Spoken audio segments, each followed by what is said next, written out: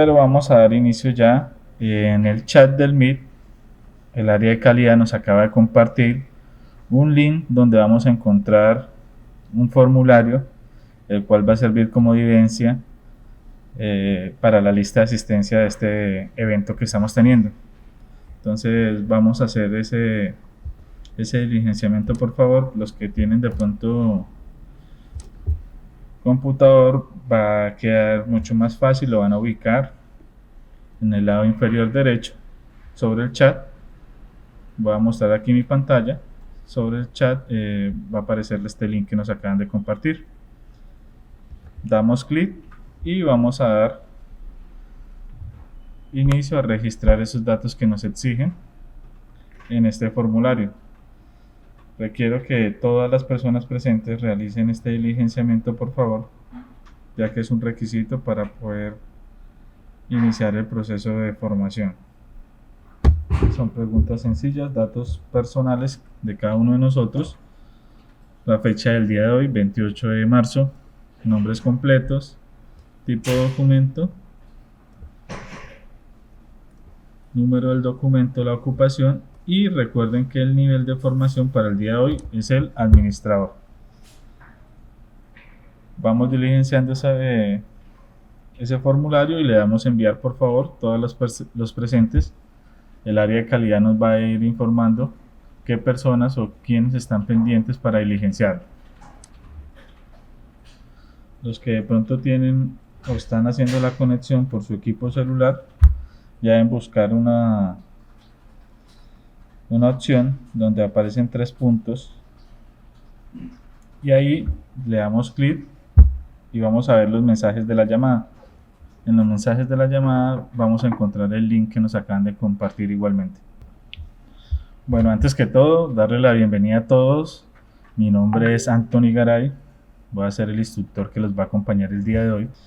Soy el instructor que los va a acompañar el día de hoy en ese proceso de formación e introducción a lo que es el nivel de administrador. Vamos a reconocer esos requisitos de norma. Vamos a ver los contenidos mínimos de nuestro programa de gestión, qué tipos de indicadores deberíamos contemplar según el decreto 1072. Y además vamos a recibir algunos documentos que nos sirvan de apoyo para nuestra gestión e implementación de estos mismos requisitos. Yo entiendo que ya hay organizaciones que están muy avanzadas, muy juiciosos por parte de estos administradores, liderado por ustedes y la alta gerencia, pero hay otras organizaciones que están hasta ahora implementando. Entonces el paso a paso que vamos a ver es un paso a paso desde el inicio. La entidad educativa que el día de hoy nos está abriendo las puertas es Green Company SAS, instituto habilitado para programas de formación de trabajo seguro en alturas, líder en procesos de formación para espacios confinados, y también cuenta con la habilitación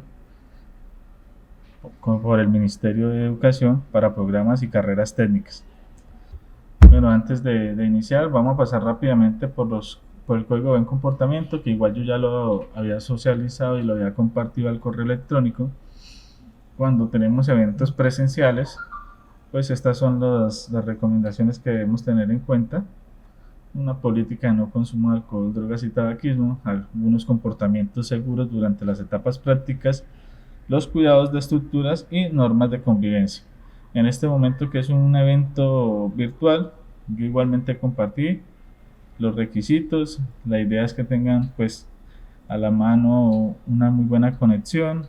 Si es necesario la atención a algún tipo de llamada o de pronto de necesidad en nuestra empresa, porque entiendo que están conectados algunos desde sus trabajos, por favor no hacer apertura del micrófono, no interrumpir, responder rápidamente a su obligación allá y volver a la conexión. Aparte de eso, vamos a tener espacios para resolver algún tipo de dudas. Si surge alguna duda antes de llegar a ese espacio, por favor hacerlo saber, bien sea por el chat, o en este caso sí hacer la apertura del micrófono para ceder la palabra a esta persona y poder entre todos escuchar y resolver esta duda. El tema del plan de emergencia también aplica para los procesos de formación prácticos en la presencia y en nuestras instalaciones. Igual recuerden siempre reforzar estos procesos de inducción a todos los empleados nuevos y antiguos dentro de nuestra organización. Ahora sí, lo que nos concierne en materia del curso de formación. Este curso de formación nace a partir de la resolución 0491, en donde se definen algunos roles y responsabilidades, y dentro de estos roles y responsabilidades vamos a encontrar el único rol administrativo, que en este caso, valga la redundancia, es este rol del administrador del programa de gestión.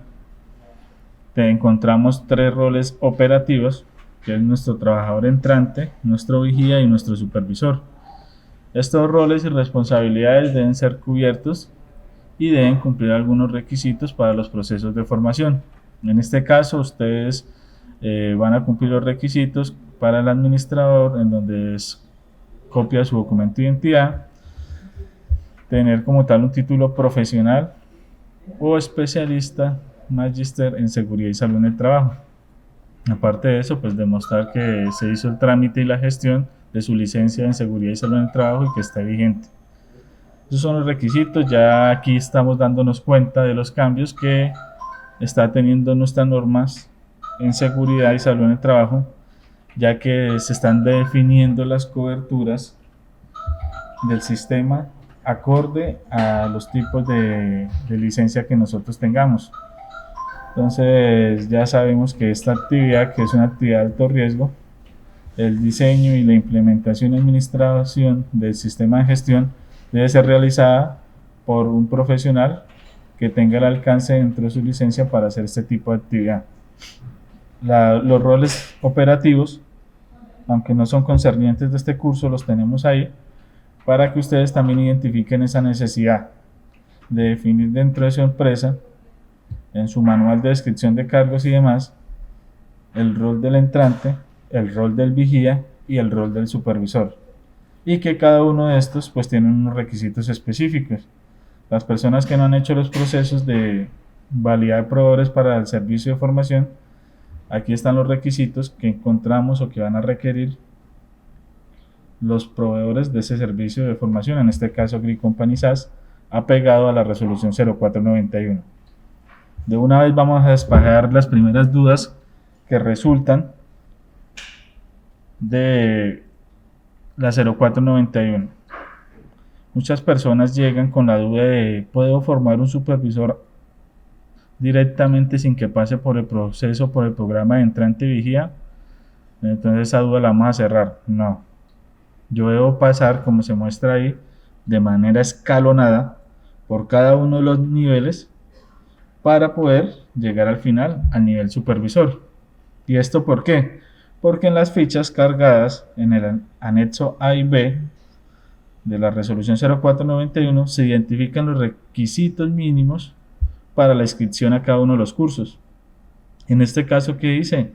Que para inscribirme yo a un curso de entrante, o cuando yo vaya a hacer proceso de inscribir mis entrantes, pues me van a exigir como mínimo que tenga la certificación o el certificado de trabajo en alturas vigente en el nivel avanzado o reentrenamiento, ya que este proceso es un proceso más especializado, donde vamos a requerir que el personal que llegue ya maneje todos los conceptos de trabajo seguro en alturas y todo lo que son las medidas de prevención requeridas. Aparte de eso, pues todos los niveles operativos van a requerir un examen o una evaluación médica, ya que todos requieren práctica presencial en las instalaciones de este proveedor.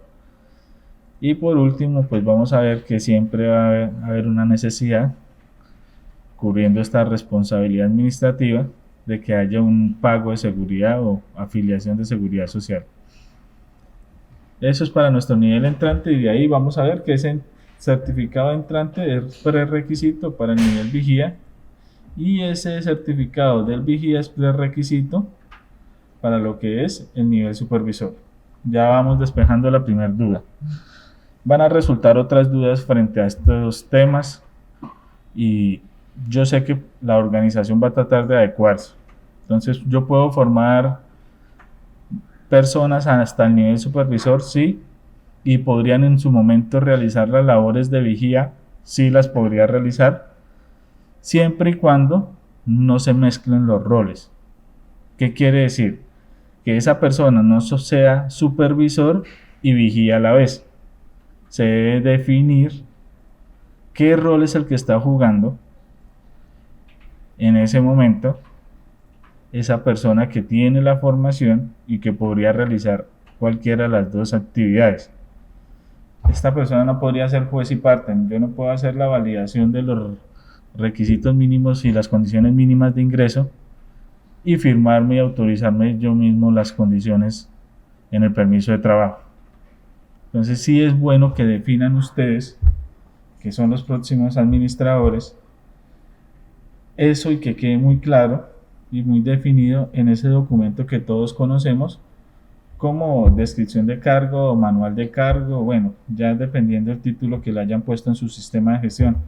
Ahí recuerde que hay responsabilidades no solo en materia ambiental, de calidad, sino en SST, en seguridad y salud, y aquí vamos a ver que esa responsabilidad tiene que estar definida para ese trabajador.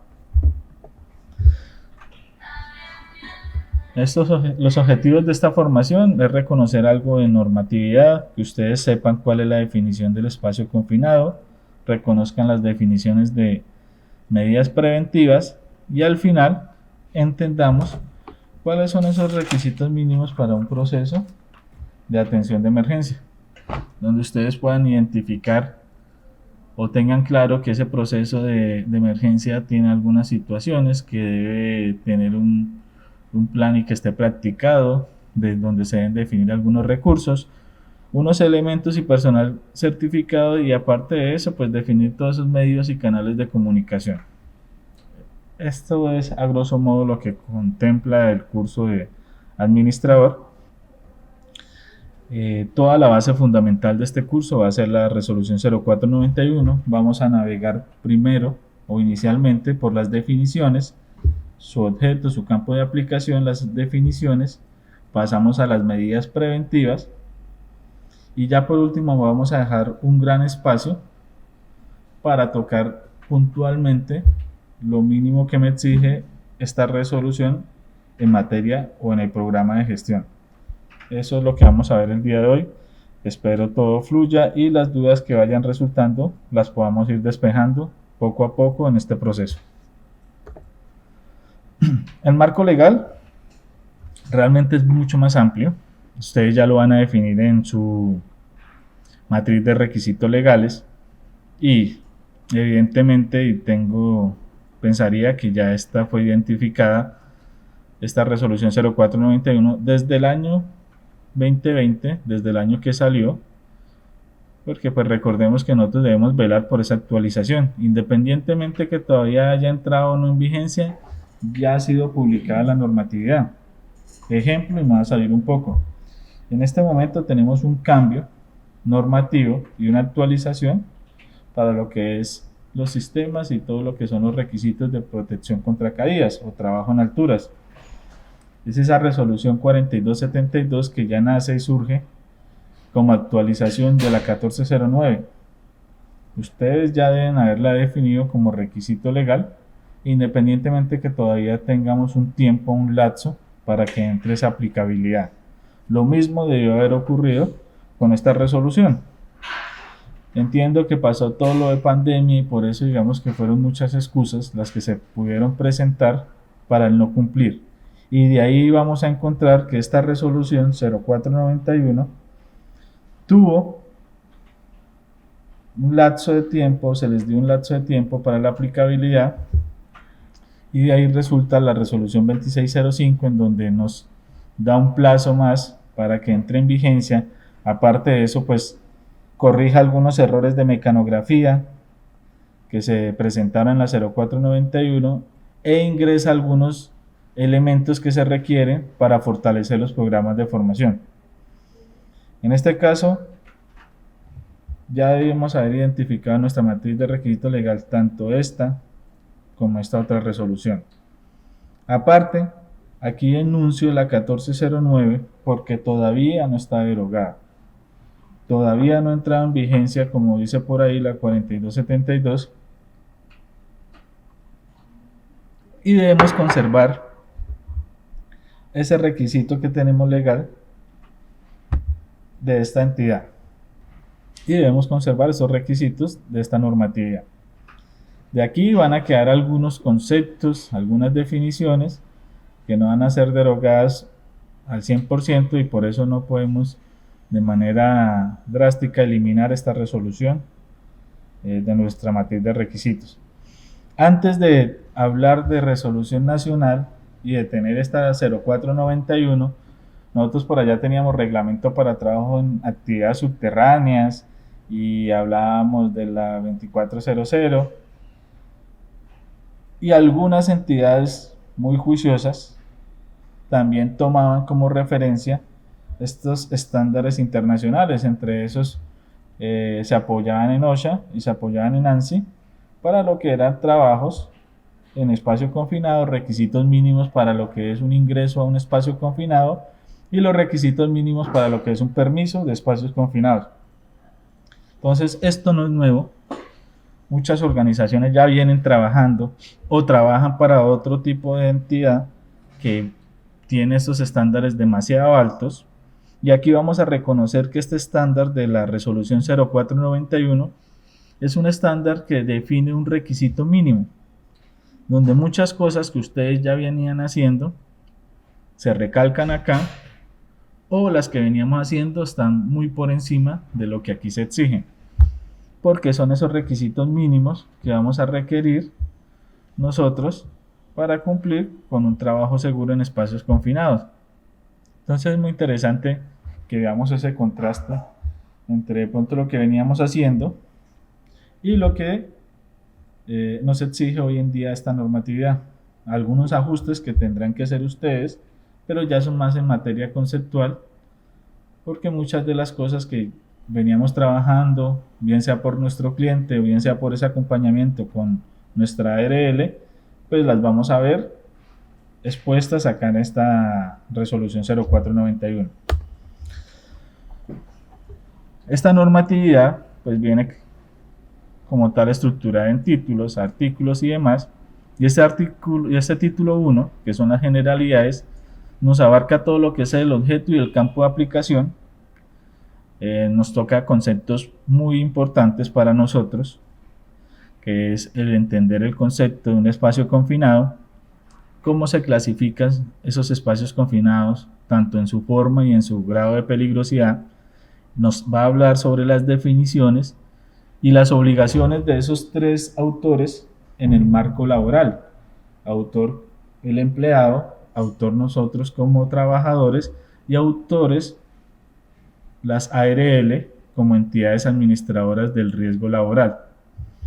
Es necesario que nosotros entendamos que cada uno tiene un aporte en materia de seguridad y que, aparte de eso, se buscó definir los roles y responsabilidades en el espacio confinado para que ya tengamos una trazabilidad de la ejecución de este programa.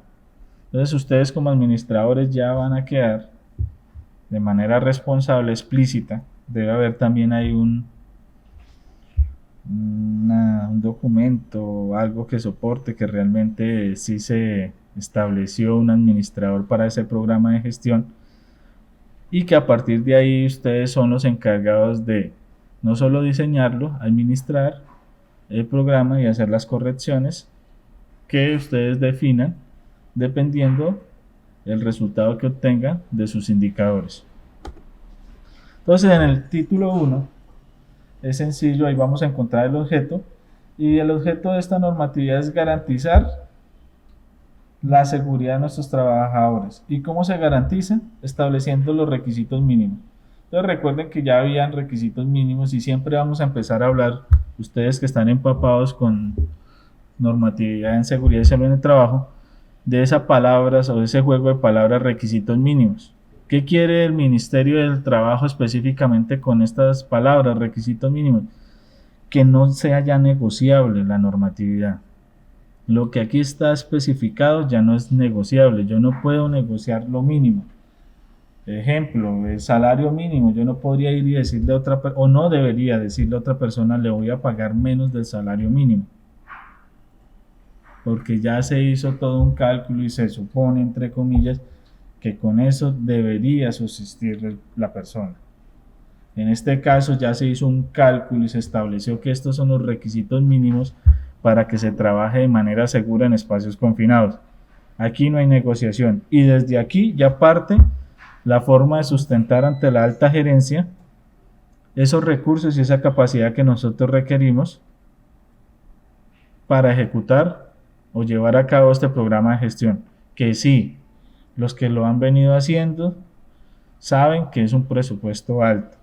Cuando hablamos de tareas de alto riesgo, los recursos y los presupuestos siempre son elevados, pero asimismo la actividad económica tiene que ser soportable y dar para este tipo de requisitos.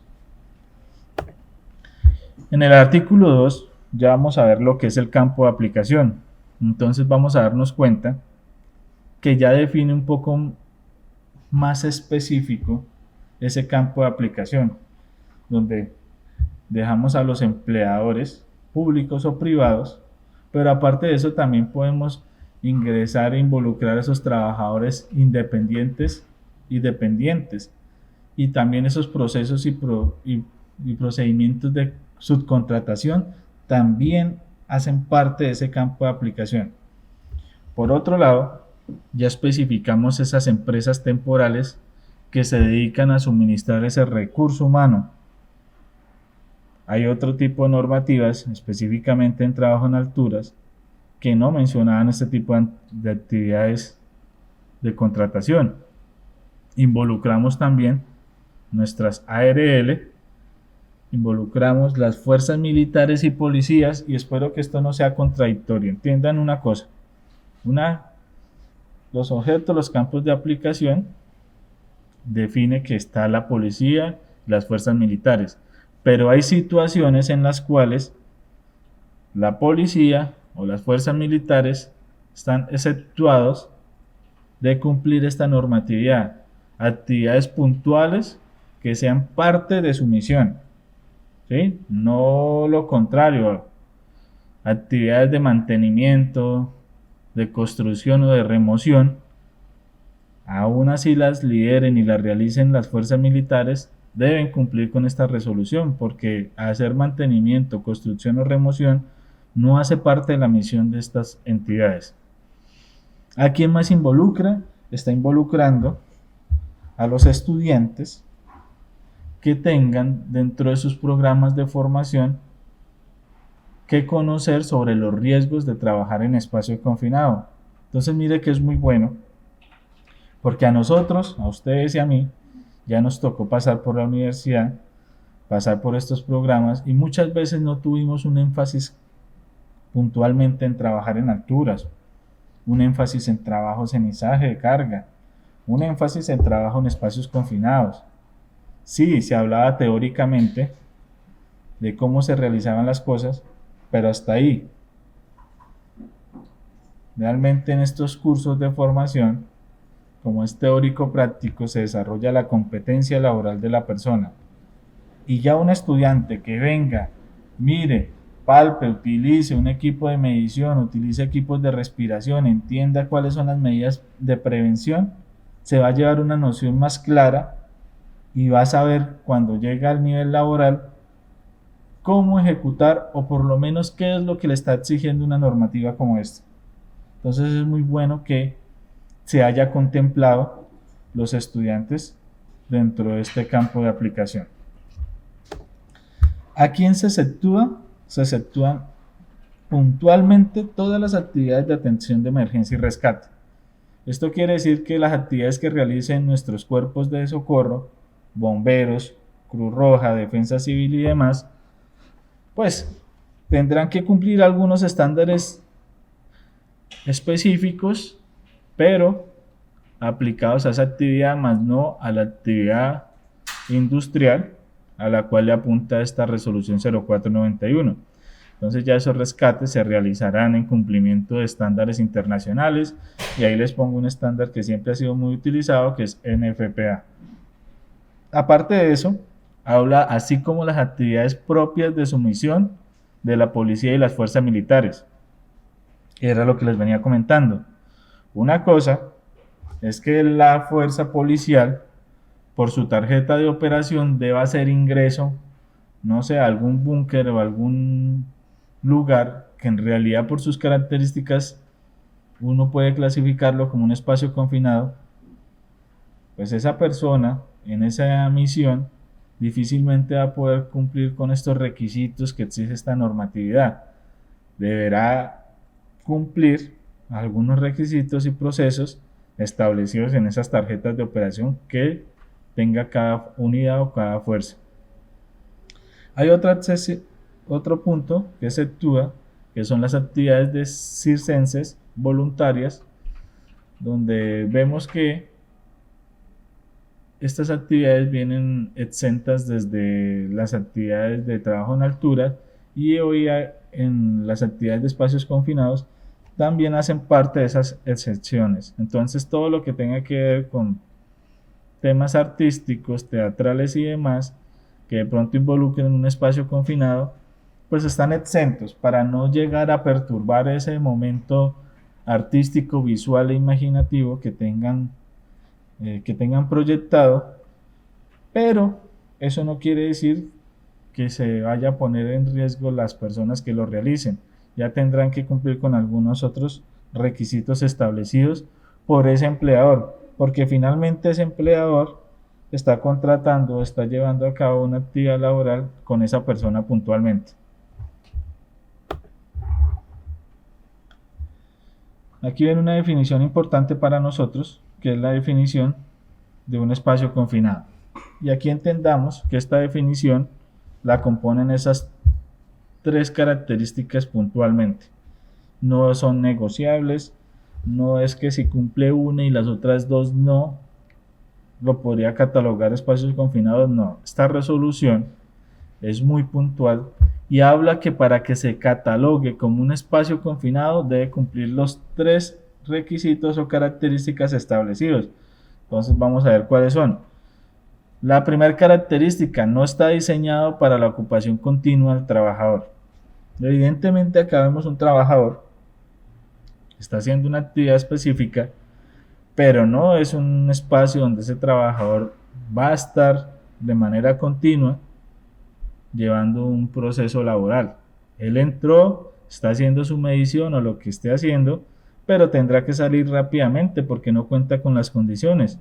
Caso contrario distinto, cuando nosotros estamos en una oficina, pues contamos con unas condiciones, hay equipos de cómputo, mesas, contamos con elementos sanitarios o baterías sanitarias, puntos de hidratación y demás. En este caso vemos que ahí no hay esas condiciones. 2. Tienen medios de entrada y salida restringidos. ¿Qué quiere decir? Que mire, en esta imagen observamos que sí, aquí hay un casco, se supone que desde acá se tomó la fotografía, entonces esa pudo ser la entrada que tomó ese empleado o ese trabajador para ingresar. Y de pronto al fondo veamos otra entrada, otra conexión, dependiendo de la configuración de este espacio. La entrada es limitada, no es lo mismo que, volviendo al ejemplo, en nuestra oficina la puerta que tenemos que conecta, abre y cierra, que es una entrada que no me está exigiendo a mí utilizar posturas inadecuadas. Entonces ahí está la comparación. Ya en este caso esta imagen va cumpliendo con las dos características. Y la tercera característica dice que deben ser lo suficientemente grandes y configurados como para que permitan que el cuerpo de un trabajador pueda entrar.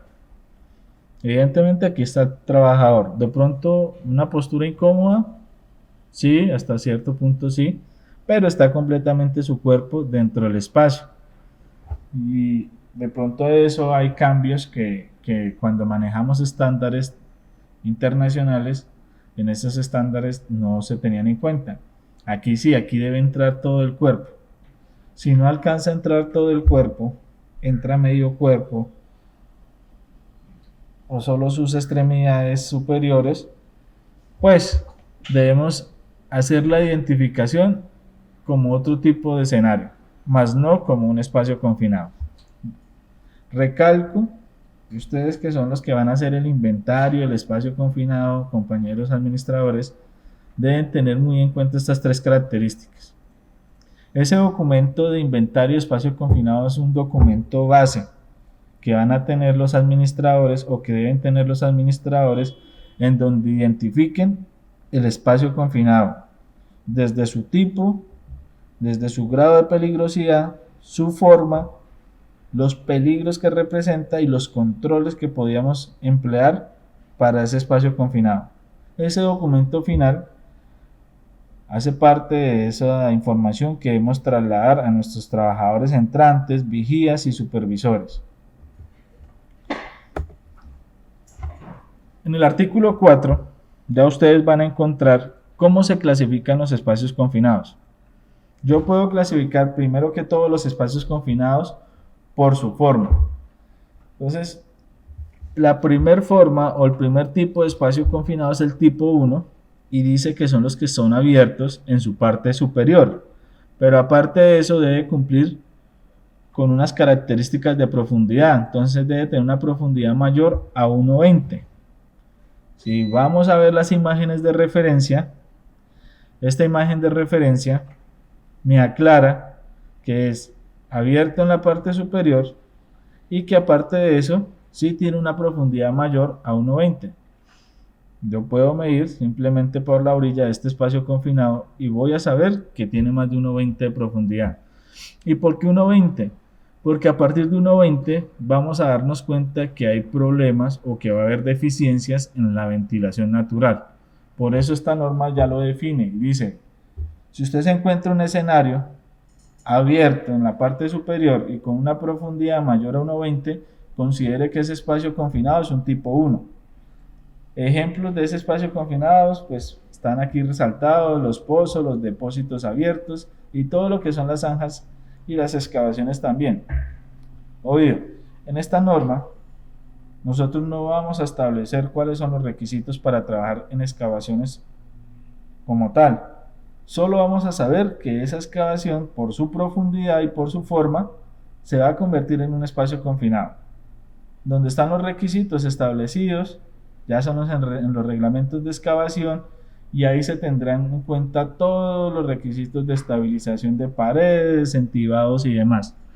Aquí simplemente sepamos que si dentro de nuestra actividad económica o dentro de ese inventario que vamos a realizar encontramos este tipo de escenarios, pues ya lo tenemos que clasificar como un espacio confinado tipo 1. Esa es la primera forma del espacio confinado. La segunda forma que vamos a encontrar ya son los espacios confinados completamente cerrados. Estos espacios confinados tipo 2. Encontramos la imagen de referencia completamente cerrado y aparte de eso debe tener acceso por medio de una pequeña abertura o entrada o salida. Aquí vemos este manhole que es pequeño, evidentemente va a representar un ingreso forzoso para ese trabajador, limita la entrada y la salida y cumple con la característica de que es completamente cerrado ese espacio confinado. En este caso, casi siempre cuando hablamos de espacios confinados se viene a la mente el que es completamente cerrado. Entre esos encontramos tanques, túneles, alcantarillas, silos, todos esos espacios que son completamente cerrados y que la entrada es por medio de un manhole muy pequeño y que casi siempre vamos a hacer la entrada por medio de sistemas de protección contra caídas que ustedes ya han venido utilizando y que reconocen desde los requisitos de la 1409. Es de ahí que sea necesario que para los cursos de formación las personas ya tengan un curso anterior de trabajo seguro en alturas y sobre todo que sea vigente. Que las personas que hemos vivido los procesos de reentrenamiento sabemos que después de cierto tiempo muchas cosas de las que tomamos en los cursos se nos olvidan. Y aquí a ustedes les va a pasar lo mismo. Ustedes van a tomar este curso, van a recibir alguna información Aparte que esto es un curso totalmente teórico, alguna esa información se va a empezar a desdibujar y a olvidar. Lo importante es que lo que reciban acá, y aparte de eso, el plus que les va a dar este centro de formación, que es entregarles una documentación que sirva de apoyo, pues realmente ustedes la utilicen y la pongan en práctica. Porque de lo contrario, muchas cosas de las que no ponemos en práctica tienden a olvidarse. Y no es porque seamos buenos o malos. Esa es la fisiología de nuestro cuerpo y así funciona nuestro cerebro. Entonces, después de finalizar este proceso, que más que un proceso es introducirnos a una norma o organizar esta norma y darnos puntos importantes, nosotros vamos a tener que poner en práctica esto para que realmente lo entendamos. De que ustedes ya en ese documento de inventario del espacio confinado, y cuando le diga qué tipo de espacio confinado es, usted ya sepa definir si es un tipo 1 o un tipo 2. Ahí ya lleva el primer punto que le va a exigir este documento. Y ese documento va a ser la base de cualquier auditoría que ustedes vayan a llevar, bien sea de su cliente o bien sea por parte de las ARL que están haciendo seguimiento o por parte de las entidades que tengan para los procesos de certificación, bien sea ICONTE, Vera o Veritas y demás que nosotros estemos utilizando. Aparte de clasificarlos por su forma, nosotros debemos hacer una clasificación por el grado de peligrosidad que representa. ¿A quién le va a representar esa peligrosidad? A nuestro trabajador entrante.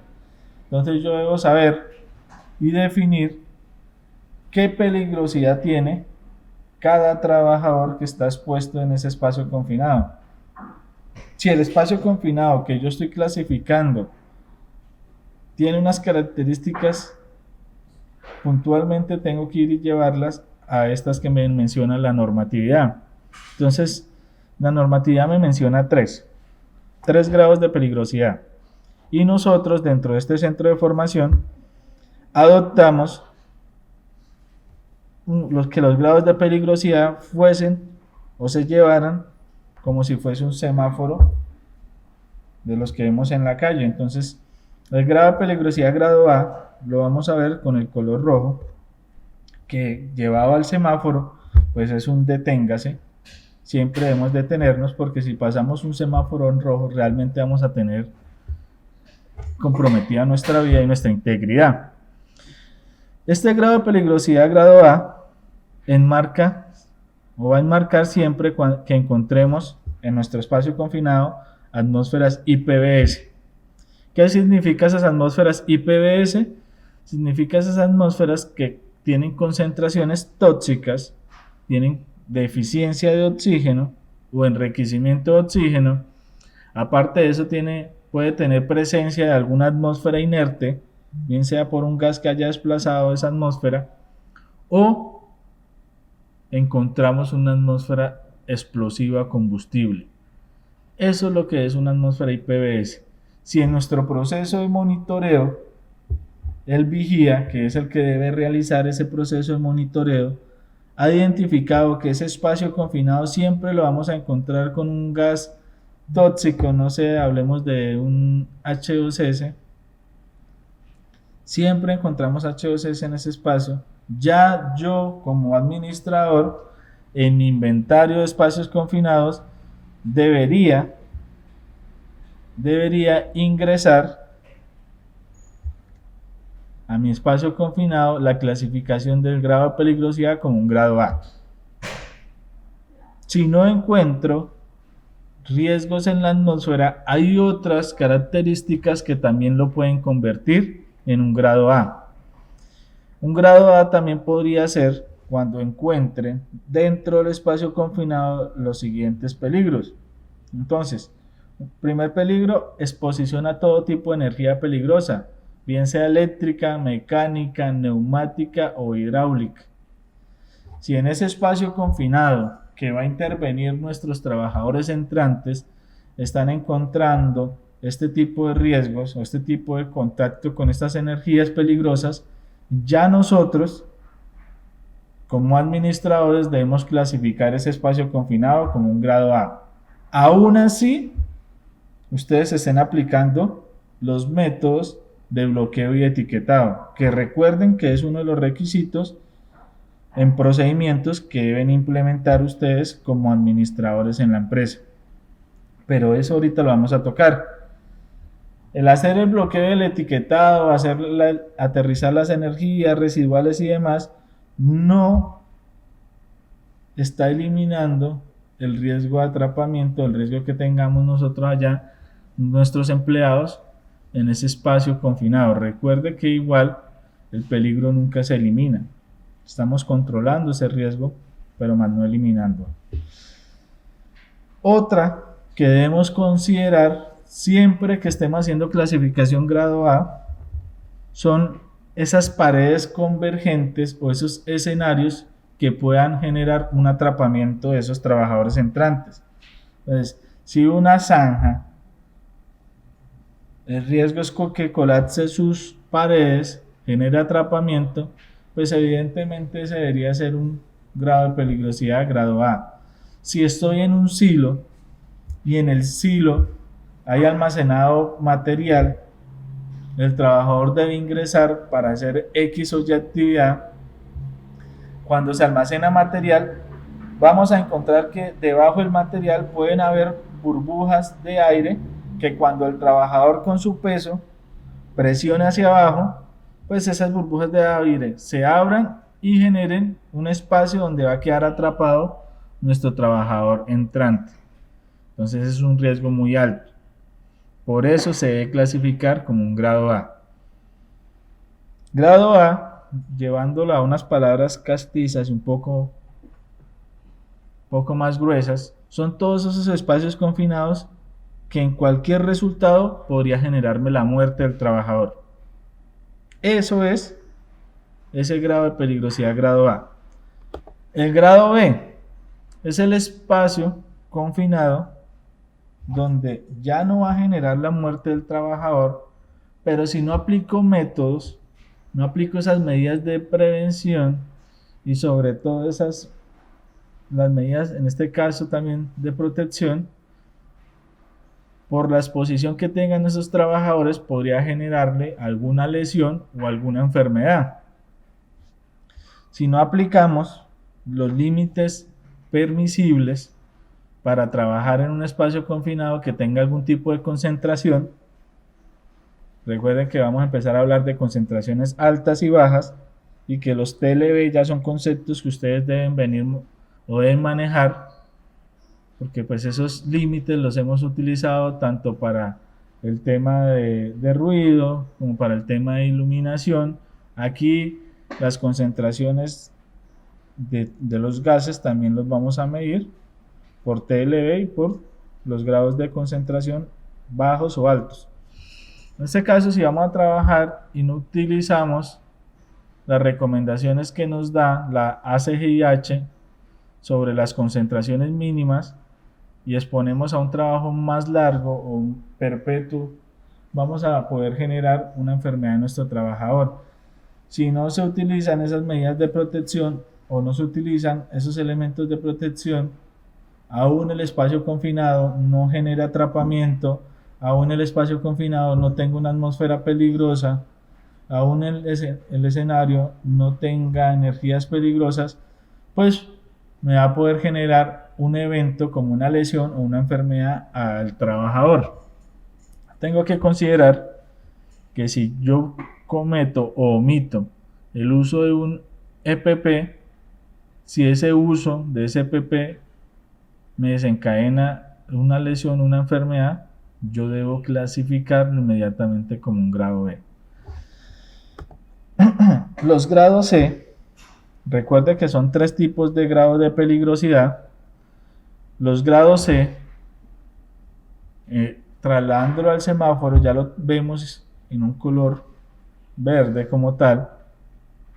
Es un espacio que ya ha sido intervenido, que no representa riesgo atmosférico, que no representa contactos con energía, que no hay ningún tipo de concentración de alguna atmósfera que me genere un riesgo para ese trabajador. Simplemente yo como administrador debo velar porque se utilicen los EPPs, porque se utilicen los sistemas que ya implementé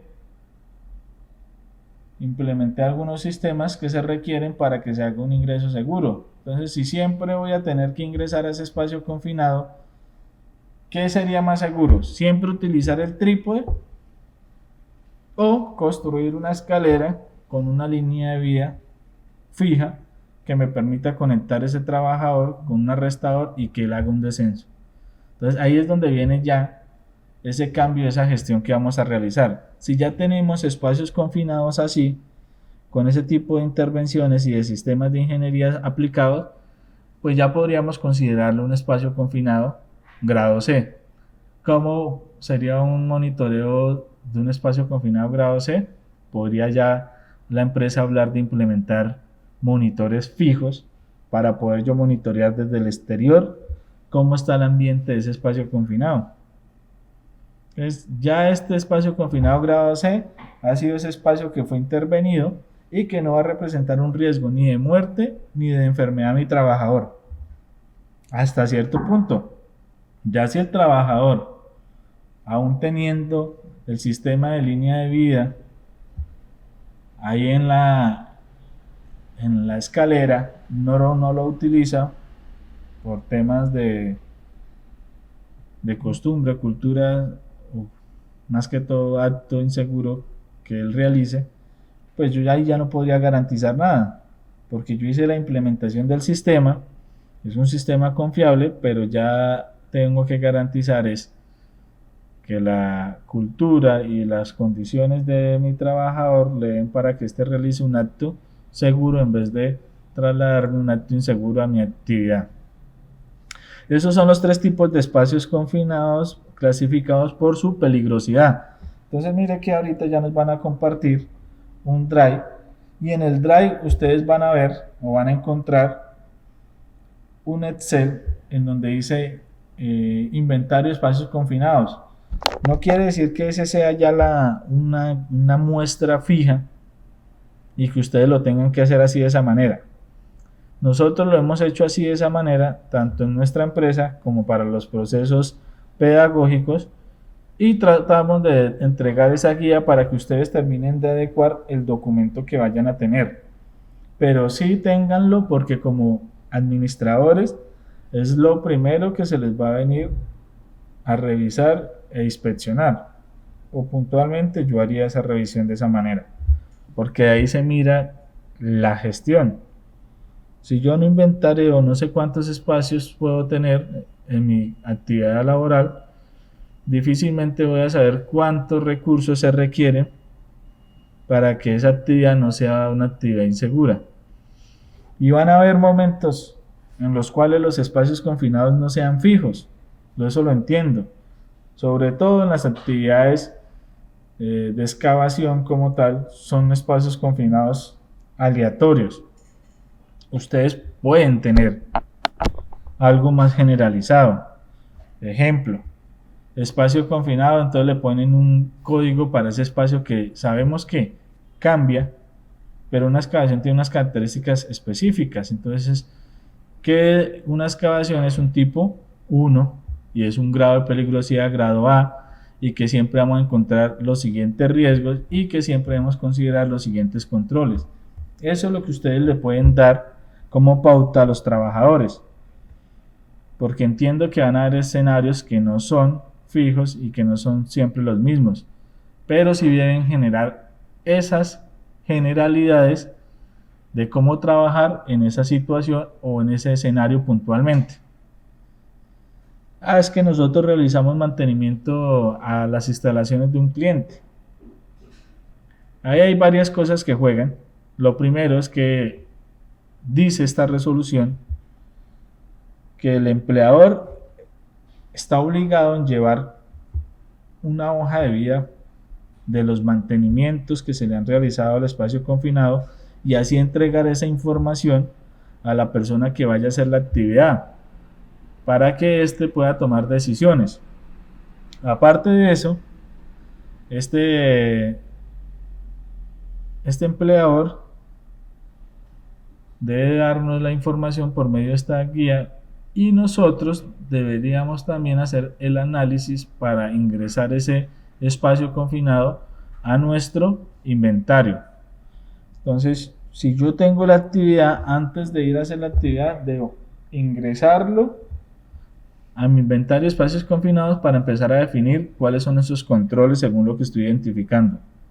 Yo no debo, porque poder pueden hacer muchas cosas, pero no debería tomar la decisión de enviar mis trabajadores sin ni siquiera haberles entregado la información básica de qué tipo de escenario se van a encontrar.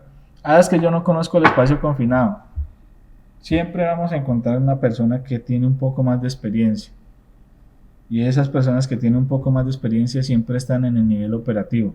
Apóyense con ese nivel operativo. Esas personas son las que nos van a ayudar a definir qué características puntualmente tiene ese espacio confinado.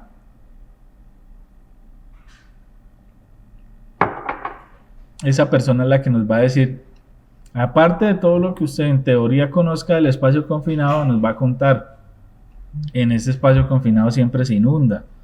En ese espacio confinado sí hemos encontrado algún tipo de serpiente.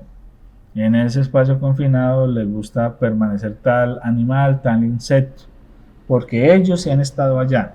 En teoría nosotros podemos llevar en teoría algunas condiciones que conozcamos, pero son ellos los que nos deben ayudar a alimentar. Y aquí en este curso, más que todo es sensibilizar sobre esa responsabilidad, darle algunos tips sobre qué se va a preguntar en ese espacio, en ese programa, y ustedes llevar a cabo todos estos requisitos y aterrizarlos en un documento que sea administrable, que lo entendamos. Muchas veces los sistemas de gestión son muy robustos y pues interesante que sean así, pero al final se vuelven inmanejables, inadministrables. Nosotros ya prácticamente no los vamos a entender y termina entendiéndolo solo la persona que lo diseñó. Aquí hay muchos casos y muchos cambios que podemos tener. Cuando prestamos los servicios para una entidad y tenemos que utilizar la documentación de esa entidad, pues esos cambios son un poco más difíciles de hacerlos, porque para ellos la documentación válida es la que ellos tienen implementada en su sistema. Hasta ahí no podemos hacer nada, pero nosotros debemos mostrar esa buena voluntad y hacer también una implementación de cuando vayamos a hacer actividades en otro tipo de espacio o con otro cliente, que no nos obligue ese cliente a utilizar la documentación de ellos, sino que ese cliente dé la opción de trabajar con la documentación que nosotros tengamos. Si se presenta esa opción, nosotros ya tengamos algo adelantado, tengamos todo adelantado y poder trabajar. Eso es lo que yo les puedo recomendar. Aquí hay un video que ustedes ya han visto. Lo voy a proyectar porque quiero que entiendan que a veces las excavaciones no son bien identificadas y analizadas. Aparte de eso, por más obvio que se vea la persona aquí trabajando, nos vamos a dar cuenta que esa persona no debería estar ahí en ese momento, que hay muchas fallas, entre esas que no están estabilizando las paredes de la excavación, y por ende trabajar en este espacio confinado, pues lamentablemente va a tener el siguiente resultado.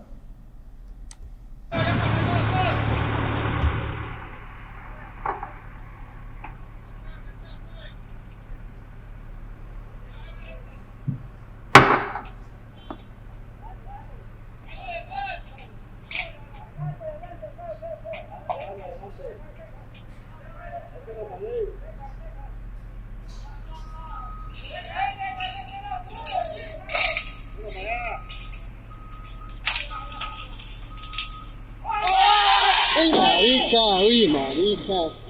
No, baila, hermano. No.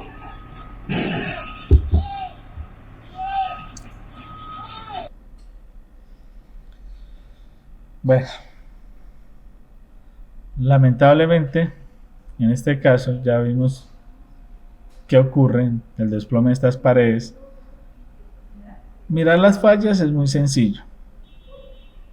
Aquí ya nos podemos sentar, ustedes son expertos, son personas profesionales con gran experiencia y sentar a ver las fallas es fácil. Y sobre todo cuando las fallas son de otra persona. Pero cuando nosotros estamos haciendo esta labor y vemos que se omiten pasos y aún así los continuamos haciendo, nos hacemos los de la vista gorda, no tomamos las decisiones de manera correcta. Si se fijan, en el video tenían tapabocas puesto. Entonces, eso fue un video después de pandemia. Ese video, lamentablemente, la pérdida de ese trabajador, cuando empecemos a ver responsabilidades, van a venir a ver si se estaba cumpliendo o no con los requisitos mínimos establecidos por la 0491. Ay, es que todavía no había entrado en vigencia. No, una cosa es que la publicación se haya hecho en el año 20 y que usted no haya mostrado buena voluntad y gestión para el cumplimiento de esta. Y después de este concepto, ahí ya viene todo lo que le pueda entrar en materia de responsabilidad. Sepan ustedes, administradores, que a veces nosotros jugamos un papel muy difícil, que es ir a hacer esa negociación e intermediación entre la alta gerencia y las necesidades de nuestros trabajadores operativos, o en este caso entrantes, que son los que más exponen su vida. Pero nosotros debemos hacer esa mediación de una manera correcta, sin ir a entorpecer un proceso, pero sí mostrando de manera cruda, si quiere de esta manera cruda y real, lo que puede pasar y los efectos que causa el no cumplir con una normativa legal en materia de seguridad. Ustedes que manejan mejor que yo decreto 1072, ahí van a encontrar la tabla de sanciones que se establece por el no cumplimiento de normas de seguridad. Y recuerde que esta tabla viene por los tamaños de empresa. Entonces recuerdo la primera, dice una empresa de 1 a 25 empleados que no cumplan normas de seguridad y salud en el trabajo y que este organismo de vigilancia evidencia ese incumplimiento, debe establecer una sanción entre mínimo 1.000 salarios mínimos a 2.500 salarios. Esa es la primera que me acuerdo, porque es la empresa más pequeña. Estamos hablando de una empresa de 1 a 25 empleados. Y una empresa de 1 a 25 empleados con una sanción de 1.000 salarios mínimos, simplemente le da para un cierre. Hay que saber vender. Y esta palabra no quiero que la lleven a un nivel negativo, al nivel positivo. Saber vender de manera correcta, adecuada y profesional todo lo que tenga que ver en seguridad. Pero si no sensibilizamos a las personas, sino vamos siendo impositivos, difícilmente un gerente o un alto directivo tome decisiones porque usted le vaya a imponer. Es que toca. Esa palabra toca quitarla más bien.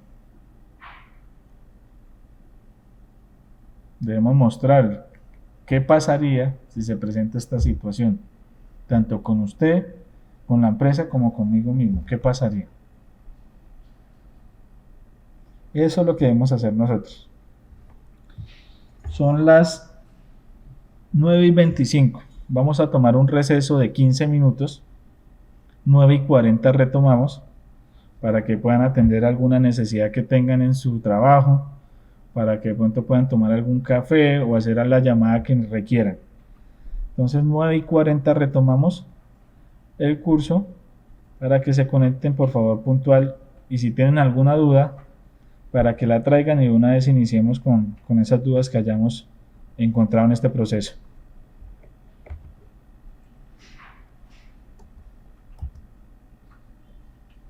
Buenos días a todos, nuevamente retomando el curso de administrador. Vamos a aprovechar en el chat del área de calidad, nos acaba de compartir un drive. Ese drive lo vamos a abrir, vamos a trabajar algún material que hay acá en este drive, que igual requerimos de parte de ustedes, lo envíen a vuelta de correo. Dentro de esas actividades que necesitamos que envíen a vuelta de correo es el inventario de espacios confinados. Entonces aquí van a encontrar 6 documentos. El primer documento es un documento que nos sirve como guía, como análisis APA, bien sea para implementar o para revisar frente al documento que tengamos en nuestra organización.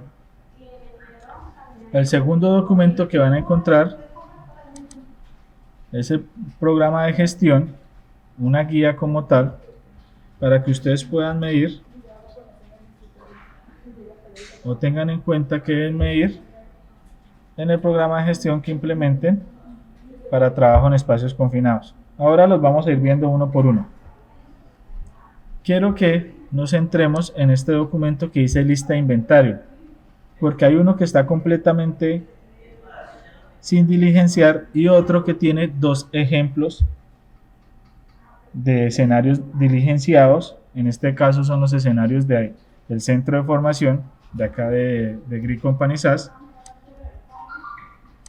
Lo hemos diligenciado, hemos evidenciado qué tipo de riesgos encontramos en este espacio confinado.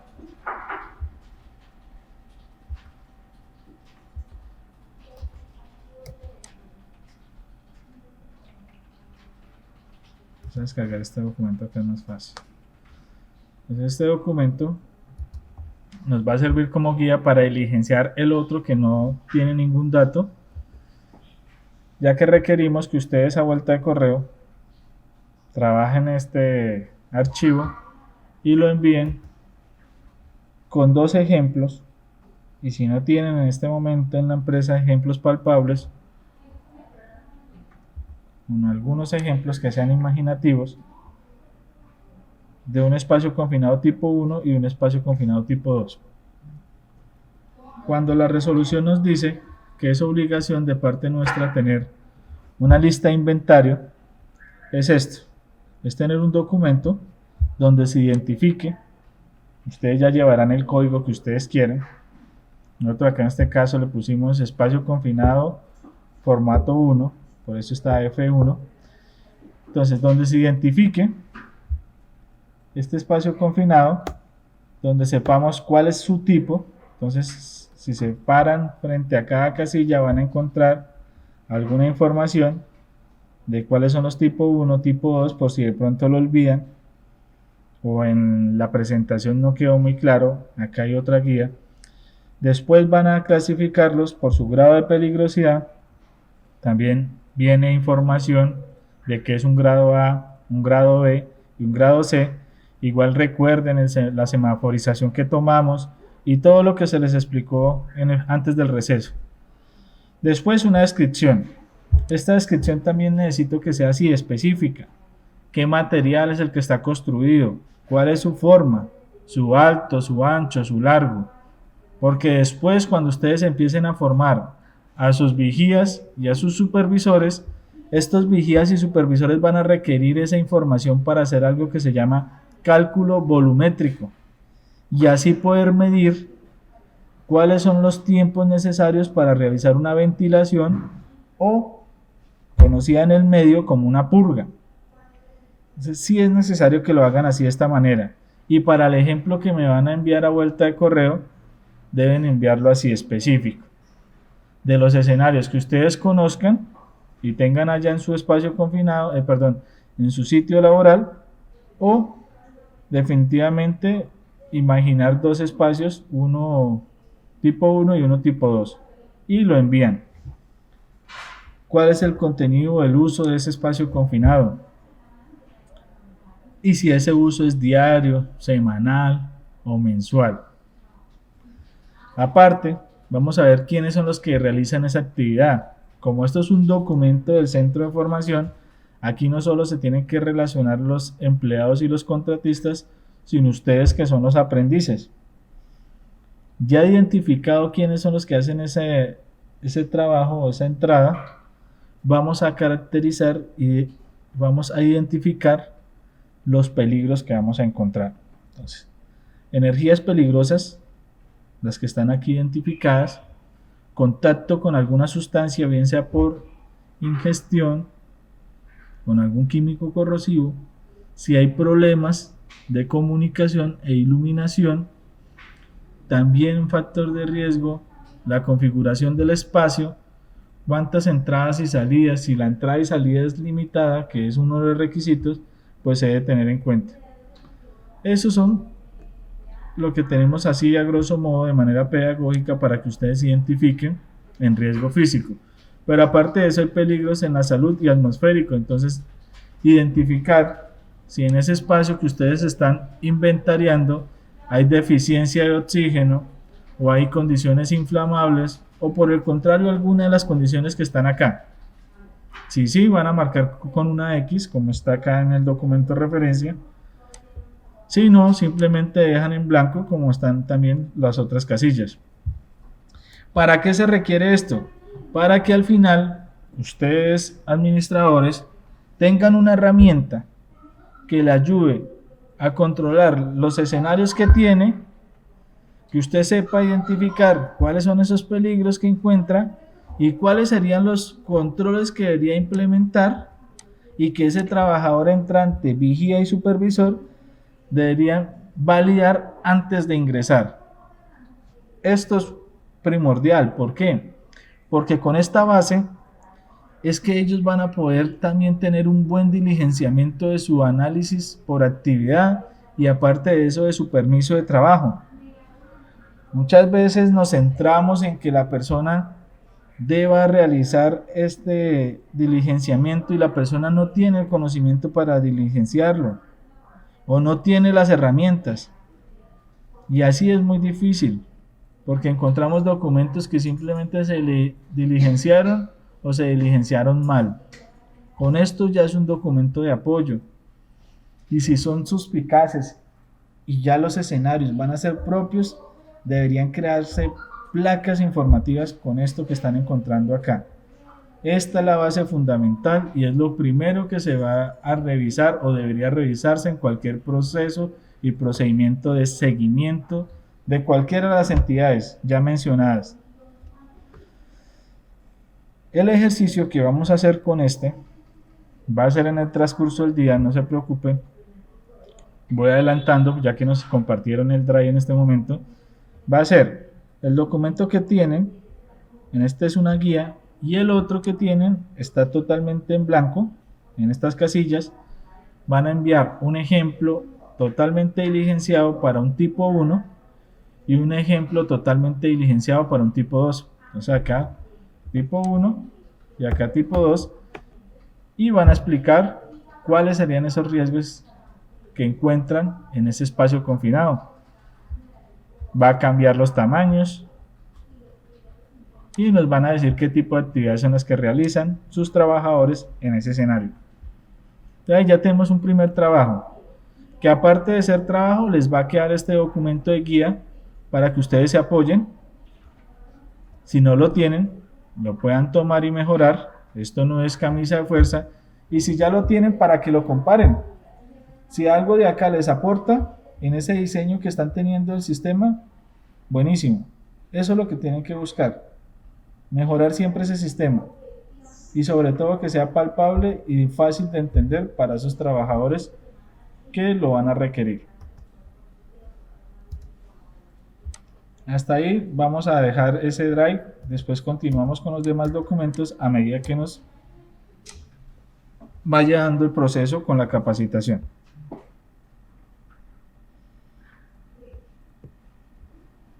Quedamos en este escenario, lamentablemente ya lo socializamos lo sucedido. Y después de yo haber hecho ese inventario, que es el que yo les estoy comentando, Entonces mire esta imagen, es muy específica, muy didáctica, sería muy bueno que implementaran algo así. Hoy en día que hay tantas opciones en esos formularios y demás, y ustedes le pueden entregar una información al trabajador de que venga, ese sí es un grado A y es un tipo 1 o tipo 2, y mire que el ingreso no debería hacerse de esa manera, sino debería tenerse en cuenta los controles que le estamos dando a conocer en el inventario, en ese documento de inventario. Vamos a llegar ya al artículo quinto, que ahí es donde empezamos ya con las definiciones. Entonces, en definiciones, yo sé que ustedes ya han leído el documento y todo está muy bien. Vamos a tocar las definiciones puntualmente, lo que nos corresponde, no vamos a ahondar en documentación y en tanto texto para que no se desdibuje este proceso. Y la primera que vamos a encontrar es el aislamiento del espacio confinado.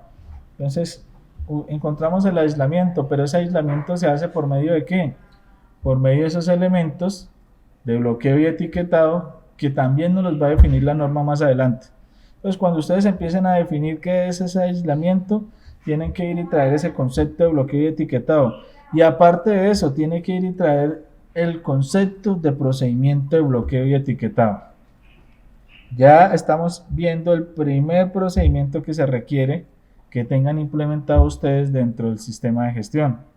Procedimiento de bloqueo y etiquetado, donde se le explique a la persona cómo se debe hacer ese proceso y ese procedimiento. Aparte de eso, se establezcan actividades de capacitación, de seguimiento y vigilancia de ese programa de bloqueo y etiquetado que se debe implementar. Cuando ese bloqueo y etiquetado lo realiza la empresa que nos está contratando, bueno, en ese caso nosotros no estamos haciendo el bloqueo y etiquetado o está haciendo un documento anexo aparte a la actividad que estamos realizando, pero aún así eso no nos exime que en nuestra organización se tenga este documento. Podemos estar trabajando para una empresa en este caso puntual, que el espacio y que todos los documentos sean de uso específico de su sistema de gestión, como en algún momento vamos a realizar una actividad y simplemente la persona que contrata a la empresa dice sistema de gestión, y con este sistema de gestión yo le hago seguimiento a lo que usted me está planteando. Entonces yo le hago seguimiento, usted dice aquí que son estas actividades, yo le hago seguimiento a esas actividades. Todos los escenarios son distintos, entonces es muy bueno que ustedes los contemplen, hagan esa implementación. Si ya lo tienen, pues simplemente revaliden. Si no tienen capacitación, implementen capacitación para esos empleados, no solo los que hacen bloqueo y etiquetado, sino todos en general. Cuando hablamos del procedimiento LOTO, LOTO dice que se debe capacitar todo el personal, no solo los autorizados para bloquear. Todos esos trabajadores deben saber qué significa esa etiqueta, qué significa ese elemento bloqueante y qué significa ese candado. Independientemente que solo algunos sean los autorizados para realizar esta actividad.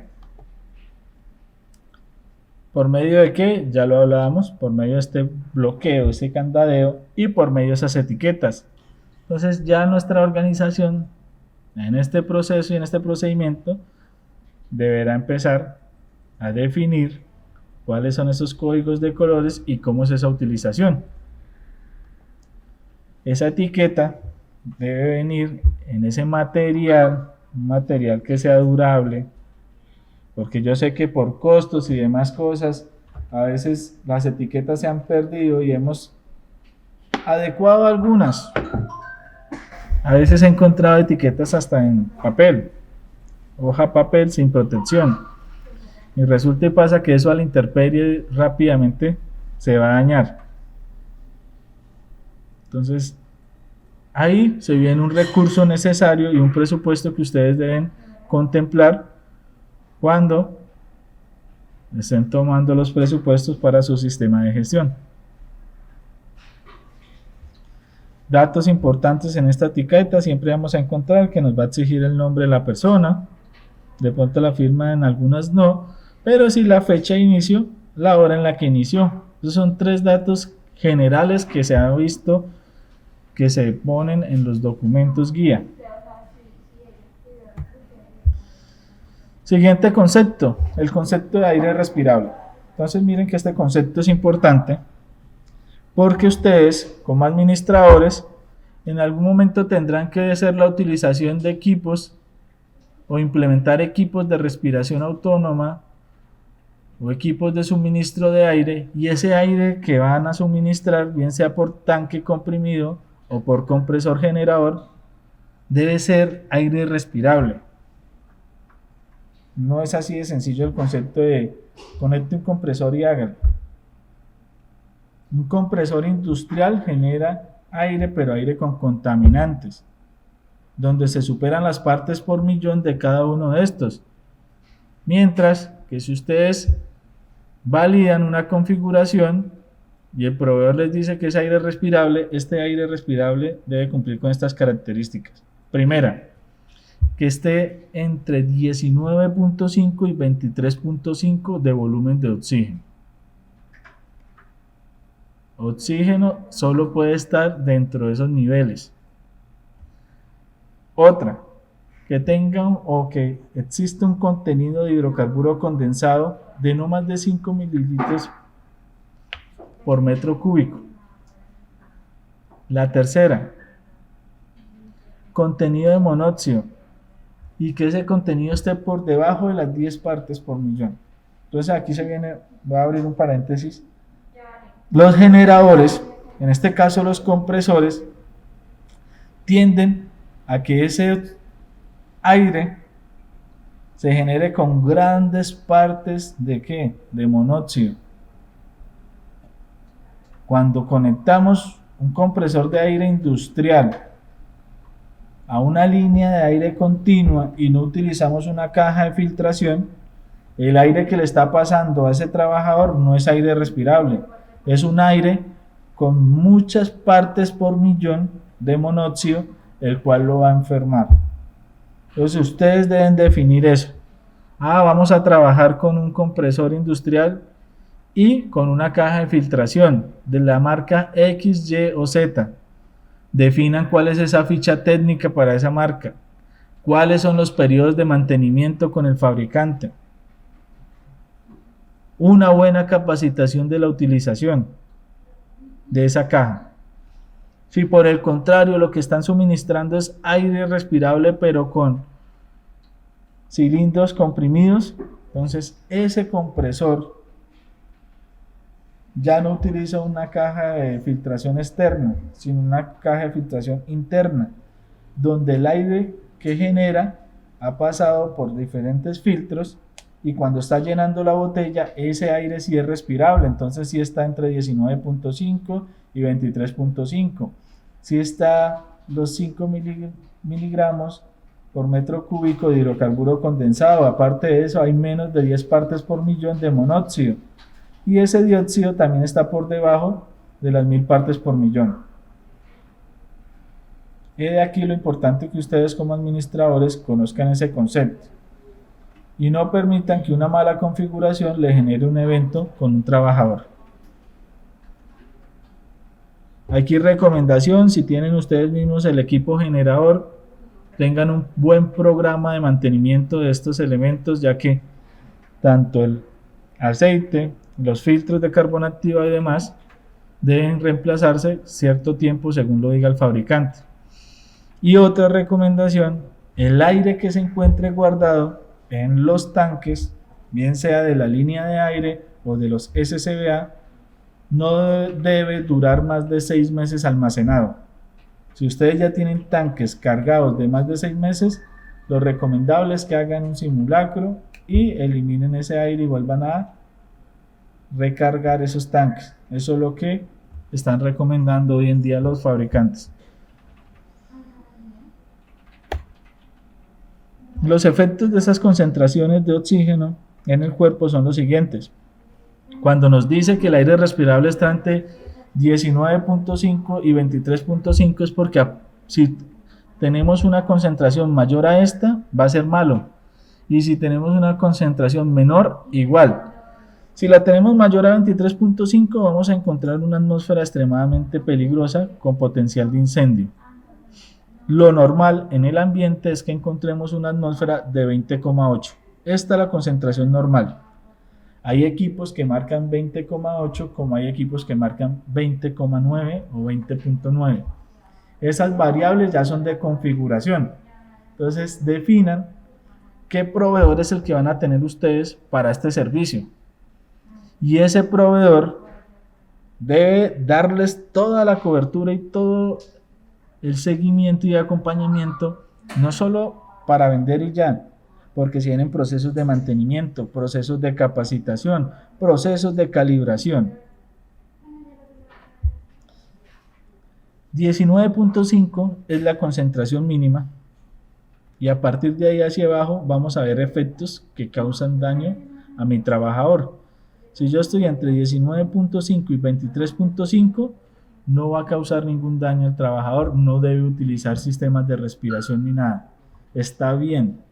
A partir de ahí hacia abajo vienen daños. Entonces, si revisamos un 14% de volumen, vamos a ver un juicio defectuoso y fatiga rápida.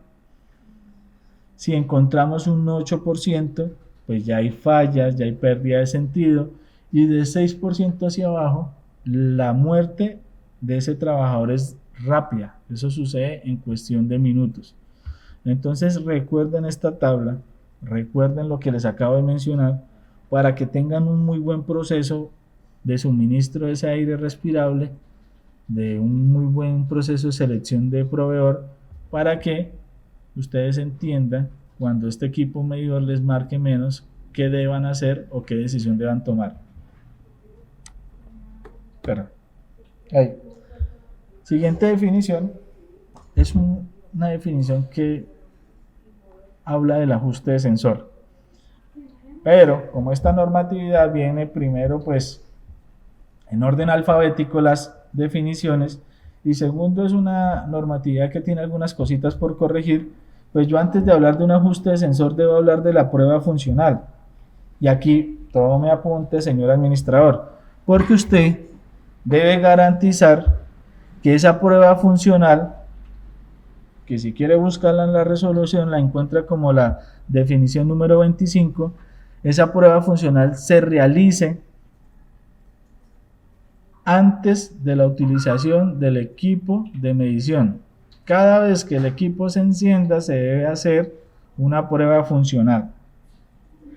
¿Qué es la prueba funcional? Es llevar al límite el equipo medidor por medio de un gas patrón, que son estos cilindros, por medio de un, como tal un flujómetro acá, un registro que vemos acá, una manguera que conecta a nuestro equipo medidor y este va a empezar a elevar las concentraciones de monóxido, las concentraciones de gas inflamable, las concentraciones de H2S y va a bajar las concentraciones y volúmenes de oxígeno para mirar si todos los sensores dentro de este equipo son funcionales o no.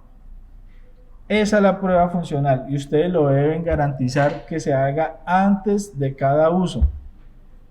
Antes de cada uso y debe quedar en ese procedimiento que van a implementar. Entonces ya estamos hablando del segundo procedimiento. Primero, lo que he etiquetado. Segundo procedimiento, medidores como tal. Después de que ustedes han hecho la prueba funcional y esa prueba funcional falla o tiene errores, se presenta alguna anomalía, sí podemos hablar de esta definición, ajuste de sensor. Yo hago solo ajuste de sensor y ustedes deben definirlo, administradores en el programa. Se hace solo ajuste de sensor cuando la prueba funcional falla.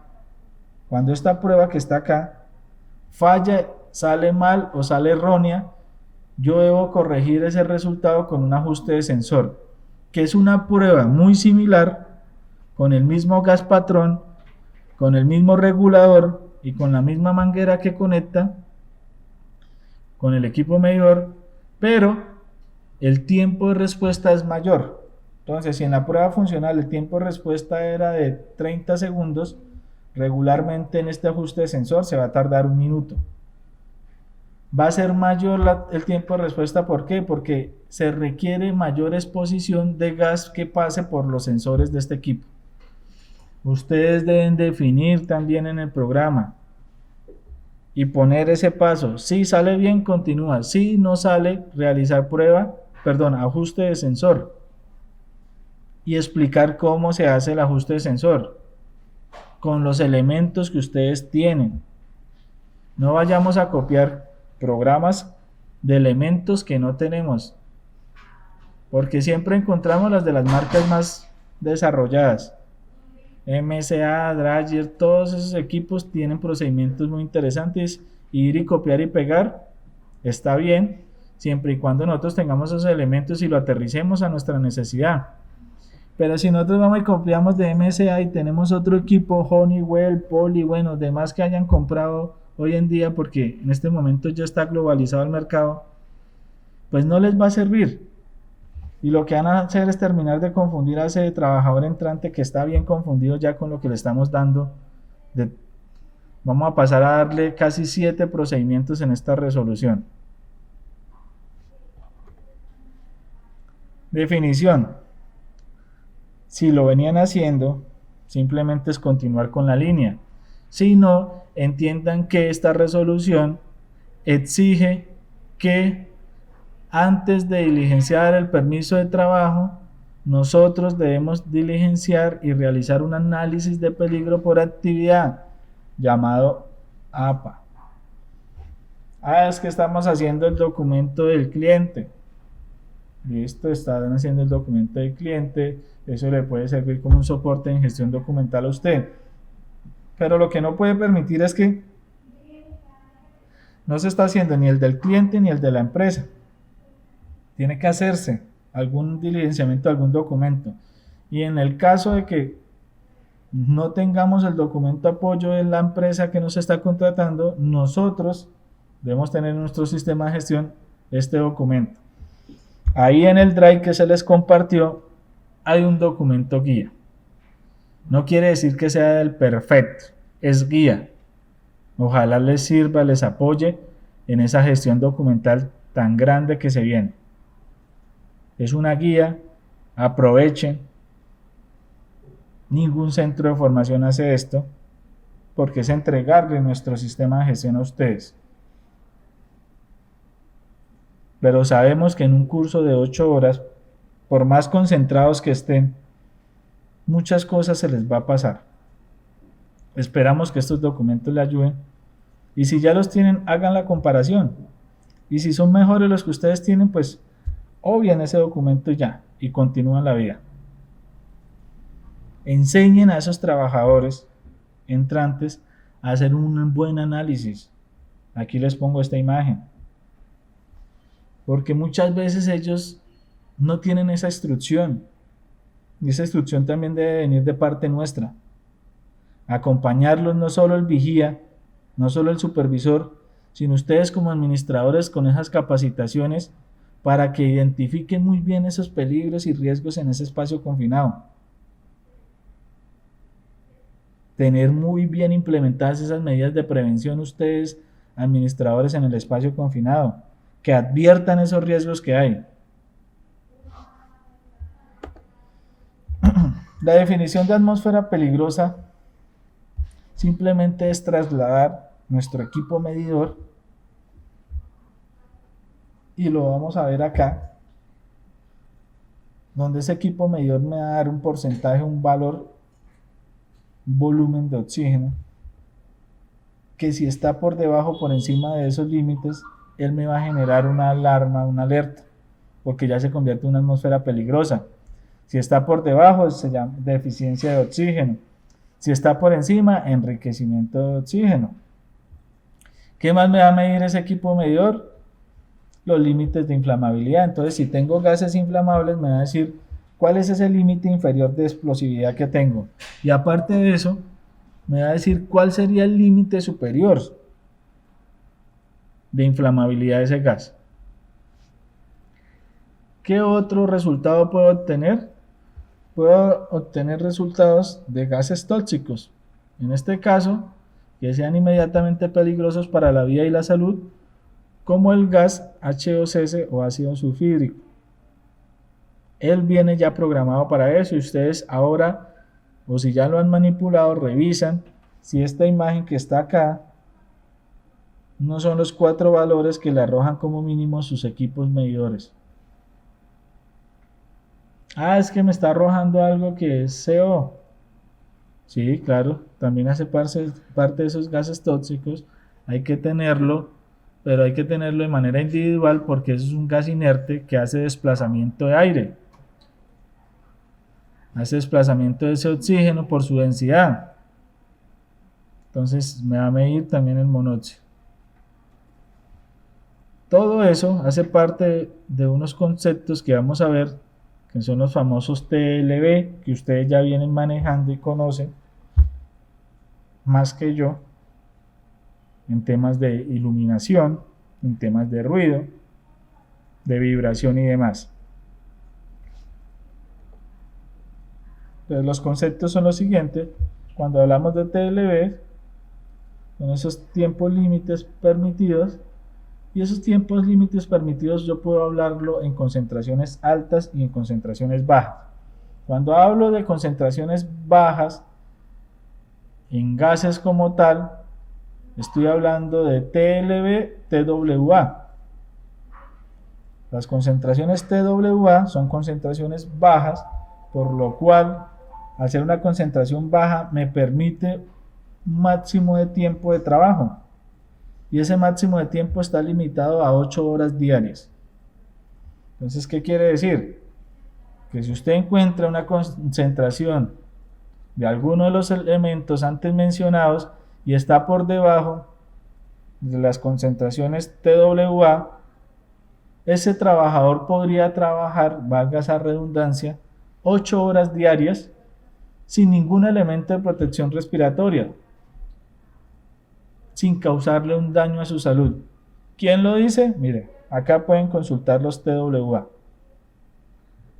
La ACGIH es esa agencia que se dedica a hacer estudios en seguridad y ha determinado que hay unas concentraciones bajas y concentraciones altas que, dependiendo del tiempo de exposición, va a generar daño y causar daño en nuestros trabajadores. Entonces les resumo: TWA, concentración baja, puedo trabajar 8 horas diarias. Cuando encuentro una concentración STEL o STIL, ya es una concentración aguda o alta del mismo gas, pero en esa concentración alta la ACGIH ha hecho estudios y se ha dado cuenta que esas personas ya no pueden trabajar las 8 horas con concentraciones bajas, sino que ahora, por ser una concentración alta, debe trabajar no más de 15 minutos en esa exposición. Aquí viene algo importante para ustedes. Si yo soy el administrador en seguridad y salud en el trabajo y encuentro o me dicen que hay una concentración STIL y que sí, la persona puede trabajar 15 minutos sin ninguna protección respiratoria, ¿yo permitiría que él ingresara así, sin protección respiratoria? ¿Ustedes lo permitirían? Siendo sincero, no deberían. ¿Por qué? Porque ustedes deben calcular los tiempos de ingreso, los tiempos de salida. No es solo los 15 minutos. Para ingresar muchas veces a un espacio confinado podemos tardar entre 5 y 10 minutos. Y son otros 5 y 10 minutos de salida. Entonces, ¿cuánto tiempo pudo trabajar esa persona? Nada. 2. Todos los cuerpos no son iguales. Hay personas que aún estando en esa misma concentración tienen mayor resistencia que otras. ¿Por qué voy a exponer a un trabajador 15 minutos a esa actividad? Ahí es donde vienen los procesos y los mecanismos que ustedes deben identificar como controles. ¿Cuáles controles? Ventilación. ¿Cuáles controles? Elementos de respiración, línea de aire continua o equipos autocontenidos. Y si se puede, como lo dice esta resolución, tratar de operar sistemas remotos que me permitan hacer la actividad aislada o por fuera del espacio confinado sin exponer a este trabajador. Sé que es difícil, por eso lo menciono de últimas, porque todavía no estamos a ese nivel de desarrollo. Pero sí espero que tengan en cuenta las dos primeras que les acabo de mencionar. Otro término que si no conocen, vamos a conocer, el famoso T90. El T90 es ese tiempo de respuesta de los sensores del medidor que ustedes vayan a adquirir o que ya tengan. ¿Qué deben hacer? Leer la ficha técnica del fabricante. Él le va a decir cuál es ese T90. Pero ya que van a leer esa ficha del fabricante, busque estudios de esta entidad de OSHA frente a los tiempos de respuesta de los equipos de medición. Y les van a dar un valor distinto al que le está dando el fabricante, porque OSHA ha comparado muchos equipos medidores y ha sacado un valor general de tiempo de respuesta, donde dice que para tener un tiempo de respuesta del 100%, podemos hablar de un tiempo de revisión de 2 minutos, sin tener en cuenta algunas características como la longitud de la sonda que se vaya a utilizar para esa medición. Ahí les doy este barniz porque eso es un curso que se llama Vigía de Seguridad, pero ustedes deben conocer de todo. Aquí en este curso, que es el más corto, deben ustedes conocer de todo. Entonces, se está tratando de que reciban una información puntual y que ojalá a partir de aquí ustedes hagan una muy buena investigación y apoyo con proveedores externos. En este caso puede ser Gree Company SAS o con sus ARLs, que igual también sus ARLs podrían tomar los servicios de Gree Company SAS, simplemente ustedes exigiendo la creación de este proveedor. ¿Qué otra unidad o qué otro concepto es bueno que ustedes conozcan? Que nuestro equipo medidor que está acá nos da o utiliza unidades de medición en porcentaje para los volúmenes o en partes por millón para medir esas concentraciones del agente contaminante o del elemento que estamos midiendo. Una definición de una atmósfera tóxica es cuando encontramos concentraciones de un gas o una sustancia tóxica. En este caso, nuestro equipo medidor siempre va a venir configurado para este famoso gas H2S. Esas concentraciones van a venir concentraciones bajas, miren acá, y concentraciones altas. ¿Quién le va a dar esos datos? La ACGIH, ya mencionada, la ACGIH. Y su equipo medidor va a venir también configurado, bien sea para que alerte acá o para que alerte por debajo de esta, porque este es un equipo que previene, debe ser preventivo.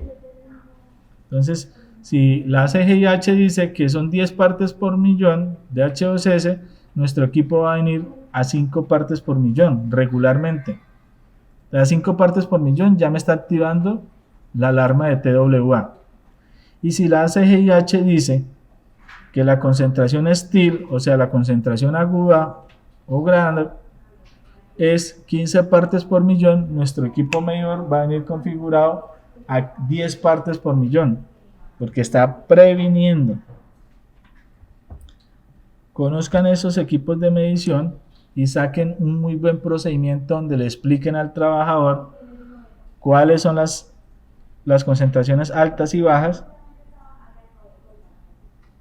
cuáles son las concentraciones altas y bajas, cuáles son esos límites de explosividad que se están midiendo y cuál es ese gas al cual está configurado para medir esa inflamabilidad. Entonces vamos a ver una definición de una atmósfera explosiva. Una atmósfera explosiva es cuando encontramos una sustancia en forma de gas que por el vapor que despide va a tener una concentración en este espacio confinado. Si la concentración de esa atmósfera, de ese gas en esa atmósfera está por encima del 10%, ya vamos a considerar que hay una atmósfera peligrosa e inflamable y la vamos a determinar como una atmósfera LEL, o sea, está en el límite inferior de explosividad, acá. Si por el contrario, por la concentración y la densidad del mismo gas supera ese LEL y la concentración es mayor, este nos va a indicar cuál es ese UL, o ese límite superior de inflamabilidad de esa sustancia. Por eso, antes de explicar lo que es la atmósfera explosiva, yo les hablaba que tenían que conocer qué tipo de gas está configurado. Porque puede pasar que ustedes en este momento vayan a medir pentano y su medidor de gas solo venga configurado para metano. Entonces, por más que hagan medición, no van a recibir ustedes una respuesta correcta de este equipo. Conozcan muy bien este equipo, porque este equipo se va a volver la mano derecha, tanto de ustedes administradores como del vigía de seguridad. Y ese vigía de seguridad va a ser realmente su mano derecha ya. Entonces conozca todas las necesidades de ese vigía, porque él es el que le va a reportar qué se requiere, qué no se requiere, eventos que hayan sucedido, cosas por mejorar. La definición de deficiente o enriquecida de oxígeno ya la habíamos mencionado. Deficiente por debajo de 19.5, enriquecida por encima de 23.5. Las atmósferas inertes, esas son situaciones específicas. Puntualmente se pueden dar porque estemos, como dice ahí en la imagen, en un espacio donde se puedan acumular gases, en este caso monóxido, que realicen el desplazamiento del oxígeno como tal y por consiguiente me genere una atmósfera a mí peligrosa. O puedo de manera voluntaria hacer inyección de algún gas inerte para hacer el desplazamiento de alguna atmósfera peligrosa. En este caso podría ser alguna inflamable que encontremos en un espacio confinado. Entonces, muchas veces, dependiendo de la actividad que vayamos a hacer, vemos que hay entidades que tienen que hacer inyección de hidrógeno, de hidrógeno. Entonces, realmente cuando hacen esa inyección, están volviendo la atmósfera inerte, pero están desplazando no solo la atmósfera inflamable, sino el oxígeno. Entonces hay que tener en cuenta que eso también va a representar un riesgo para ese trabajador. ¿En dónde encontramos la medición? Vamos a encontrar en nuestro equipo que dice CO, que es donde está representada las partes por millón de este monóxido como tal. Siguiente concepto, y esto sí lo debemos nosotros tener muy claro, hace parte de un documento de apoyo para el permiso de trabajo. Si ustedes cuentan con un profesional que todos los días les apoye con este autorreporte de condiciones, pues eso es lo ideal, eso es lo que toda empresa quisiera. Pero si por el contrario no contamos con este profesional, nosotros, como administradores, debemos diseñar un documento en donde se haga una serie de preguntas o se realice una serie de preguntas y yo pueda determinar que la persona está en condiciones óptimas para realizar un trabajo en espacios confinados. Las preguntas tienen que venir muy bien aterrizadas, no solo aterrizadas a la fisiología del trabajador, sino también cómo está esa persona en temas y en contextos psicológicos y mental, porque el trabajar en un espacio confinado conlleva un desgaste mental y psicológico muy grande. Los que han tenido la oportunidad de trabajar en un espacio confinado lo saben, o por lo menos de formarse en algún curso con un ingreso a un espacio confinado lo saben. Entonces este documento debe quedar ahí, debe ser un soporte, un documento anexo a los permisos de trabajo que diligencia.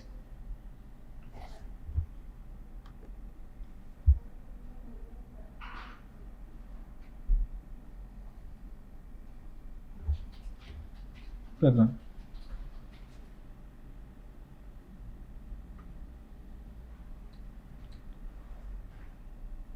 Perdón.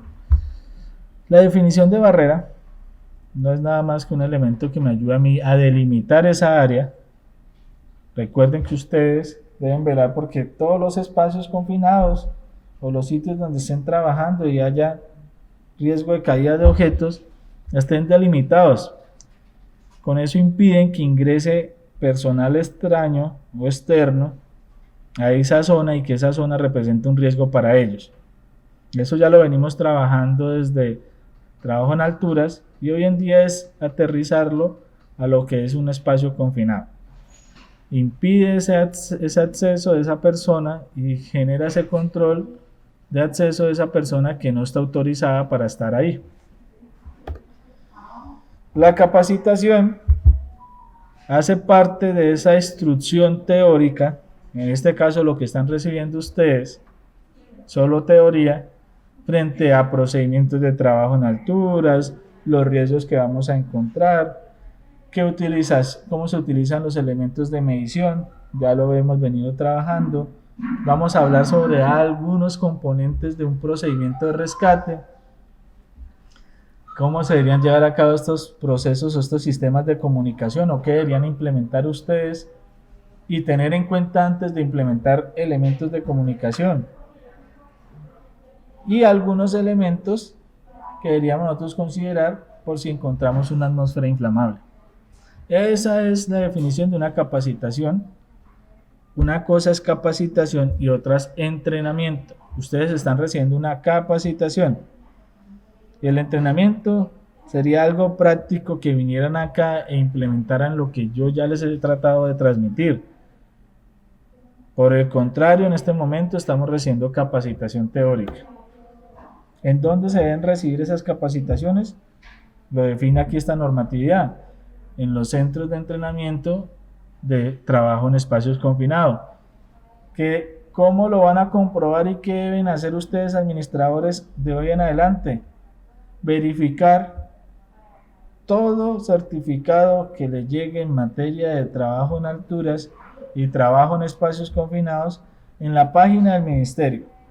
Ahí van a encontrar ustedes qué entidad está habilitada, qué entidad no está habilitada, cuáles están sancionados, porque el hecho que usted haya estado habilitado no quiere decir que esté todo el tiempo habilitado.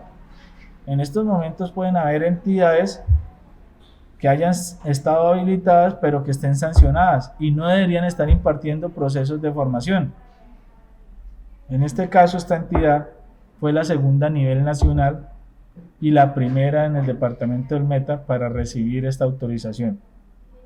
Y de aquí que se ha velado para que ustedes reciban un buen contenido y sobre todo que cuenten con un buen respaldo como proveedor.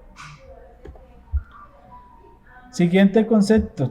Cuando ya hablamos de entrenamiento, ya son procesos distintos. Una cosa es nosotros como administradores, recibimos una teoría que requerimos, pero otra cosa es nuestro trabajador entrante, que sí necesitamos que él se vea expuesto a esos trabajos allá en ese ambiente pedagógico. Y ese vigía también debe hacer ejercicios prácticos que realmente determine y diga, oiga, ser vigía no es como tan sencillo, es de mucha responsabilidad. Y el supervisor igual. Entonces, esas son las definiciones y las diferencias entre una capacitación y un entrenamiento. Yo sé que ya está claro porque ustedes tienen programas de capacitación, programas de charlas de seguridad y demás. Pero, si de pronto no estaba tan claro cuál era la diferencia, aquí se aclara en esta resolución. ¿Qué debemos velar nosotros siempre y tener en cuenta siempre? Las condiciones de ingreso que sean aceptables. Y lo mínimo para un ingreso seguro es hacer una medición atmosférica, por eso está acá el equipo medidor, implementar sistemas que delimiten el área, sistemas que me permitan el ingreso seguro, estos sistemas de protección contra caída, tener una buena comunicación, tener medición interna allá en el espacio confinado, porque no es solo la medición que yo haga desde el exterior, Dentro del espacio confinado también debo hacer una medición y esa medición la realiza nuestro trabajador entrante.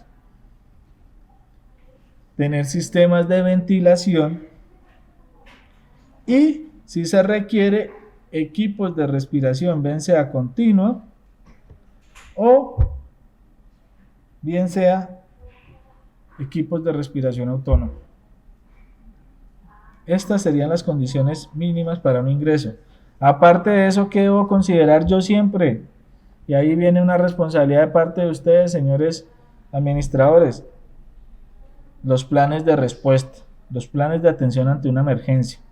Y apunten lo que les voy a dar porque eso es requisito de la resolución. La resolución habla y dice que nosotros,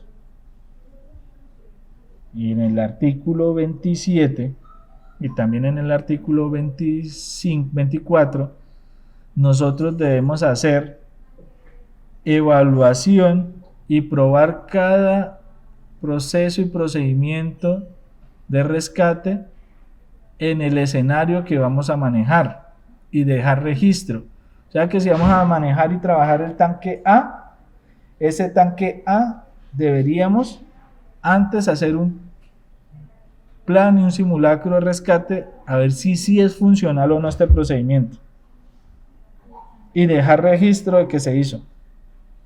Ahí lo dice. Entonces hay que revisar muy bien porque muchas veces no tenemos en cuenta si es un escenario vertical, si es un escenario horizontal, cuál es su configuración y montamos un plan de rescate general para todos. Si ustedes lo aterrizan, un equipo tan bueno como el trípode es obsoleto en un escenario horizontal, ya que no me va a servir como punto de anclaje y no lo voy a poder utilizar en ninguna de las situaciones, ni para ingreso ni para rescate. Entonces, sí es obligatorio que ustedes implementen un procedimiento de atención de emergencia y que aparte de eso lo prueben. Y dejen registro, ahí dice, se debe dejar registro. Hagan un informe en donde tuvieron tiempos de respuesta, qué cosas por mejorar, qué recursos fueron los que no funcionaron muy bien, porque muchos recursos que tenemos a la larga ni los utilizamos y si los vamos a utilizar no están funcionando. Entonces sí, aterrizar muy bien estos procesos y estos procedimientos de rescate a cada escenario que nosotros tengamos y a cada situación. Siguiente definición, el ingreso a un espacio confinado. Esto es algo muy claro, muy lógico. Se va a considerar siempre que usted cruce el plano o que cruce el manhole como tal, eso ya es un ingreso. Entonces, antes de hacer ese ingreso, ¿qué debe considerar usted? Lo antes mencionado, cuáles son las atmósferas que se tienen en ese espacio, cuáles son los riesgos, si se cuenta con equipos de comunicación, si se cuentan con equipos de iluminación, se cuentan con procedimientos de rescate o no. Eso es lo que se debe considerar antes de realizar un ingreso.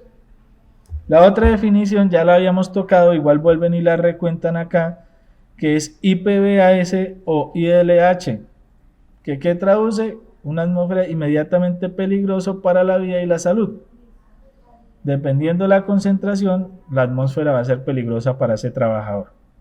Entonces ya en este momento, cuando empiecen a construir ustedes sus procedimientos de revisión de atmósfera y demás, pues tendrán que empezar a utilizar estas siglas y estos conceptos cuando hablen de una atmósfera peligrosa. En ese mismo procedimiento debemos tener en cuenta que cuáles son los mantenimientos del equipo de medición. Entonces ese equipo de medición, claro, tendrá un desgaste y tendrá unos periodos para hacerle mantenimiento. ¿Quién me va a determinar esos periodos de mantenimiento? Puede pasar en dos situaciones. La primera, me lo puede a mí determinar el fabricante. El fabricante me puede decir, los periodos de calibración son de tanto tiempo. La vida útil del equipo y de los sensores es de tanto tiempo. O me lo puede determinar a mí, mi cliente. ¿Por qué mi cliente? Vamos a hablar del mismo cliente que todo el mundo trabaja o quiere trabajar. En actividades con la entidad nacional petrolera Ecopetrol, estas actividades de calibración, ellos la definen en un periodo no mayor a 30 días. La mayoría de los fabricantes ponen la calibración para un periodo no mayor a 180 días. Resulta y pasa que como esto es contractual, nosotros debemos cumplir lo que se tiene contratado y pagado, o sea, la calibración cada 30 días. ¿Está bien el concepto? Sí. ¿Es cumplible? Sí, es cumplible. ¿Por qué? Porque el tiempo de calibración está por debajo de los tiempos que determina el fabricante. Incumplible sería que en vez de decir que cada 30 días, diga que cada 200, 300 días. Porque ya estaríamos superando el tiempo de recomendación que me da el fabricante. Ya sería incumplible, ya iría en contra del que fabricó el equipo. Pero en este caso está por debajo, es un factor de seguridad mayor. Aparte de eso, le hablaba de la vida útil. Resulta y pasa que los equipos tienen una vida útil y sus sensores igual. Pero sí hay clientes que me determinan el uso del equipo por tiempo. Entonces hay clientes que me dicen, el equipo medidor no puede tener un uso mayor a 3 años desde su fecha de fabricación o desde su día de primer uso. Y ahí ya me limitan ese mantenimiento de ese equipo medidor. ¿Qué es lo bueno? Pues que todo eso debe estar presupuestado para cuando yo haga mis procesos de contratación. Aparte de eso, pues me está limitando un poco de variables que, a pesar de que yo mande mi equipo medidor con un proveedor autorizado, podría pasar muchas situaciones y el equipo venir con algún defecto, venir con algún daño. Esta reposición de equipos en esos tiempos fijos evitan todo eso. Entonces hay que entender y conocer qué nos está exigiendo nuestro fabricante y compararlo con lo que exige nuestro cliente como tal, para mirar cuál es la mejor condición y si estamos cumpliendo lo que dice el cliente versus con lo que el fabricante me puede exigir como mínimo. Siguiente concepto, monitoreo estratificado.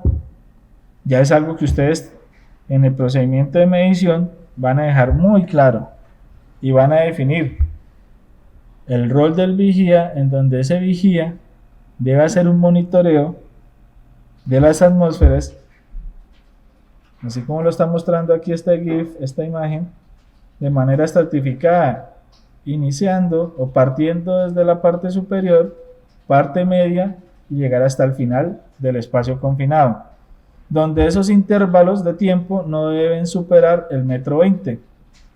1,20 m de sonda, ingresa y hace la medición, espera el tiempo de respuesta del equipo medidor y continúa haciendo otra extensión de 1,20 m para que ingrese. ¿De dónde sale ese 1,20 m? Salen de las recomendaciones de OSHA. Por eso yo le digo que lean muy bien esas recomendaciones de OSHA frente a los estudios y tiempos de respuesta de los equipos de medición.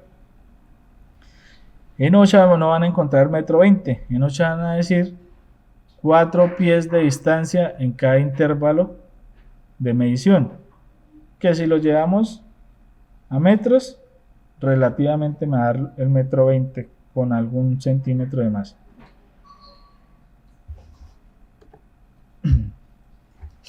Siguiente definición, tengan en cuenta esto, los peligros inminentes, contemplen todo.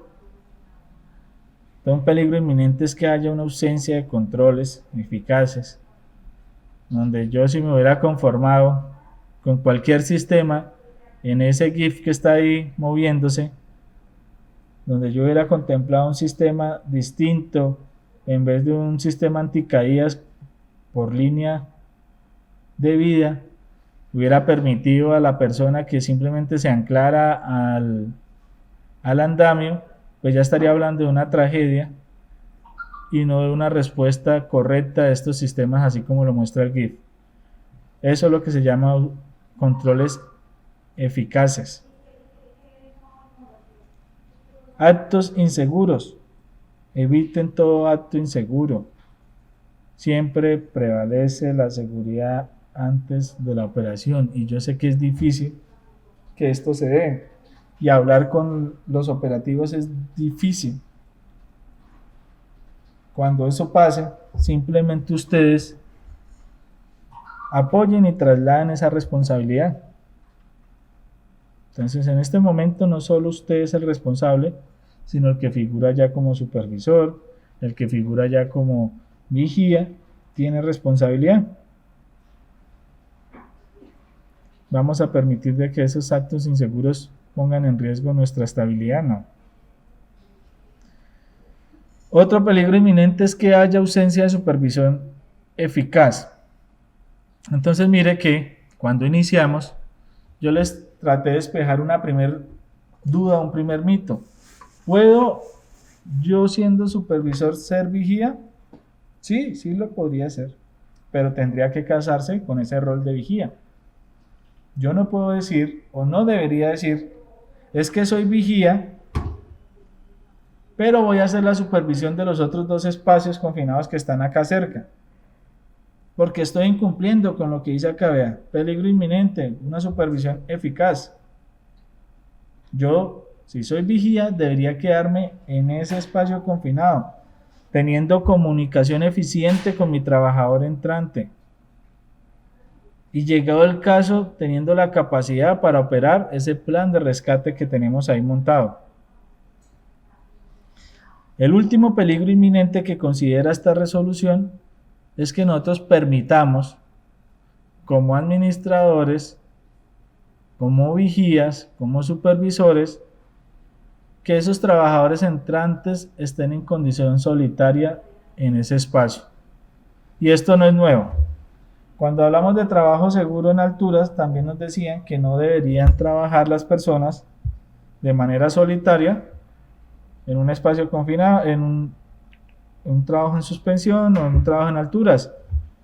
Aquí habla lo mismo, debe haber un acompañamiento por todo, por la vigilancia y por la activación de los recursos para atender esa emergencia.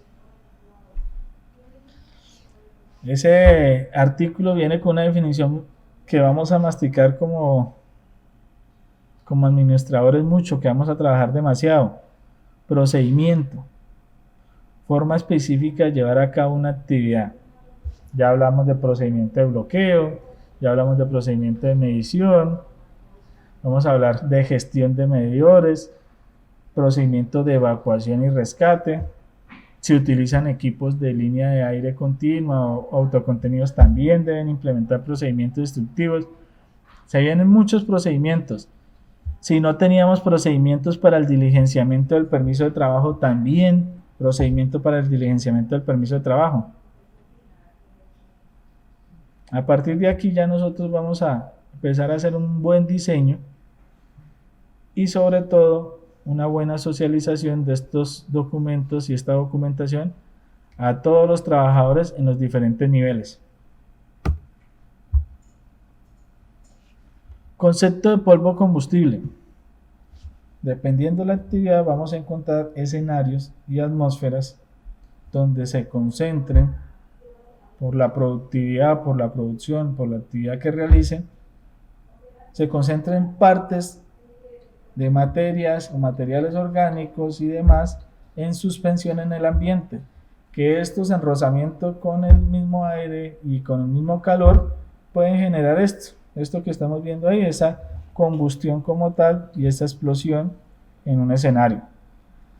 ¿Qué debo yo entender? Que mi equipo de medición de gases no es apto y no me va a medir la cantidad de polvo combustible que hay en suspensión en esa atmósfera. Para eso hay otros elementos VOC, elementos con puerto infrarrojo, que van a medir la cantidad de elementos en suspensión que hay en esa atmósfera, y así podemos tomar decisiones frente a ese riesgo de explosividad que hay.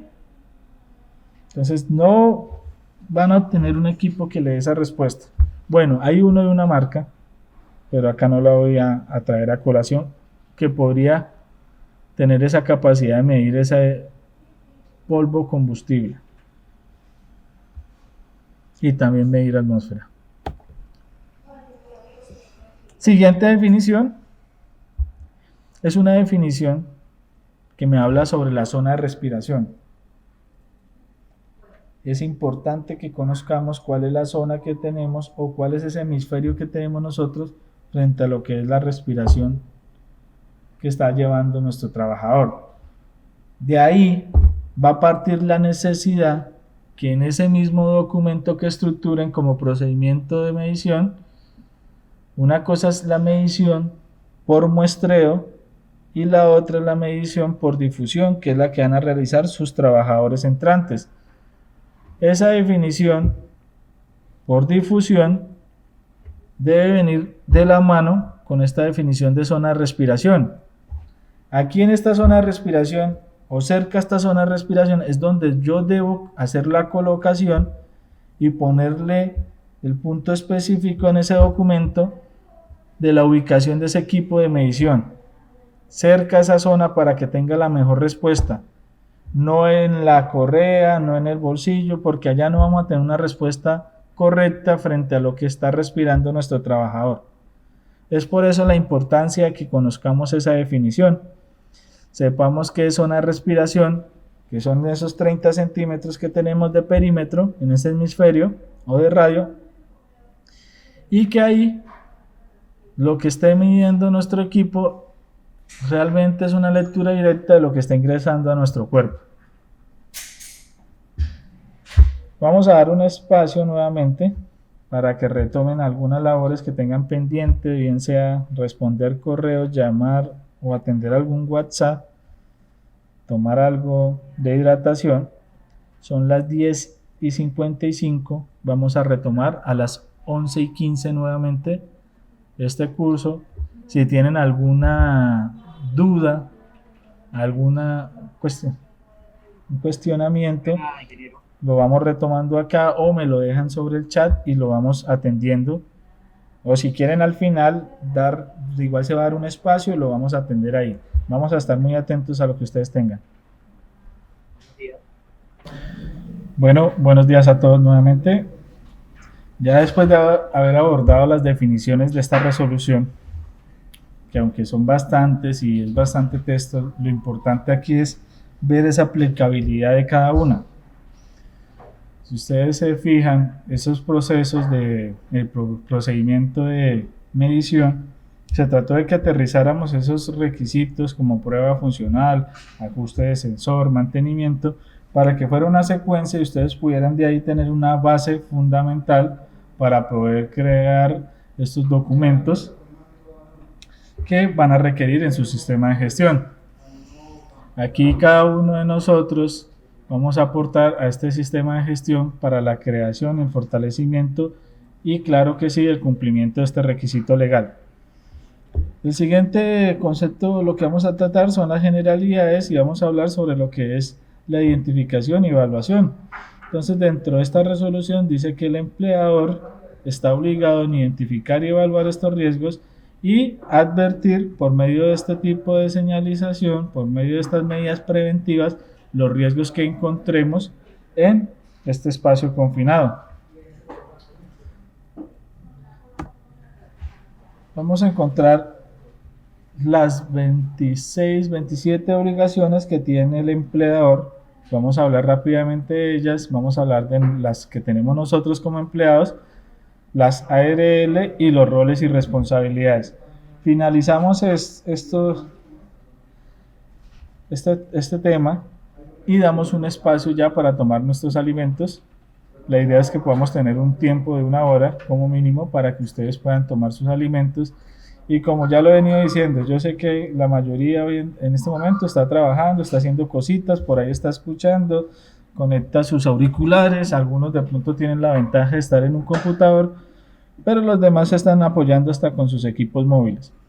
Eso es algo pues de admirar y espero pues que lo que estén recibiendo acá les sirva y les apoye para que ustedes puedan hacer una gran labor. En este artículo 7 vamos a ver las obligaciones de nuestro empleador y la primera obligación dice que es identificar y evaluar los riesgos en espacios confinados. Ya nosotros como administradores debemos hacer esa identificación, esa valoración. ¿Y por medio de qué? Primero que todo vamos a dejarla plasmada esa necesidad en nuestra matriz de requisito legal. Segundo, vamos a dejar identificado cada uno de esos peligros y riesgos que encontramos en esa matriz de valoración, en donde vamos a determinar el nivel de exposición, los controles que vamos a tener y cuál es ese grado de severidad que vamos a encontrar. Aparte de eso, esa identificación, esa evaluación va apoyada por ese inventario que yo les acabo de compartir, que si tenían muy bueno, que si no les sirve como un documento para que sea una partida de ahí, que arranquemos con esa implementación. El siguiente requisito que ustedes deben evaluar es garantizar la formación y entrenamiento en espacios confinados. No solo es que ustedes como administradores tengan esa formación, sino todos sus trabajadores entrantes. Entonces todos mis trabajadores entrantes tienen esa capacitación y los que van a hacer vigía igualmente tengan la capacitación y los que ya definan como trabajadores y supervisor también cuenten con esa capacitación. Realizar evaluaciones médicas hace parte de esas obligaciones y ese seguimiento que debemos hacer nosotros, donde nos entreguen ese documento que es legal, que es firmado por un médico especialista en seguridad y salud en el trabajo y que me está garantizando que las condiciones físicas y mentales del trabajador son las óptimas para desarrollar una actividad de alto riesgo como esta, como trabajo en espacios confinados. Yo debo hacer evaluación de proveedores. Aparte de ese documento, recuerden que hay otros documentos más que deben entregar de manera anual estas IPS o proveedores que nosotros tengamos. La cuarta obligación habla de suministrar los elementos de protección personal a los trabajadores. Ya nosotros, cuando nos empiecen a hablar de un presupuesto del SGI, nosotros debemos hablar de un presupuesto ya amplio cuando estamos caracterizando actividades en espacios confinados, ya que los EPPs y elementos de seguridad empleados para esta actividad son de muy alto costo. Entonces, no vayamos a caer en esa trampa y en esa mala cultura de que no le repongo el elemento, no le repongo los filtros, no le repongo la media cara al trabajador porque todavía aguanta un poquito. Eso no está bien, eso es una mala práctica y sobre todo eso no es ético de parte de ustedes que son profesionales y por eso la norma dice, el que sea administrador en espacios confinados debe ser profesional en seguridad y salud en el trabajo o especialista o magíster en seguridad y salud en el trabajo con una licencia vigente, porque las licencias tienen una vigencia no mayor a 10 años. Entonces recuerden que ustedes pasan los 10 años y deben volver a solicitar este permiso ante la Secretaría de Salud y que éste les dé una licencia. Siguiente obligación que debemos garantizar nosotros, mire, establecer y documentar los procedimientos de trabajo en espacios confinados de acuerdo con su nivel y tipo de riesgo. Yo ya les he venido mencionando cuáles son los procedimientos que debe tener ese sistema de gestión que nosotros diseñamos y administramos. Y eso debe estar documentado en su orden documental como tal, hacer parte de todo lo que es el sistema para que así mismo sea una sola sinergia en este instrumento. La siguiente es verificar que en los casos que los procesos de formación sean realizados por entes externos. Ejemplo, si ustedes en su empresa tienen AgriCompany SAS como entidad para formación y de un momento a otro les llegan trabajadores con otros certificados de trabajo en espacios confinados, ustedes deben validar que esas entidades que están generando esos certificados cumplan con estos requisitos y estén registrados ante el ministerio. Si ustedes validan y esas entidades no aparecen registradas, ejemplo, la escuela Pepito Pérez certifica a Anthony como trabajador entrante, hizo el curso en diciembre, pero no aparece registrado, quiere decir que ese certificado no tiene ninguna validez, porque a partir del 1 de agosto todos los certificados que se cargaron y se crearon en espacios confinados deben ser registrados en la plataforma del Ministerio de Trabajo. Entonces garanticen eso, porque yo sé que les están llegando y así por montón. Y el tema es que cuando no pasa nada, todo está bien. En el momento que pasa algo es cuando empieza la ARL a decir: presénteme toda la documentación legal de ese caballero, de esa personita. Y cuando ustedes salgan con ese problema de que el certificado fue de la empresa Pepito Pérez y no está registrada y aún así ustedes lo recibieron, pues la responsabilidad administrativa es nuestra. Siguiente, implementar en compañía. Mire lo importante que es que los administradores escuchen esto. Y ojalá de aquí exijan este cumplimiento. Dice: implementar en compañía con la ARL los planes de prevención, preparación y respuesta ante emergencias y procedimientos de rescate, y disponer con talento humano, recursos técnicos y equipos necesarios para asegurar la respuesta a eventos. Eso es un concepto que es muy amplio. Y si ustedes se ponen a ver, el único o la única entidad que tendría la capacidad de responder a esa preparación de respuesta ante emergencia, procedimientos, talento humano, recursos técnicos y equipos, como lo dice ahí, serían los centros de formación. Y aún así uno ve que entidades de muy gran prestigio terminan recibiendo a un brigadista que llega sin nada y que le dice: imagínese que usted tiene puesto un SCBA, imagínese que usted tiene un medidor de gases en la mano. Eso no le va a servir. Hay que buscar ese acompañamiento con entidades que le sirven y le aportan. La siguiente, realizar los trabajos desde el exterior. Ya lo mencioné, eso es para los trabajos remotos, apoyados con robotizados o con drones, pero en este momento muy pocas entidades en el país lo están haciendo. Cuando tengamos la oportunidad de observar ese tipo de actividades, pues vamos a ver hacia dónde le está apuntando todo esto.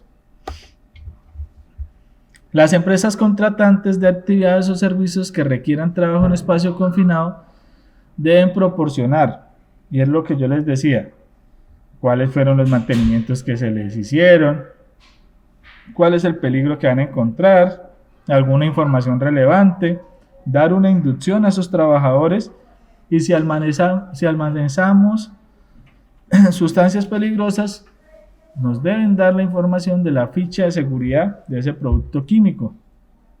Eso es responsabilidad. Por eso muchas veces cuando ya llegamos a entidades como la antes mencionada, pues vamos a ver de que ellos tienen una placa informativa en cada tanque o en cada escenario. Y ahí vamos a encontrar mucho de lo que aquí nos describe.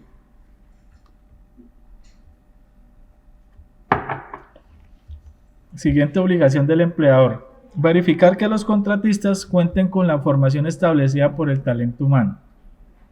Entonces, miren, y se los voy a aterrizar.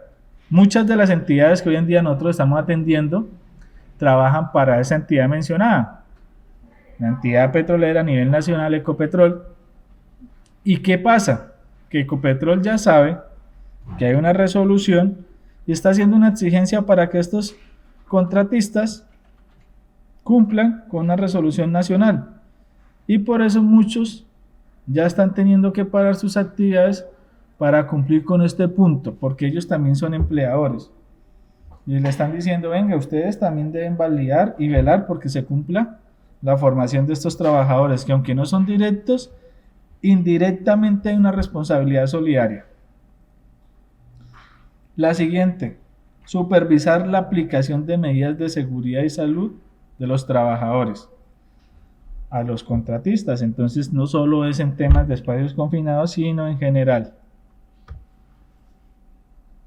Garantizar que el acceso al espacio confinado se produce solo después de la emisión por escrito un permiso de trabajo.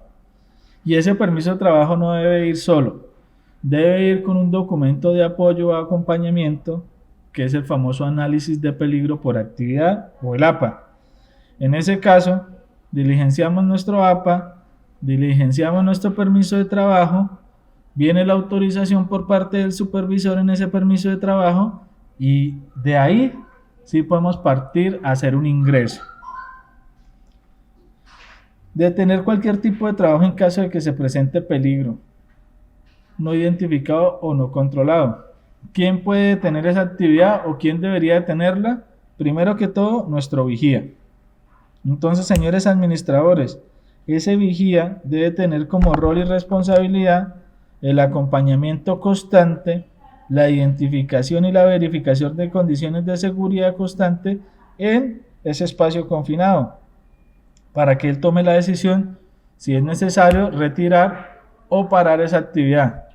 ¿Quién más también podría parar esa actividad? El supervisor de espacios confinados. Y en el momento que llegue el supervisor y no encuentre los recursos de atención a emergencias o no encuentre los equipos de comunicación, pues él simplemente va a detener la actividad y va a retirar a todo el personal. El empleador debe garantizar que la operación y verificación de los equipos de monitoreo, según las recomendaciones del fabricante. Aparte de eso, habla de la prueba funcional. Mira, ahí dice, otra obligación. La prueba funcional del equipo de monitoreo de gases debe realizarse antes de cada uso. Esta indicará si es necesario realizar procedimiento de ajuste de sensor. Ya les dije, estábamos hablando de las definiciones. Una prueba funcional es una actividad rutinaria. Un ajuste de sensor es cuando la prueba funcional sale mal. Ahí está. Y es obligación. Entonces miren, administradores, cómo van a dejar documentado y registrado cada prueba funcional que se le haga a cada equipo de monitoreo que tengan ustedes en su inventario. El empleador y o contratante deberá realizar prueba funcional de detectores. Sí, muy bien.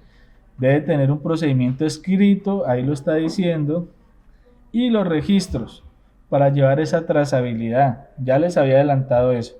Hay pruebas funcionales manuales, como la que estoy acá pulsando aquí el cursor al lado izquierdo, o automatizadas, como la que estoy aquí también igualmente pulsando al lado derecho.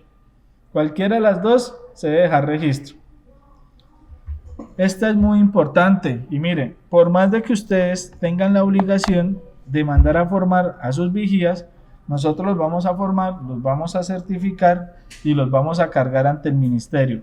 Pero el empleador debe garantizar que el fabricante de los equipos que usted tenga le dé una capacitación a esos vigías de cómo se utiliza cada uno de esos equipos.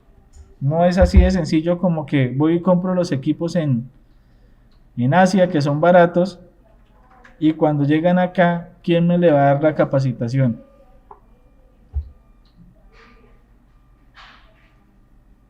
Dentro de los procesos de seguimiento y auditoría, yo diría que esto sería de lo primero también que se revisaría. ¿El vigía tiene el curso de vigía? Sí, muy bien, cumple. ¿El vigía tiene el curso para manipulación y uso de medidores? No. Entonces incumple. Porque en el curso de vigía se explica todo lo generalizado, pero cada equipo tiene una particularidad y cada fabricante tiene una particularidad. Por eso el ministerio dice que debemos buscar una entidad fabricante para que nos dé esa formación. Siguiente, y esto es importante que ustedes ya lo tengan, que son todas las fichas que vayan a tener de los equipos en general, sean en español. Primero dice que sea en español. Y después le dice, aparte de eso, las fichas y los manuales deben venir en el idioma que tengan sus trabajadores o que parlen sus trabajadores. Hoy en día, con la globalización, vamos a encontrar trabajadores de distintas nacionalidades que no hablen el idioma castellano. Y es obligación de nosotros como administradores tener ese registro y llevar ese registro a cabo de lo que es esa ficha en ese idioma para que ellos entiendan cómo se utiliza o cómo se debe operar esos elementos. La otra obligación del empleador, que igual nosotros que somos administradores vamos a acompañar a ese empleador en ese cumplimiento de todos esos requisitos, es garantizar que el aire suministrado, bien sea por línea o por autocontenido, sea respirable. Ya les había dicho atrás en la diapositiva anterior. Compañeros, tengan en cuenta que hay unas características mínimas para que el aire sea respirable.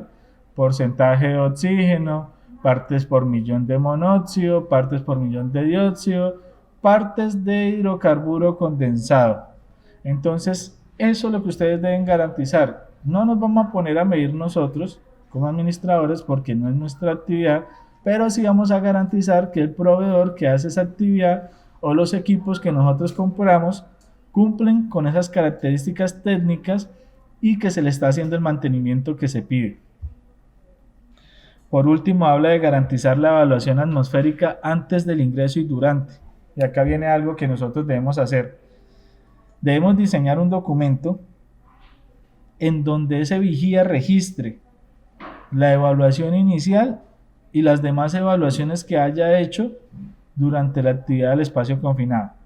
Y ustedes, como administradores, tendrán que definir cada cuánto, cada intervalo de tiempo determinado se debe hacer la prueba atmosférica desde el exterior, como lo está haciendo aquí la imagen de referencia.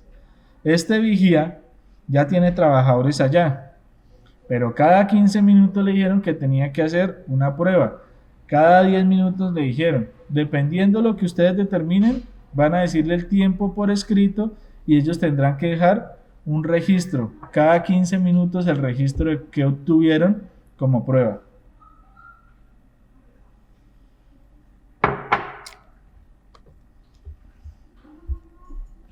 Tendremos que dejar una parte también en ese procedimiento de monitoreo de atmósferas que cuando encontremos esa evaluación con el riesgo de atmósfera explosiva, la utilización de todos los equipos va a cambiar, porque estos riesgos son distintos. Los equipos operables en ese espacio tendrán que cumplir con unas características específicas. Ejemplo, aquí yo puse el logo de intrínsecamente seguro. Los equipos que son intrínsecamente seguros tienen un logo, bien sea en este triángulo o un hexágono, con las letras EX, las cuales cumplieron un estándar de fabricación y sus componentes electrónicos no generan un calor tan grande o tan incipiente para que no se convierta en un riesgo al contacto con una atmósfera como esta. Entonces yo puedo encontrar intrínsecamente seguros o por el contrario puedo encontrar anti-explosión o anti-explosion. Los anti-explosion o anti-explosion son equipos que sus componentes electrónicos sí generan un calor como tal. Cuando entra en contacto esta atmósfera inflamable sí va a generar una inflamabilidad, pero las paredes del equipo son tan gruesas, de gran capacidad, que ellas mismas van a compactar la onda expansiva o la explosión que se tenga y todo lo que pase ahí va a quedar en ese elemento, no va a salir nada afuera de la atmósfera a generarme una onda mayor. Eso es lo que, en pocas palabras, podríamos hablar de un equipo antiexplosión o antiexplosivo. ¿Qué es lo que quiero que entiendan? Que cuando encontramos atmósferas inflamables, ya la iluminación va a cambiar. Ya la iluminación no puede ser iluminación ordinaria, sino intrínsecamente segura. Los equipos de comunicación ya no pueden ser equipos de comunicación punto a punto ordinarios, sino intrínsecamente seguros. Y así cada uno de los elementos, herramientas y demás. Las herramientas tendrán que ser herramientas que no generen chispa para que esa atmósfera no me vaya a generar un riesgo al trabajador. Garantizar la ventilación natural o forzada, eso es necesario, es obligación de parte nuestra dejar un procedimiento. Es bueno que se estén formando como administradores de espacios confinados, pero si tenemos la oportunidad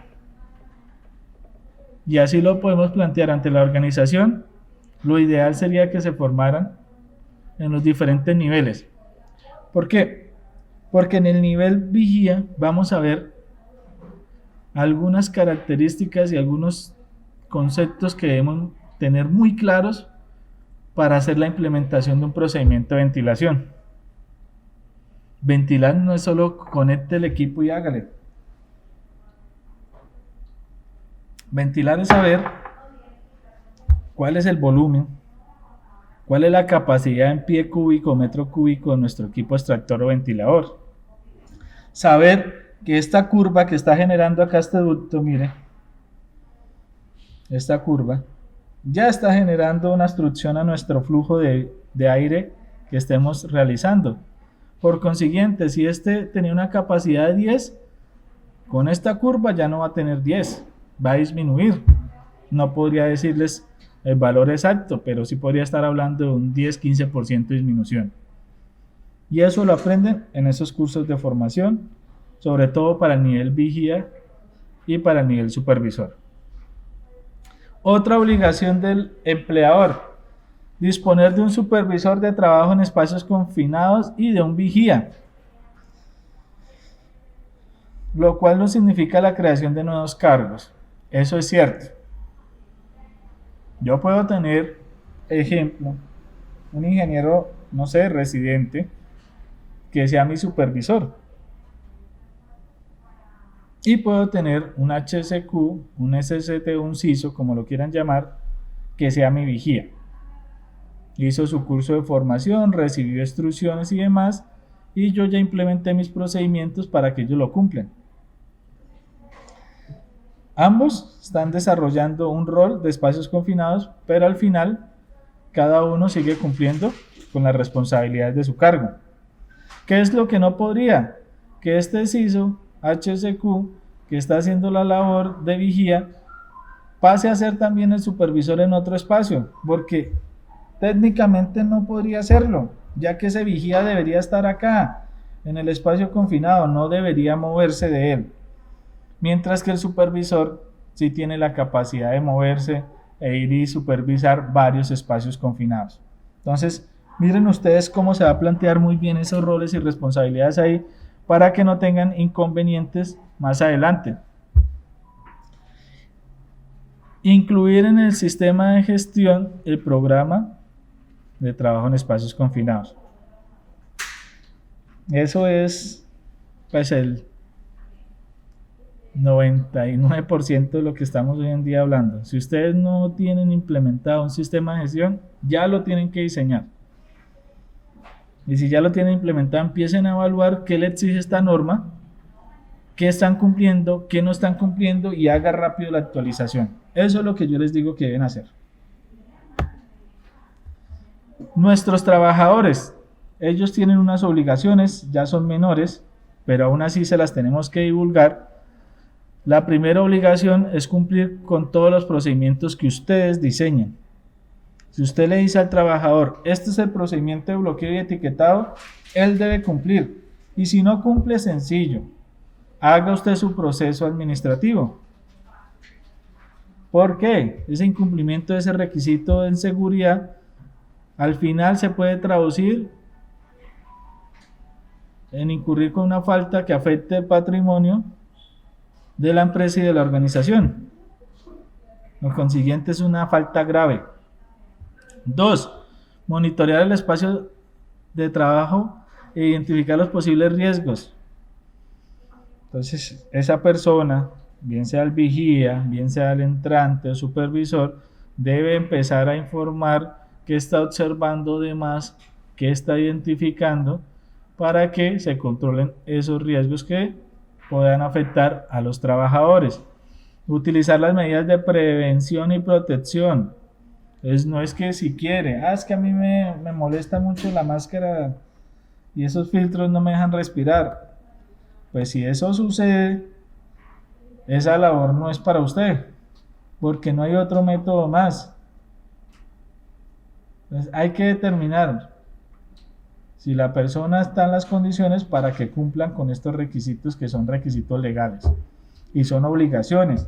Entonces mire que aquí usted se puede amparar en un artículo que salió de una legislación nacional. Siguiente, cumplir todos los procedimientos. Normal. Informar al empleador y al contratante sobre cualquier condición de salud. ¿Y cómo lo genera? ¿O cómo hace ese apoyo esa persona para informarnos sobre esa condición de salud? Pues lo hace por medio de ese reporte de condiciones, ese documento que ustedes van a diseñar o que ya tienen diseñado y van a evaluar. Asistir a las capacitaciones programadas por el empleador. Entonces, cuando ustedes programen o estén programando capacitaciones con Green Company, pues ustedes evalúen si esas personas sí cumplen o no con las condiciones para pasar este curso. El hecho que estén pagando las personas en este momento no les va a garantizar que superen o no superen un curso. Si no lo superan, no van a perder su dinero, simplemente tendrán que unirse a otro proceso de formación hasta que demuestre que desarrolló la competencia laboral. Siguiente obligación de los trabajadores: reportar al supervisor de espacios confinados el daño, los deterioros de los elementos que ustedes estén utilizando para trabajar en espacios confinados. Así como hacíamos lo mismo con el coordinador de trabajo en alturas, inspeccionábamos nuestro arnés y le decíamos, mire, el arnés o la eslinga no está en condiciones.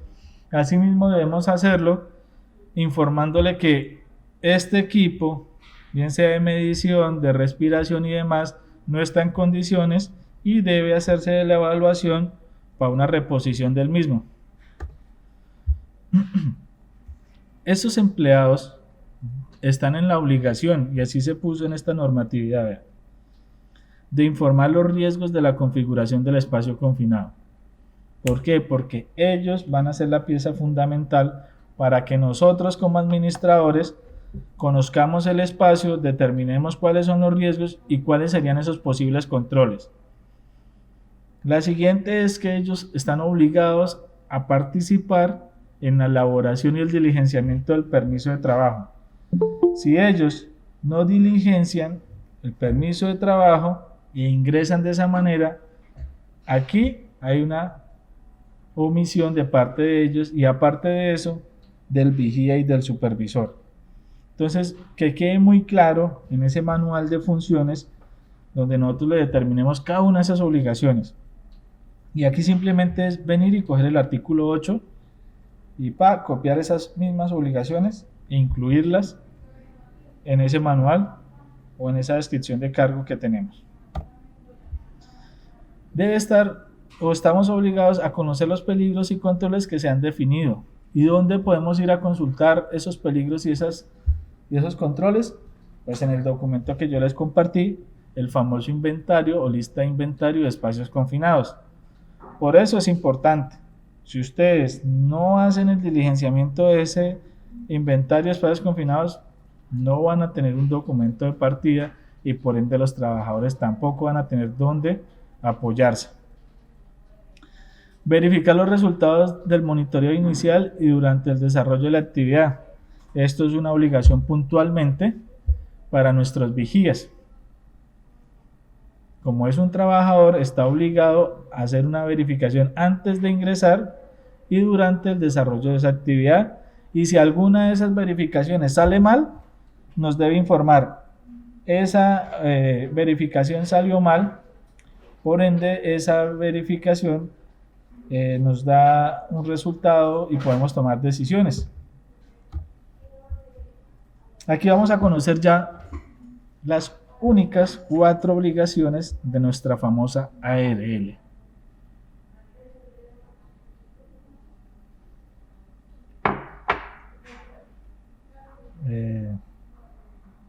Acabo de ver una pregunta acá a un compañero.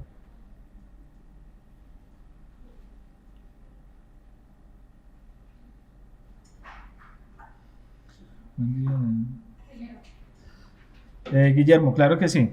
Mira, yo estoy tratando de abordar, muy buena esa aclaración, él pregunta que si se va a brindar el espacio para realizar la actividad listado de espacios confinados.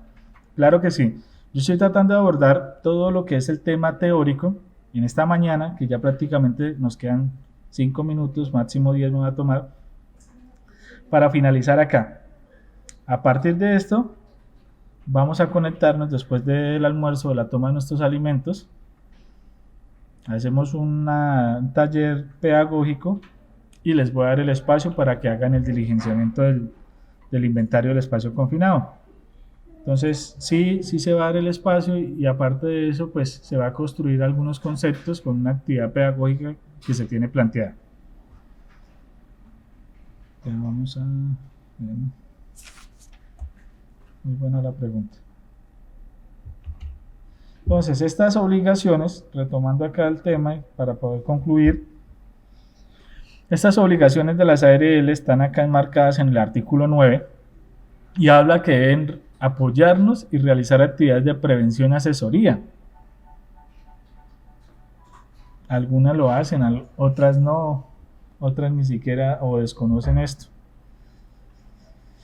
Dice, deben ejercer vigilancia y control en la prevención de los riesgos. Se supone que estas entidades deberían pasar a cada una de nuestras organizaciones, las cuales ya hemos reportado que tenemos este riesgo de espacios confinados, para vigilar si se está cumpliendo con estos requisitos mínimos, entre esos, pues el programa de gestión, actividades y todo lo demás, y hasta los procesos de formación. Tercera, asesorar al empleador y contratante en la identificación de las características técnicas y requisitos normativos en EPP y equipos para trabajo en espacios confinados. Ustedes y yo tenemos una carrera que es una carrera donde realmente tiene muchas generalidades, toca temas de salud, algunos temas administrativos, otros temas también legales, y realmente se vuelve muy difícil a veces de estudiarla. Con el pasar del tiempo y de los años, las personas van adquiriendo una habilidad y una experiencia. El hecho que yo esté recibiendo un nuevo cargo y de pronto no conozca mucho de espacios confinados, no quiere decir que yo sea malo. Quiere decir que no tengo un apoyo y que no tengo este asesoramiento por parte de estas entidades que están obligadas a hacerlo. Entonces, si yo me encuentro en esa situación, simplemente me comunico. ARL, Tata, el nombre de la ARL, requiero apoyo en esta gestión. Necesitamos capacitar nuestro personal en estos niveles y ellos están en la obligación de hacer acuerdos comerciales con nosotros o con cualquier entidad que cumpla para que ustedes puedan suplir esa necesidad. La última obligación es la única que ellos están cumpliendo en este momento: elaborar, publicar y divulgar guías técnicas. Espero que más adelante las ARL se tomen más en serio este rol y esta responsabilidad, porque las guías es un documento muy importante, pero muchas veces nuestro trabajador final, o sea centrante, no reconoce a la ARL, porque para que ellos se pongan a leer un documento como esos va a ser muy difícil. Casi no prestan atención cuando tenemos nuestras capacitaciones programadas, mucho menos este tipo de guías que a veces traen más texto y no se apoya tanto en gráficas y animaciones y hace muy difícil entenderlas. Ahí finalizan esos roles y responsabilidades de ese ARL. Quedan 4 diapositivas, las voy a dar rápidamente para que puedan tomar sus alimentos. Entonces, en el artículo 10 habla del rol y la responsabilidad, y parte del rol y la responsabilidad de ustedes, que son los administradores del programa de espacios confinados.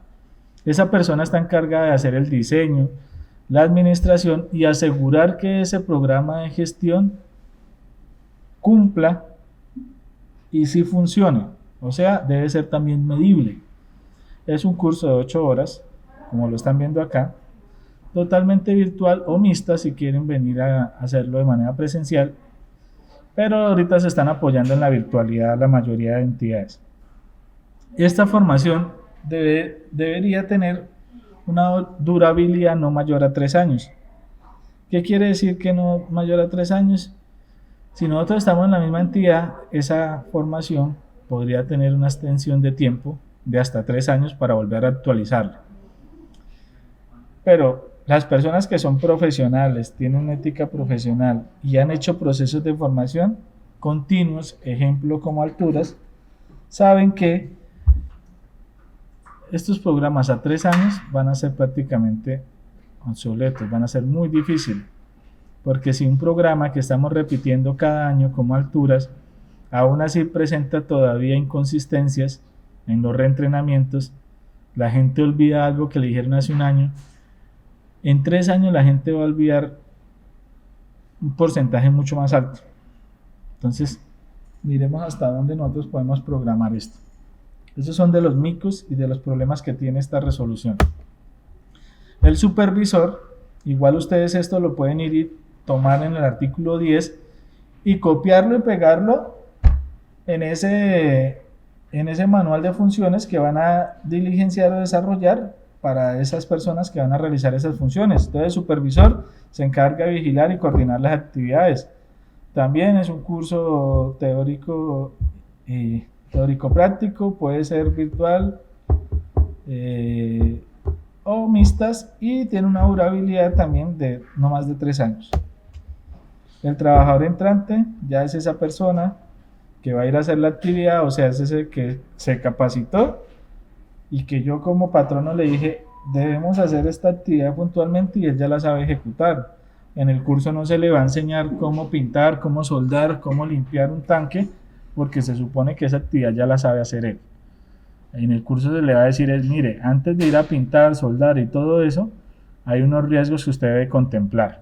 Son estos y estos son los requisitos para que lo haga de manera segura. El último rol es el rol de vigía. Ese vigía debe permanecer en la entrada del espacio confinado. Tiene la responsabilidad de verificar las condiciones de ingreso, vigilar las operaciones de entrada y, llegado el caso, activar los planes de respuesta. Llegado el caso, también puede tomar la decisión de retirar el personal del espacio confinado. Es un curso de 8 horas y también tiene una durabilidad no mayor a 3 años. Todo esto se va reflejado como un trabajador autorizado. Entonces ese trabajador autorizado va a tener una certificación donde se le dice que desarrolló una competencia laboral en el siguiente nivel, en este caso en el nivel administrativo. Aquí ya concluye esta generalidad que tenemos nosotros. Vamos a dar un espacio para que ustedes y obviamente yo podamos tomar nuestros alimentos y nos vamos a reunir nuevamente. Vamos a dar un espacio para que puedan tomar sus alimentos. Un espacio de 1 hora está bien. Con esto también pueden ir resolviendo algunos temas que tengan atrasados en sus actividades laborales.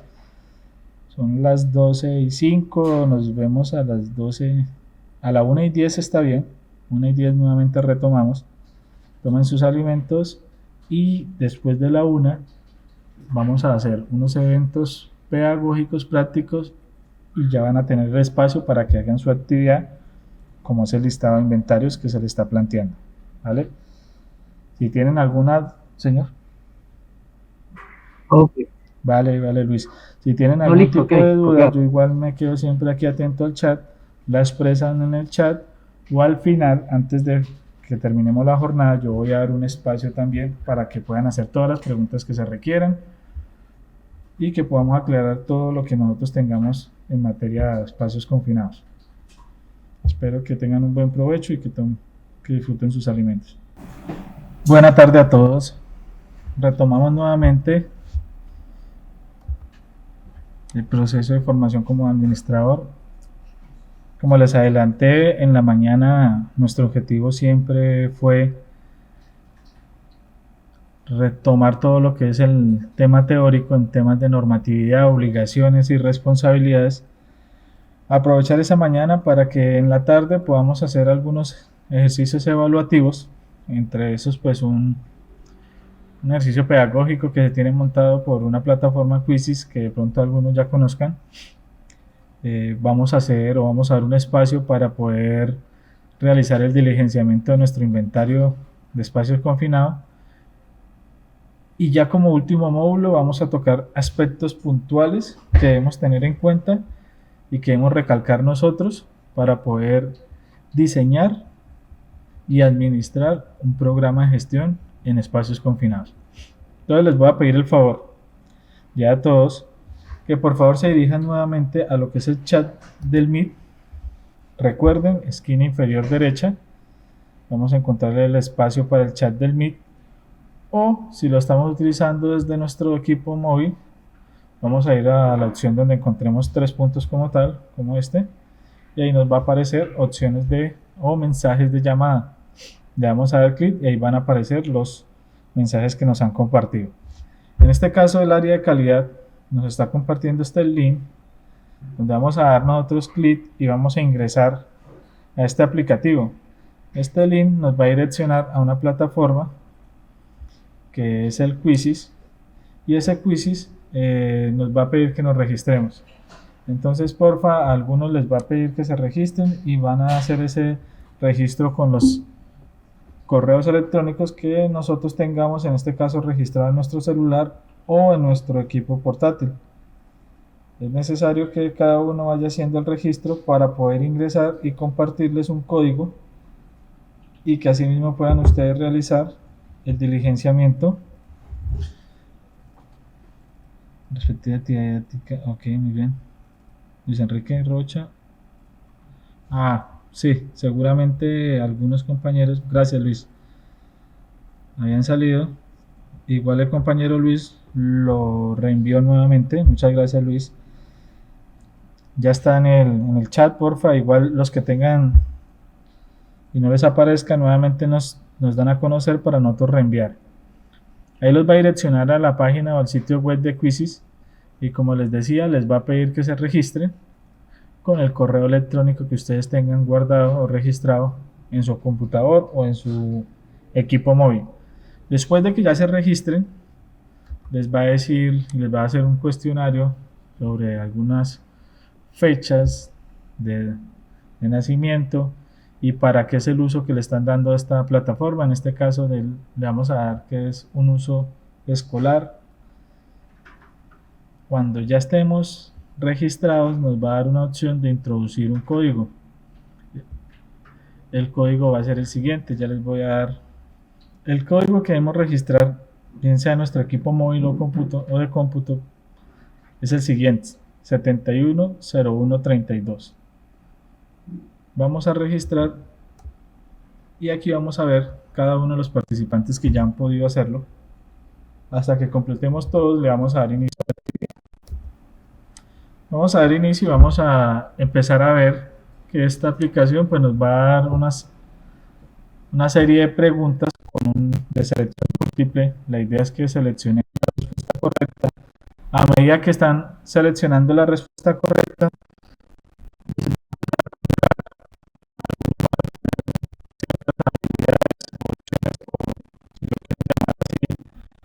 poderes como tal, dependiendo la respuesta también va a ser la puntuación. Si lo hacemos de manera rápida, la puntuación va a ser mayor.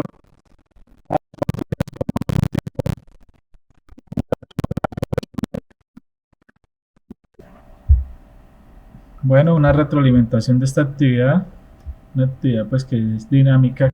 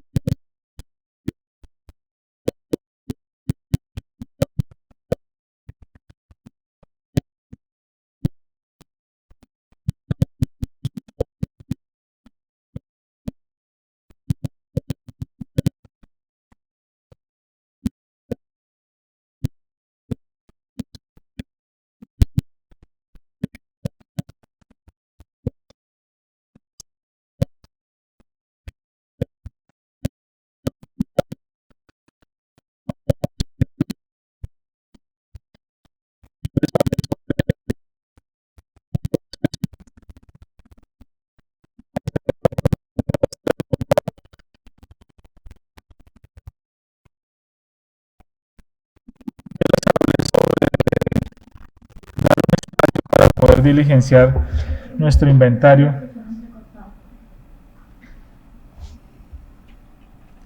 ¿Sabes qué es lo que está pasando? Que hay mucha conexión Wi-Fi.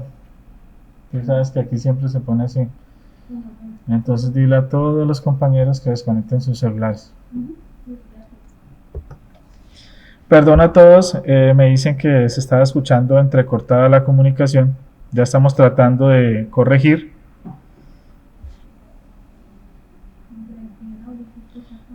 ¿Ahí se escucha mejor?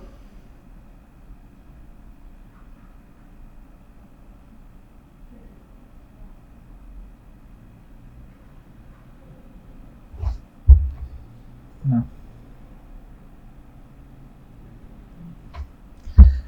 Ok, muchas gracias, Lady King, muchas gracias. Ya, sí, ya estamos corrigiendo. Tuvimos un inconveniente al finalizar la presentación del juego Quiz, pero ya lo están corrigiendo. Estos juegos también consumen mucha ancho de banda y por eso pues las comunicaciones se ponen un poco lentas. Ya estamos corrigiendo. Les comentaba que habíamos hablado de un espacio para el diligenciamiento del inventario, pero creo que podemos hacerlo de la siguiente manera. Ya el último tema que nos queda por tocar de manera teórica es los componentes mínimos de lo que es nuestro programa de gestión, cosas que debemos considerar nosotros como administradores para bien sea implementar desde cero, diseñar desde cero para implementar o para comparar nuestro programa con lo que nos está exigiendo esta normativa. En ese proceso podemos estar tardando unos 30-40 minutos, no es más porque ya esto es un poco más puntual, y a partir de ahí podríamos estar dando los espacios para que ustedes diligencien su inventario y para que puedan hacer la evaluación, para no cortar en este momento el proceso, dar un tiempo de pronto para que diligencien y después volver a retomar con teoría. Creo que eso sería lo correcto, lo ideal, y es lo que pues les quiero plantear para que lo podamos realizar. En este momento solo nos queda ese tema. Voy a proyectarles la presentación. Vamos a dar inicio a lo que es el componente mínimo de un programa de espacios confinados y ya después vamos dando un paso a paso de cómo van a resolver el resto de actividades que nos quedan dentro de este programa.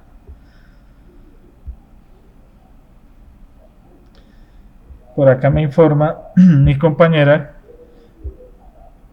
que va a volver a enviar el link de asistencia al chat. Por favor, regístrese. Inicialmente tuvimos 6 personas registradas, en este momento tenemos más compañeros y necesitamos que se registren en el link que nos acaban de compartir, acá en este link. Por favor, ella nos va a dejar ahí un recordatorio de que este es el link de asistencia y que ahí nosotros vamos a registrar nuestros datos. Las personas que hacen falta, registren por favor, para que este proceso no solo es importante hacer el proceso de la capacitación, sino que realmente ustedes necesitan también ese certificado de evaluación de competencia. Con este registro estamos dando un paso muy importante para esa certificación. Yo continúo acá y ya puntualmente, después de haber conocido lo que es la normatividad a grosso modo, de haber reconocido algunas definiciones, haber conocido también nosotros cuáles son esas responsabilidades de nuestro empleador, cuáles son esas responsabilidades de nosotros como empleados, de nuestras ARL que sirven como apoyo. Aparte de eso, conocer así puntualmente cuáles son esas obligaciones, roles y responsabilidades del administrador, del vigía, del supervisor y del entrante. Vamos a hacer un énfasis en los requisitos mínimos de un programa. Y aquí quiero dejar presente 2 cosas. Primero, estos son los requisitos mínimos.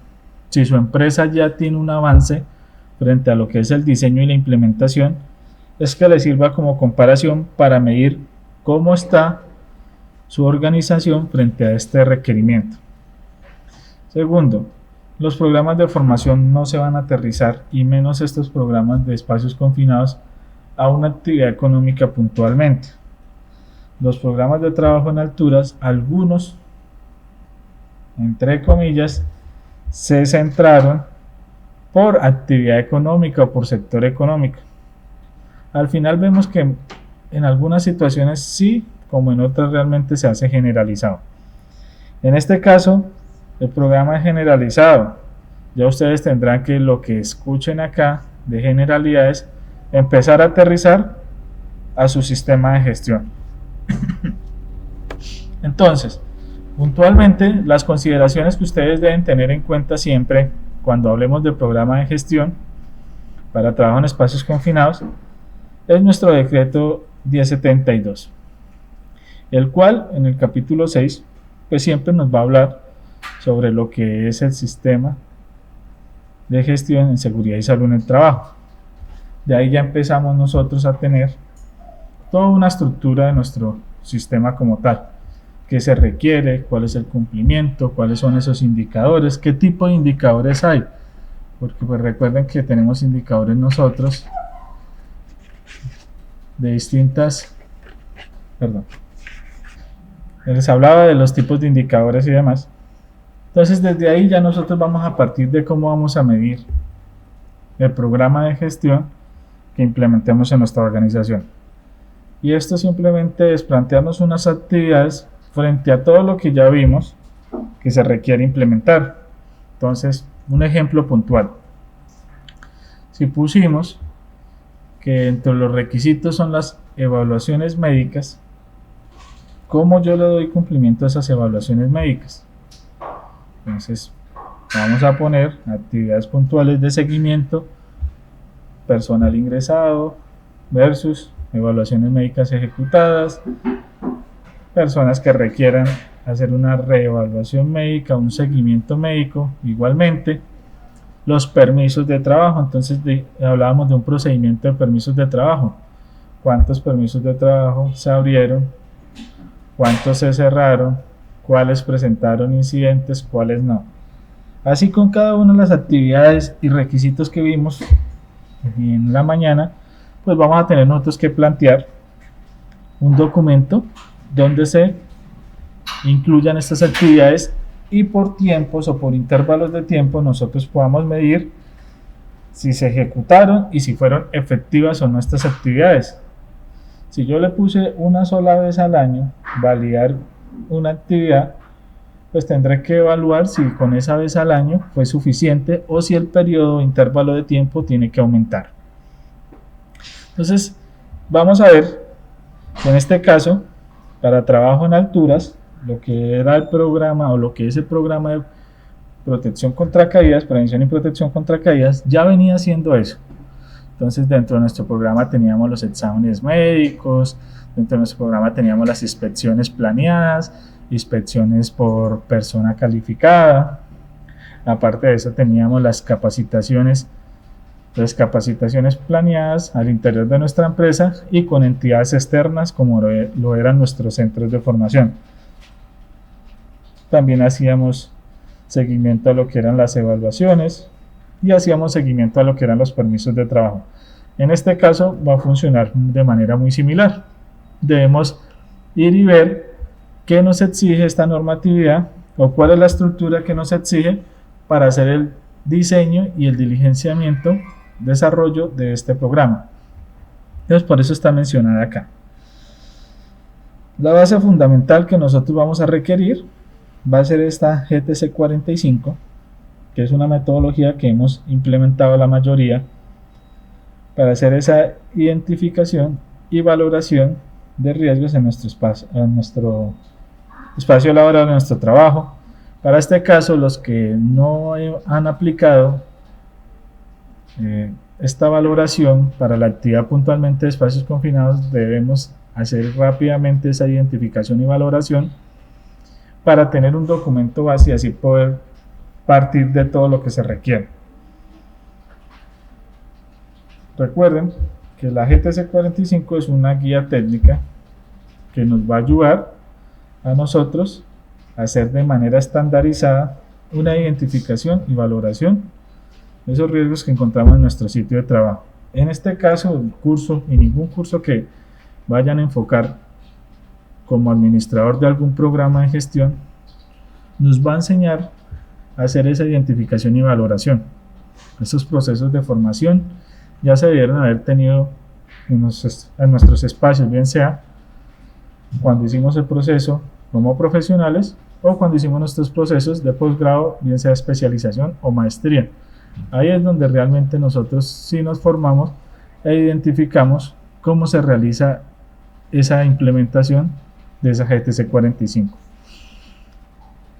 Aquí debemos tener en cuenta, ya lo habíamos hablado en el marco normativo, que la resolución 0491 establece los requisitos mínimos, pero como tuvo algunas correcciones, pues estas correcciones también deben ser contempladas. Y ambas resoluciones, ustedes, señores administradores, las deben tener contempladas e identificadas en su matriz de requisito legal. Así, a grosso modo, son las consideraciones legales que nosotros debemos tener en cuenta. Siempre tener en cuenta lo que es el sistema globalmente armonizado, ya que vamos a tener en algunos casos almacenamiento y manipulación de sustancias o productos químicos, los cuales esos productos químicos deben cumplir con lo que nos diga el decreto 1496. El programa de gestión para trabajo en espacios confinados es un sistema conformado por el POE. Entonces, recuerden, planeación, organización, ejecución y evaluación.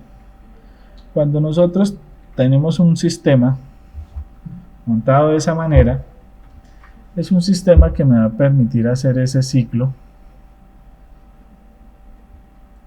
de mejoramiento continuo, en donde nuestras organizaciones constantemente están haciendo evaluaciones de cómo ha sido el desarrollo del sistema de gestión y todos los programas que lo componen. Todo esto afinado o dirigido a qué? Con el fin de prevenir accidentes y enfermedades laborales en un espacio confinado. Entonces no es solo llegar a implementar y poner una cantidad de actividades y que esas cantidades de actividades no las podamos medir, no las podamos ejecutar porque realmente las llenamos fue de actividades que no aplican o no pudimos darle cobertura. Los sistemas de gestión deben ser esa herramienta para la empresa, para los trabajadores y claro que para nosotros, esa herramienta de apoyo y ayuda, no esa herramienta que confunde e entorpece. Entonces, cuando encontramos programas de gestión demasiado robustos, sistemas de gestión demasiado robustos, nos vamos a encontrar también programas OPG demasiado extensos, los cuales en algunos casos pasan a ser las actividades repetitivas, y podríamos simplificar una o dos actividades en una misma para tener un mejor alcance y una mejor cobertura, ya que el hecho de que usted involucre una cantidad exagerada de actividades no quiere decir que el programa de gestión sea el mejor. Esto va a ser evaluado y se va a valorar la ejecución y los resultados que tuvimos de esa ejecución frente a esas coberturas, midiendo la eficiencia y midiendo la eficacia de nuestras actividades.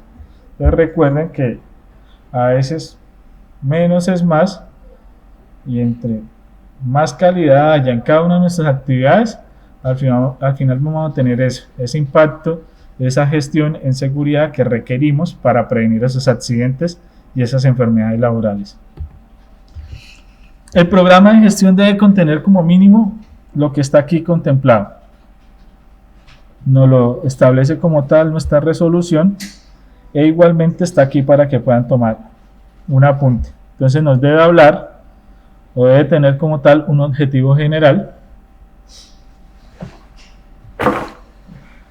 Como tal debe tener un alcance, un marco legal y claro que sí, un marco conceptual. Esos marcos legales y conceptuales, el legal va a ir muy abrazado o muy de la mano con lo que tengamos en nuestra resolución 0491 y que podamos nosotros también traer con nuestra matriz de requisitos. Aparte de eso, el conceptual, pues van a apoyarse mucho con las definiciones encontradas en el artículo 5 de esta presente resolución. Los roles y responsabilidades los deben definir, deben quedar definidos en este programa, y como recomendación yo diría, o les digo ya que ustedes son los administradores, contemplen estos roles y responsabilidades también dentro de los documentos que son las descripciones de cargo o manuales de cargo, o como lo tengan ustedes, que es la que describe cada responsabilidad de cada empleado según el cargo al que fue contratado. Esto para que no se vaya a prestar para que sí hizo o no hizo. Contrataron un ingeniero, no sé, residente, y ese ingeniero residente, el empleador, el patrono, hizo su proceso, lo capacitó, lo formó como supervisor de espacios confinados porque así lo requiere. Pues apenas tenga esa función y ya tenga ese conocimiento de supervisor en espacios confinados, especifiquen en ese manual que esa persona tiene esa responsabilidad de ejercer esa supervisión en los espacios confinados a los cuales se les ha asignado. No dejen por ahí suelto el tema, porque al dejarlo suelto les damos la potestad que si no lo hizo o no hizo esa supervisión, pues no hay nada que lo esté obligando en este momento. Recuerde que esa descripción o ese manual de cargos ustedes deben garantizar que en el proceso de contratación, inducción y demás queden claras las responsabilidades. Y aparte de eso, nosotros como administradores debemos dejar un registro, que a veces le ponemos como una aceptación, de que esa persona evidentemente leyó todos esos roles, todas esas responsabilidades que tenía asignada, y aún así la entendió y le quedó claro lo que se le fue asignado. Entonces esa recomendación no está de más, yo sé que lo vienen haciendo, y si no lo vienen haciendo de manera inmediata y urgente, aplíquenla. ¿Qué más deben contemplar en ese programa de gestión? Mira acá, lo que les vengo recalcando y repitiendo durante todo el proceso del curso.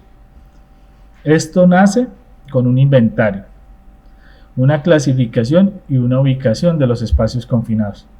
Si ustedes como administradores no cuentan con esta herramienta, ya tienen un documento guía. Teniendo este documento guía pueden iniciar. Si no van a ejecutar este documento guía, les va a ser muy difícil esa implementación de este programa de gestión, porque de aquí van a venir todos los requisitos que ustedes van a necesitar frente a lo que es trabajar en un espacio confinado. Entonces hagan muy bien, ahora que vamos a dar el espacio, en este momento diligencien bien, por eso se les compartió un documento guía y otro en blanco, para que ustedes pudieran tomarlo, entender más o menos qué es lo que se requiere, sea ese instrumento que le acompañe para que diligencie. Solo se le están pidiendo dos, un ejemplo tipo 1 y un ejemplo tipo 2. Diligencienlo. Este es el momento de pronto de cometer algún tipo de error, que a vuelta de correo también se les va a corregir o se les va a decir qué aspectos hay por mejorar. No lo hagan por la calificación. Ya nosotros a este nivel estamos hablando con profesionales y con personal con posgrado de especialista en adelante. Aquí ya nosotros sabemos que esa calificación está de más. Sabemos que aquí lo hacemos por ética profesional, porque realmente esto ya se volvió una vocación para nosotros y porque de aquí realmente dependen muchas vidas y muchos trabajadores de nuestra organización. Lo siguiente que debe contemplar nuestro programa de gestión: el análisis y la evaluación y valoración de riesgos. ¿Por medio de qué? Ya lo mencionábamos anteriormente. Ustedes deben pasar a evaluar y actualizar esa matriz que tenemos, donde hemos valorado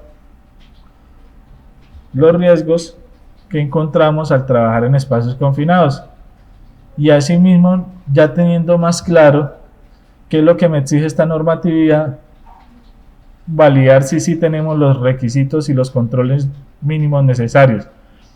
Si no lo tenemos y no hemos podido hacer la implementación, vamos a hacer ese registro ahí, porque ese es un documento legal que va a mostrar el proceso, el desarrollo de su sistema de gestión. Entonces, cuando hablamos de indicadores, hablamos de indicadores de estructura, de indicadores de proceso y de indicadores de resultado. Recuerden que ese indicador de proceso es el que nos va a mostrar en un periodo de tiempo cuál ha sido el resultado en el desarrollo y la implementación de nuestro sistema de gestión. Entonces sí es necesario que dejen en esa matriz cuáles son los tiempos para poder dar cumplimiento a estos requisitos mínimos en seguridad.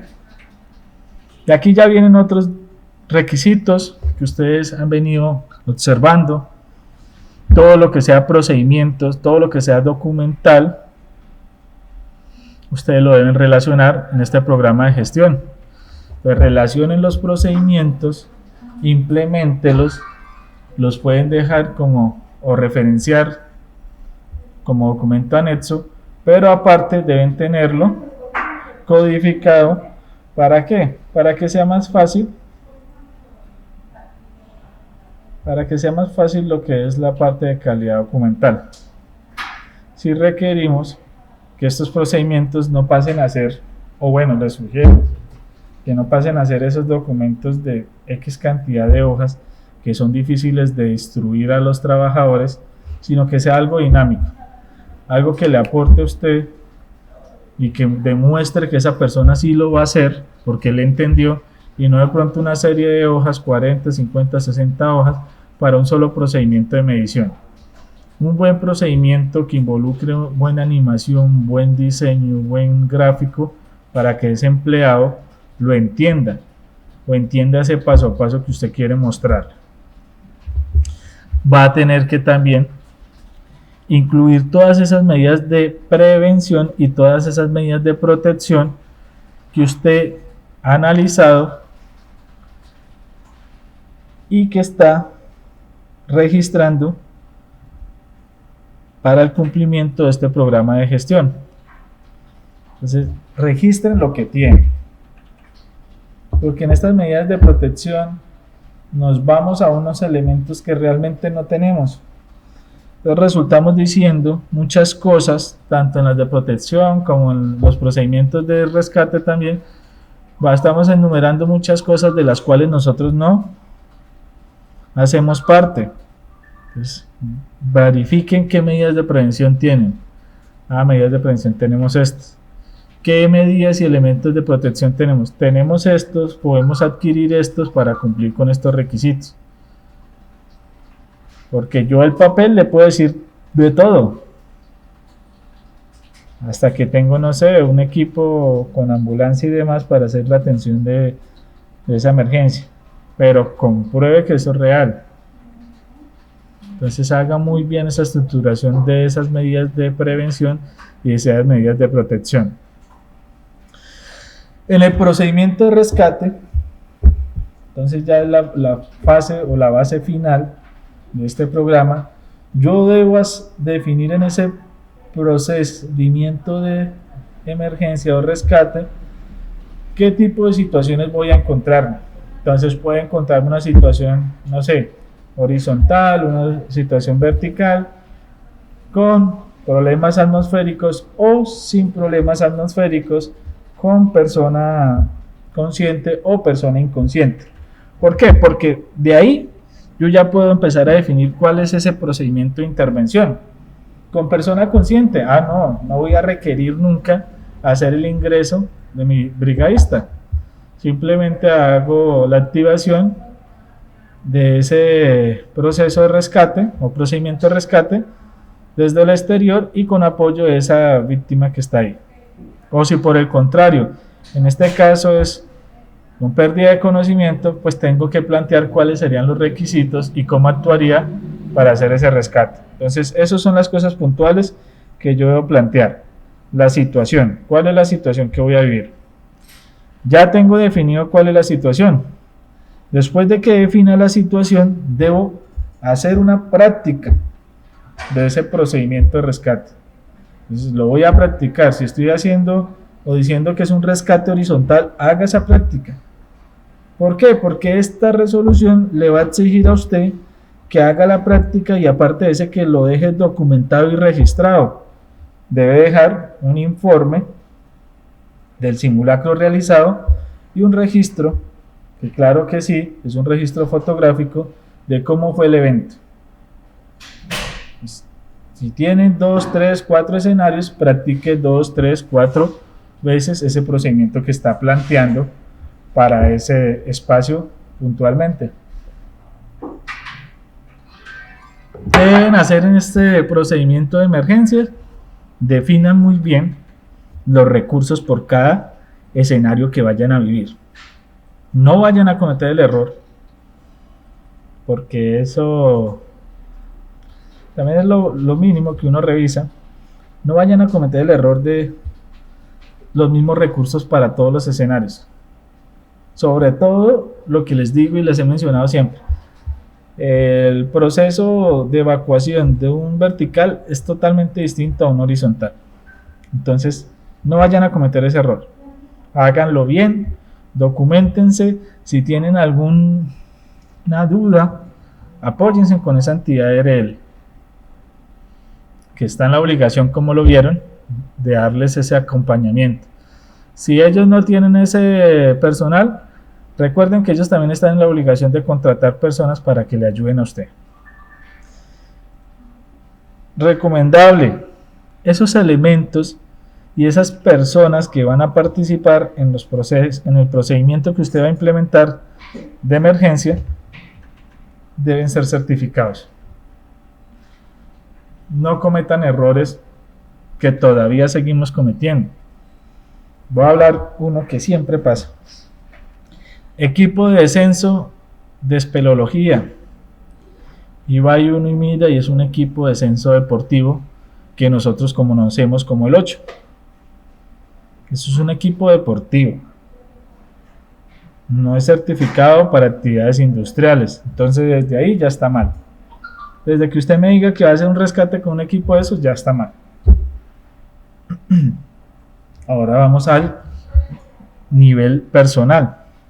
La persona que va a activar y que va a llevar a cabo este proceso de evacuación y de rescate debe ser una persona certificada, una persona que cuente con la vocación. Y de una vez les aclaro también otro mito que salió por ahí, donde decían que si uno hacía el nivel supervisor ya quedaba uno como rescatista. No, señor. En ninguno de los 4 niveles, incluyendo el administrador, vamos a obtener un certificado de competencia laboral a nivel de rescatista. Estos certificados son distintos. Estas formaciones van enfocadas a una práctica y a unos estándares que, como lo vimos, son estándares internacionales para poder hacer procesos y procedimientos de rescate. Entonces sí los invito a que evaluemos bien ese perfil del cargo que tenemos para el brigadista. Evaluemos esas condiciones físicas y mentales del mismo.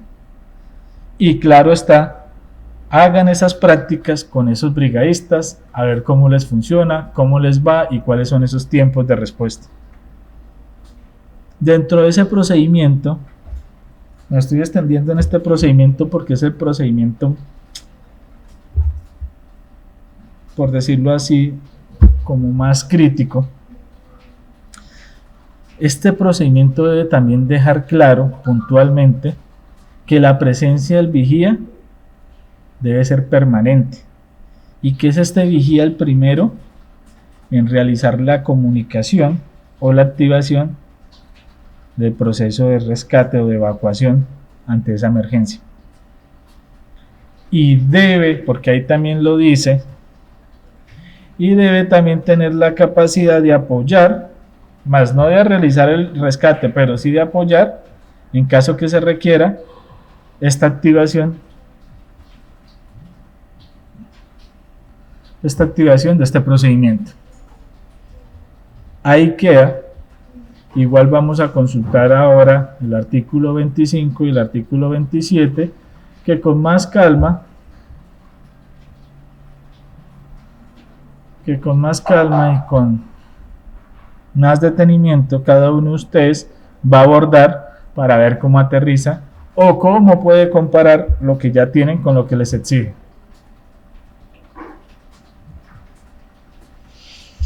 Nuestro programa de gestión, ya viendo uno a uno este contenido mínimo, en el objetivo general lo que yo debo plantearme es qué, para qué y cómo.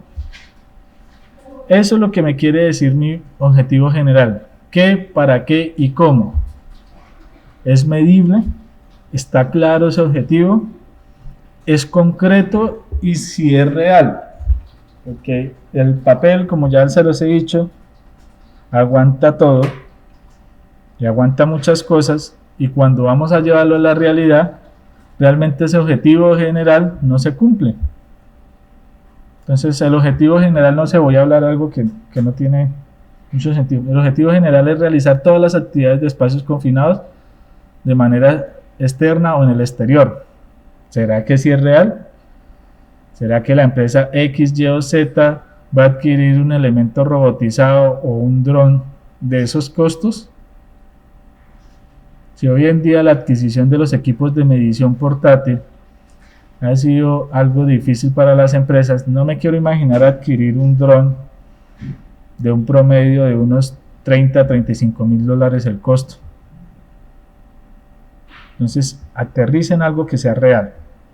El alcance, ¿a quién le aplica? ¿En qué sedes o sucursales va a aplicar? ¿Y para qué actividades?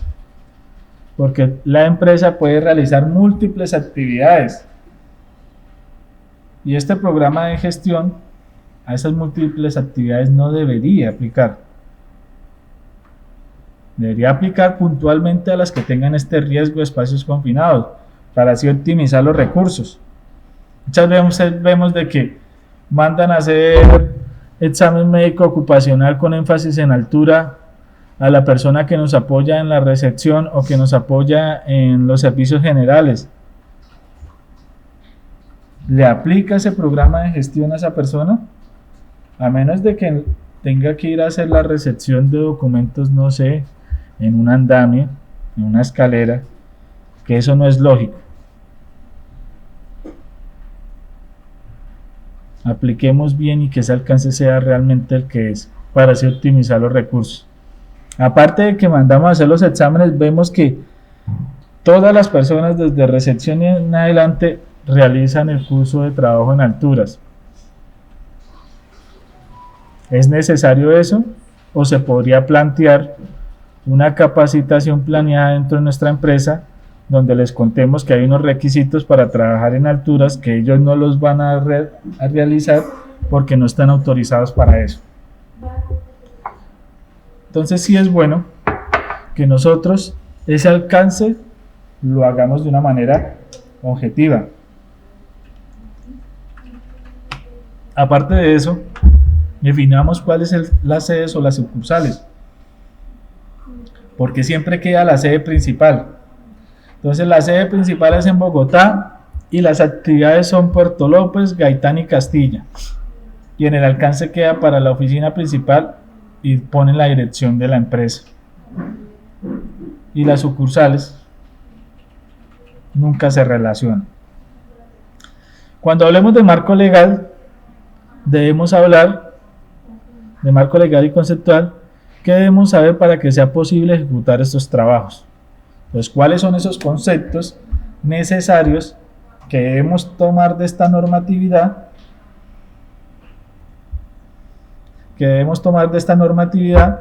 Para que se pueda ejecutar los trabajos en espacios confinados de manera segura. De acá, de la 0491, vamos a sacar ese marco conceptual.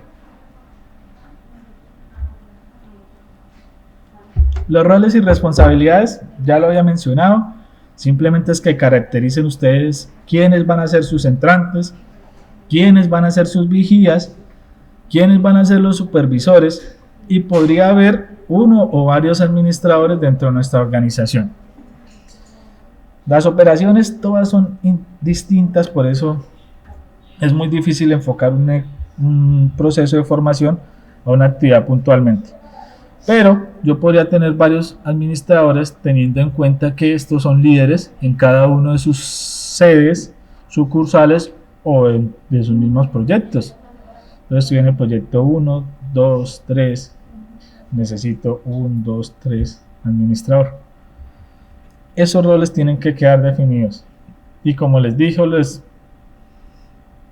recomendé, dejen registro de esa designación de estos roles y responsabilidades dentro de ese documento que es la descripción del cargo. El contenido mínimo para los controles administrativos. Creo que una compañera está teniendo problemas. Este es el contenido mínimo en los controles administrativos y en los controles personales. Entonces, controles administrativos, definan cuál va a ser la rotación del personal. Definan cuál va a ser esa señalización y esa delimitación que vamos a utilizar en ese espacio confinado. Los procedimientos que ustedes ya deben estar implementando. Entonces, ahí hay unos: bloqueo y etiquetado, diligenciamiento de permisos de trabajo, utilización de equipos de medición, utilización de equipos de respiración autónoma y demás, y todos los que ustedes vean que sean específicos para trabajar en espacios confinados. El control de acceso, dependiendo la forma, las características de su organización, hay muchísimos controles de acceso. Yo puedo definir tarjetas T, podría apoyarme con un ayudante de seguridad, podría definir el control de acceso con el permiso de trabajo. Solo ingresan a esta área los que están relacionados en este permiso de trabajo. Eso es un control de acceso. El bloqueo y etiquetado y el APA hacen parte de esos controles administrativos. Las medidas personales, ya vamos a encontrar las evaluaciones médicas. Una medida personal es impedir que ese trabajador esté de manera individual en el espacio confinado, realizar controles e implementar controles previstos en el permiso de trabajo, hacer la verificación de atmósferas, implementar medidas de ventilación y garantizar equipos, herramientas y accesorios con las características técnicas necesarias. ¿A qué me refiero? Cuando ustedes vayan a hacer sus procesos o procedimientos de ventilación y se encuentren con un espacio confinado que dé un cierto volumen, van a hacer un cálculo de ventilación y ese cálculo les va a arrojar unos tiempos. Si esos tiempos son demasiado amplios, pues usted tiene que aterrizar esa necesidad con un equipo que le dé un tiempo objetivo. Yo no puedo tardarme 5 horas haciendo una ventilación o una purga. Yo debo garantizar que el equipo que requiero para esa actividad cumpla con unas características técnicas, que duplique, triplique la capacidad para que esa ventilación sea en menor tiempo. Así como a grosso modo es lo que les quiero comentar. Aquí vamos a ver lo que es más o menos una radiografía de la 0491 en donde ustedes pueden ir a buscar puntualmente todo lo que tenga que ver con procedimientos. Entonces, si ustedes vienen, van a encontrar la definición de procedimiento en el artículo 5º como tal, y ahí vamos a darnos cuenta que hay procedimientos de bloqueo y etiquetado. En el artículo 16, específicamente en el punto 4, vamos a encontrar que se debe tener en cuenta procedimientos para detección de gases y procedimiento para gestión de detectores. Son cosas distintas, no vayamos a confundir ese concepto. ¿Podría tenerlo entre uno mismo? Seguramente sí. Todo es como ustedes diseñen su sistema, pero son cosas distintas que yo debo contemplar. Una cosa es cómo yo voy a hacer la detección de los gases, especificar que es de manera estratificada, donde vamos a partir a medir gases livianos, después los gases de densidad media, vamos a empezar a leer gases pesados como tal, y así sucesivamente vamos a establecer que hay unos límites de exposición bajos o altos y los tiempos que deberían tenerse en cuenta para esa exposición. ¿Sí? Eso es detección de gas. Lo otro es la gestión de los detectores. Entonces, ¿cuáles van a ser esos mecanismos para hacer la evaluación inicial o esa prueba funcional de ese equipo medidor? Si sale esa prueba funcional mal, ¿cuál es el paso a seguir? Y cada cuánto, ¿cuáles son los periodos o intervalos de tiempo para intervenir ese equipo y enviarlo a hacer un proceso de calibración? Tengan en cuenta algo. Yo sé que hay unos equipos que cuando usted les da clic y los opera, les dice calibración. Pero es que calibración y el nombre en el idioma en el que ellos fueron programados, calibración significa algo distinto a lo que significa para nosotros. Cuando nosotros en Colombia hablamos de calibración, hablamos de un proceso donde se realizan pruebas dinámicas a un equipo, un elemento, y esas pruebas dinámicas son en cumplimiento a unos estándares y reglamentos establecidos por la UNAC. Eso es distinto. Esto es totalmente distinto a lo que de pronto el fabricante entiende como calibración. Entonces no vayan a confundir una cosa con la otra. Cuando ustedes determinen cuáles son los tiempos de calibración, deben enviar ese equipo detector de gases a un proveedor, bien sea habilitado por el fabricante o bien sea que cumpla con esos requisitos establecidos por la UNAD, esa organización nacional que acredita para realizar esos procesos de metrología. Espero que quede eso claro y no vayan a empezar a cometer errores, porque este proceso de formación trata de esclarecer sobre todo la diferencia entre las dos cosas. Aparte, ahí en ese artículo 16 me dice, hey, si encuentra necesario implementar otros procedimientos, y dice procedimientos relacionados con las adecuaciones o actividad a realizar, diséñelo, codifíquelo e impleméntelo en su organización. Entonces aquí no le está diciendo, hey, un procedimiento para el uso del SCBA. No se lo está diciendo. Pero si usted ya determina que tiene la necesidad de utilizar ese equipo, pues está en la obligación de diseñar un procedimiento para hacer una gestión y una utilización de esos equipos. Igual que un procedimiento para utilizar líneas de aire continua, un procedimiento para implementar modelos de iluminación y todo lo que aquí para arriba ustedes empiecen a ver como necesario. En el artículo 17, aparte de encontrar en este artículo cuál es la estructura mínima de un permiso de trabajo, vamos a encontrar que esta resolución nos pide que se tenga en cuenta un procedimiento para el diligenciamiento de este permiso de trabajo. Y esto es un punto a favor para los trabajadores entrantes, vigías y supervisores, porque muchas veces el permiso de trabajo solo lo sabía diligenciar el HSQ. Nadie más lo entendía.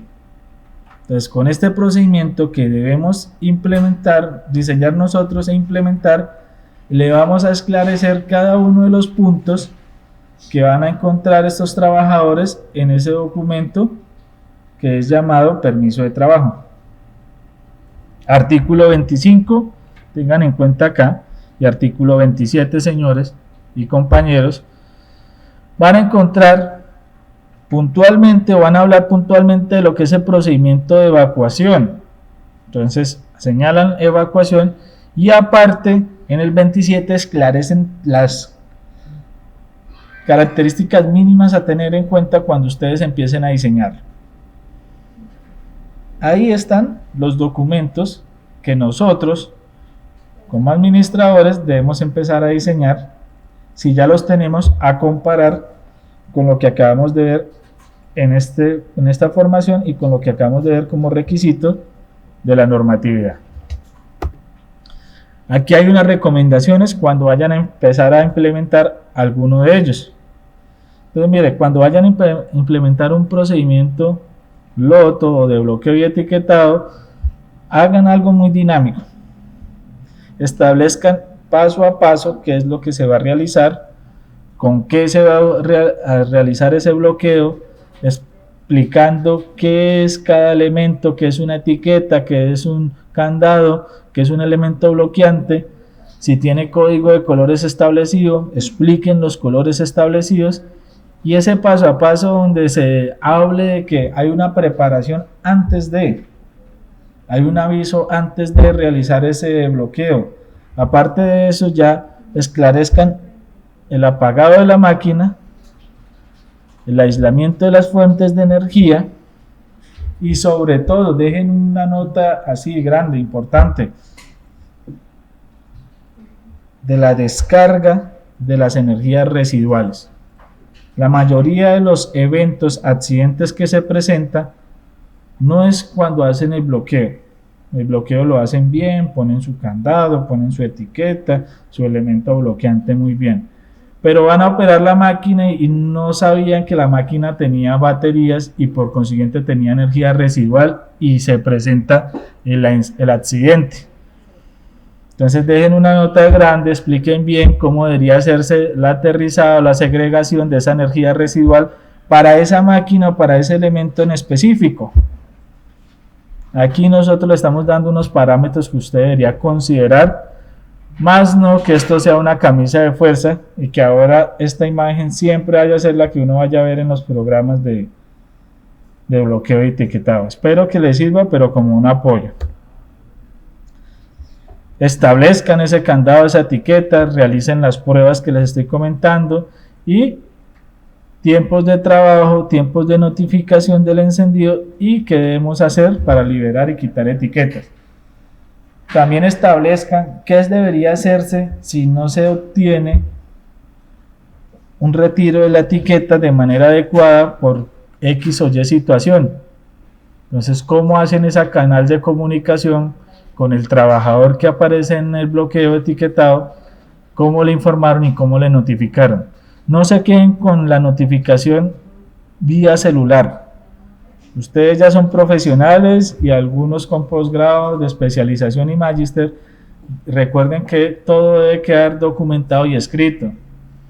Entonces le quitamos el bloqueo etiquetado a Anthony, pero le notificamos, bien sea en la entrada, en la minuta, por correo, por cualquier elemento que se pueda dejar trazabilidad, de que tuvimos que quitar esa etiqueta ya que a él se le había olvidado o había dejado el elemento bloqueante. Este procedimiento tiene que ser socializado a todos los niveles de la empresa. Ustedes deben capacitar a todos, aún así todos no vayan a hacer el bloqueante, aún así todos no vayan a hacer el candadeo. Todos deben conocer de este programa. ¿Por qué? Porque este programa va a ser una herramienta de prevención de accidentes para todos los empleados, y debemos reconocer que cuando se implementan estos elementos es porque estamos controlando una energía peligrosa en nuestra empresa. Tiene indicadores de gestión y demás, los cuales ya hemos hablado.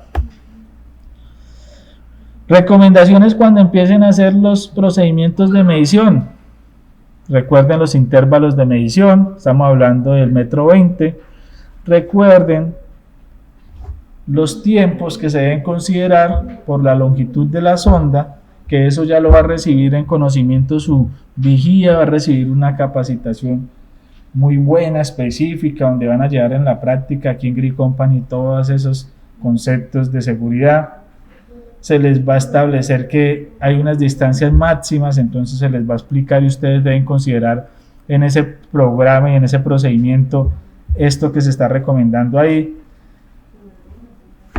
Recuerden también establecer cuál es el orden de lo que van a monitorear, que este monitoreo tiene unos responsables. Entonces el responsable es el vigía y debe dejar un registro antes de que ingresen las personas, y durante el desarrollo de las actividades también debe dejar otro registro. Y como lo dice ahí, use o el uso de instrumentos confiables. Debe dejar ese procedimiento contemplado en donde se va a realizar el registro de la prueba funcional. Y aparte, este documento me debe decir cuáles son los periodos de mantenimiento, de calibración que requiere estos elementos de medición. Así es como debe estar más o menos estructurado estos procedimientos. Si tenemos algo de mayor envergadura, mucho mejor. Contemplen simplemente algunos puntos que les estamos dando de manera generalizada, que igualmente no es una camisa de fuerza, pero sí es necesario que nosotros contemplemos esto, que es lo mínimo. En su procedimiento de permiso de trabajo debemos ir al artículo 17 y comparar ese documento que tenemos con lo que nos exige acá en ese artículo. Entonces en ese artículo exigen cosas puntuales como la descripción de la tarea, la vigencia, las personas involucradas, los recursos a una respuesta a emergencia, los procesos, el ingreso, los elementos y EPPs que vamos a utilizar. Me va a relacionar el análisis APA que ustedes deben diligenciar antes de, y me va a dar a conocer qué procedimientos fueron los que ustedes implementaron y realizaron para llevar a cabo esas actividades.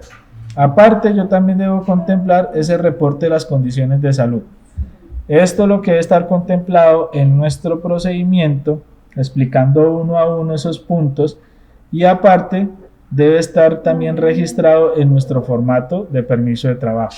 Entonces, como referencia les dejo el artículo 17 de la presente normatividad para que ustedes consulten, comparen si estamos cumpliendo muy bien. Si nos hace falta algo, actualizamos, socializamos y vamos midiendo cómo nos va con esa actualización.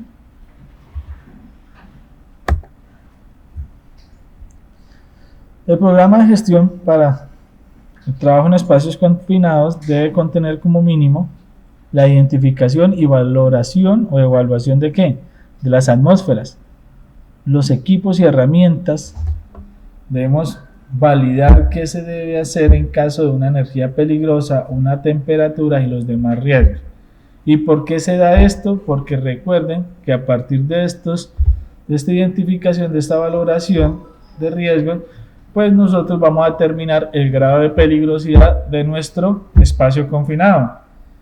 Entonces, viene un trabajo en campo muy interesante, acompañado de nuestros trabajadores entrantes, pero aparte viene un trabajo administrativo también muy fuerte, donde ustedes todo lo que van a ver y escuchar de campo lo van a tener que aterrizar y plasmar en unos documentos que se requieren. Las medidas de protección. Entonces, como medidas de protección debemos considerar equipos para medición, la iluminación, la ventilación y los equipos de protección respiratoria. Como protección vamos a encontrar ese procedimiento de evacuación y rescate o atención a emergencia. Entonces ese procedimiento va a ser muy mencionado, debe ser muy practicado por cada uno de nosotros, evaluado evidentemente, que realmente sí funcione, que dé buenos resultados, y si no es así, pues hacer un nuevo diseño el cual sea algo útil para nuestra organización. Siempre se debe ejercer vigilancia y control de todas las actividades que nosotros realicemos. Entonces es importantísimo que ustedes realicen una muy buena vigilancia y control de estas actividades.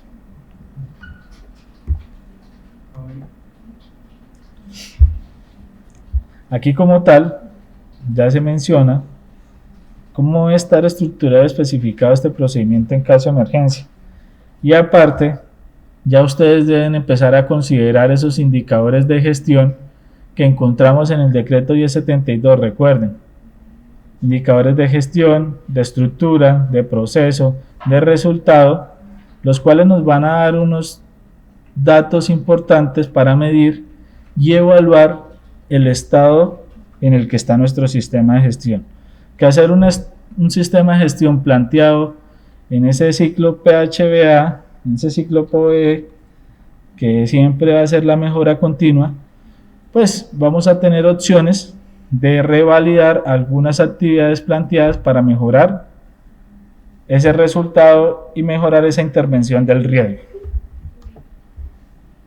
Aquí está nuestro ciclo PHBA: planear, hacer, verificar, actuar, que la mayoría de las organizaciones han empleado, teniendo en cuenta que estas actividades puntualmente nos van a ayudar a que el proceso de la gestión del riesgo mejore, evitando accidentes e enfermedades de nuestros trabajadores. Entonces vamos a encontrar en el planear los procedimientos, las medidas de prevención, las medidas de protección, los planes de respuesta a emergencia. Verificando, vamos a hacer como tal unas auditorías, unas acciones preventivas, correctivas, algunos planes de mejora que resulten de ese control, de esa verificación, que hagan bien sea entidades externas y que hagamos nosotros dentro de nuestros procesos de auditoría interna. Eso debemos nosotros considerar. Aterricen estos requisitos como una estructura a nuestros indicadores y asimismo poder cumplir con estos cronogramas y planes de trabajo que nosotros contemplemos.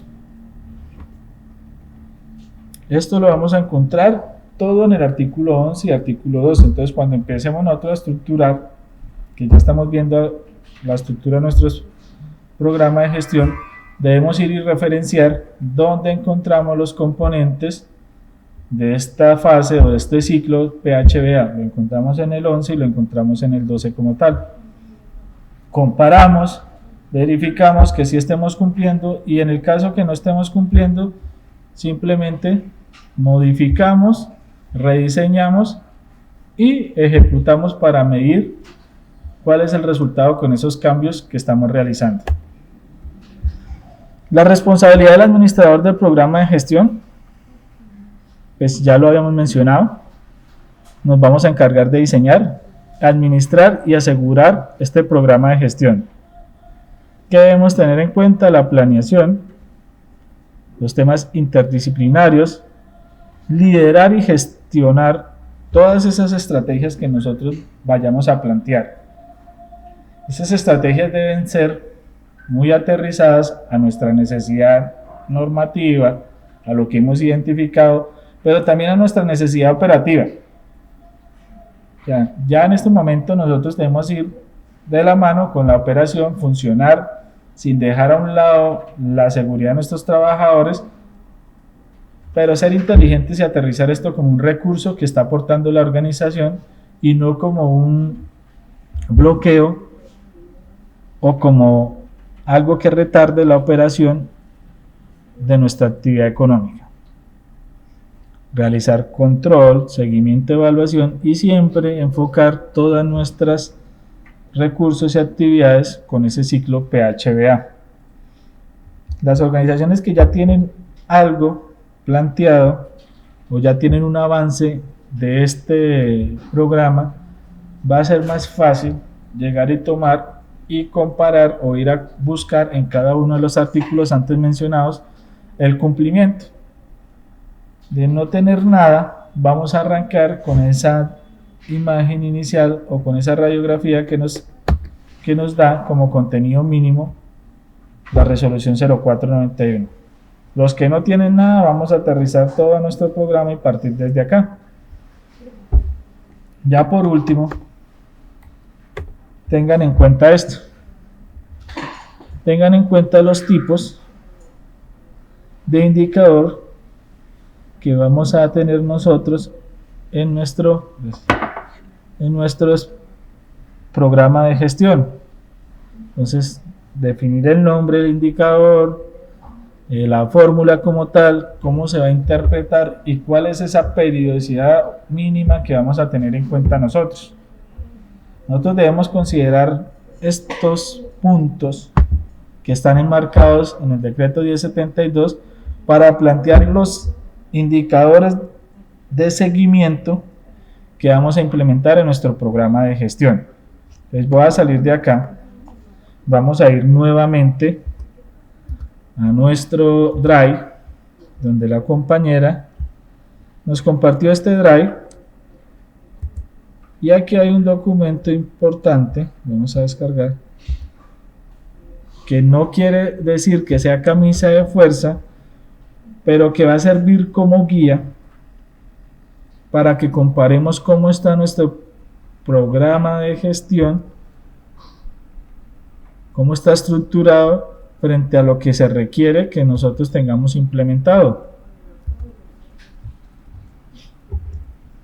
Entonces esto es un documento pedagógico, como lo he mencionado.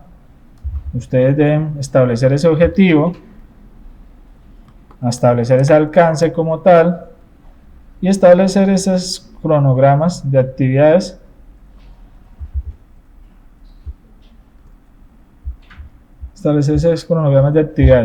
Puntualmente también vamos a encontrar cuáles son los indicadores de cumplimiento, de cobertura y eficacia y cuáles son esas fórmulas que nosotros vamos a tener en cuenta. Entonces aquí hay un documento que es guía, que espero les sirva para que hagan esa comparación frente a los documentos que ya tienen. Hemos planteado algunas actividades. Entonces inicialmente ustedes deberían hacer un autodiagnóstico del cumplimiento de la resolución 0491. Hacer ese diagnóstico, qué estoy cumpliendo, qué no estoy cumpliendo, y asimismo vamos a aterrizar y a centrar esos recursos en ese incumplimiento que tengamos. Después de eso, identificar las actividades con riesgo en espacio confinado, definir esos controles de prevención. ¿Y esta actividad en dónde va? Esa va aterrizada en nuestra matriz de identificación y valoración de riesgos. Muy de la mano va ese ejercicio de inventariar y clasificar y ubicar los espacios confinados. Entonces ahí va de la mano esa actividad, eso hace parte de la planeación.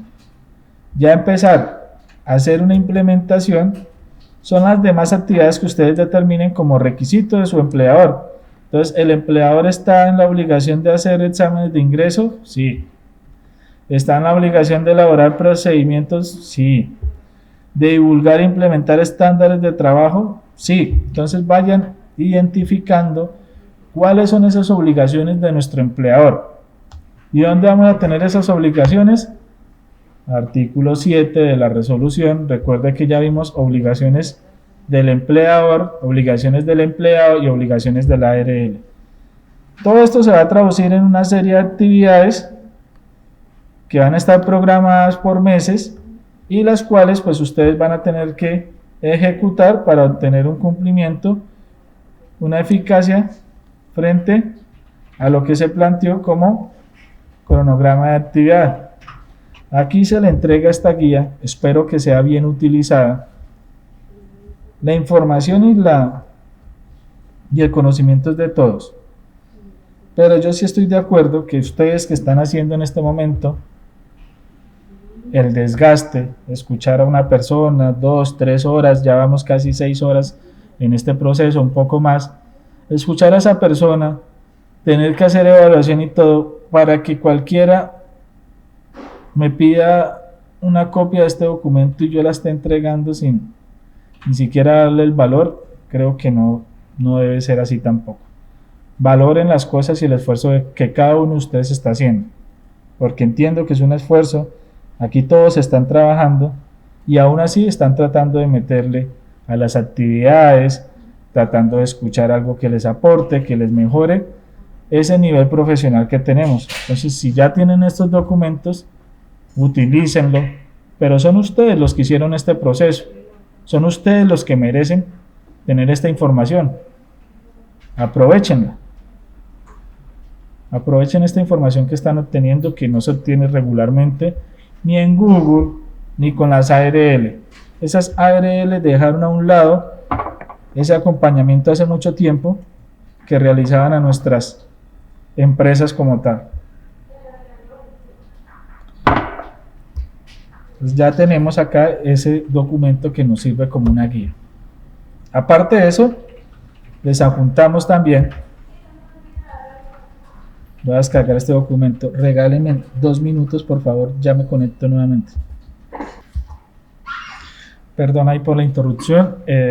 Les hablaba que aparte del inventario, que ya lo tenemos, de ese programa de gestión que nos están dando ahí, vamos a encontrar un procedimiento que es general. No quiero que esto no es para críticas, véanlo como un apoyo. Regularmente he participado en otros procesos de formación apoyando otras entidades y esto no lo comparto.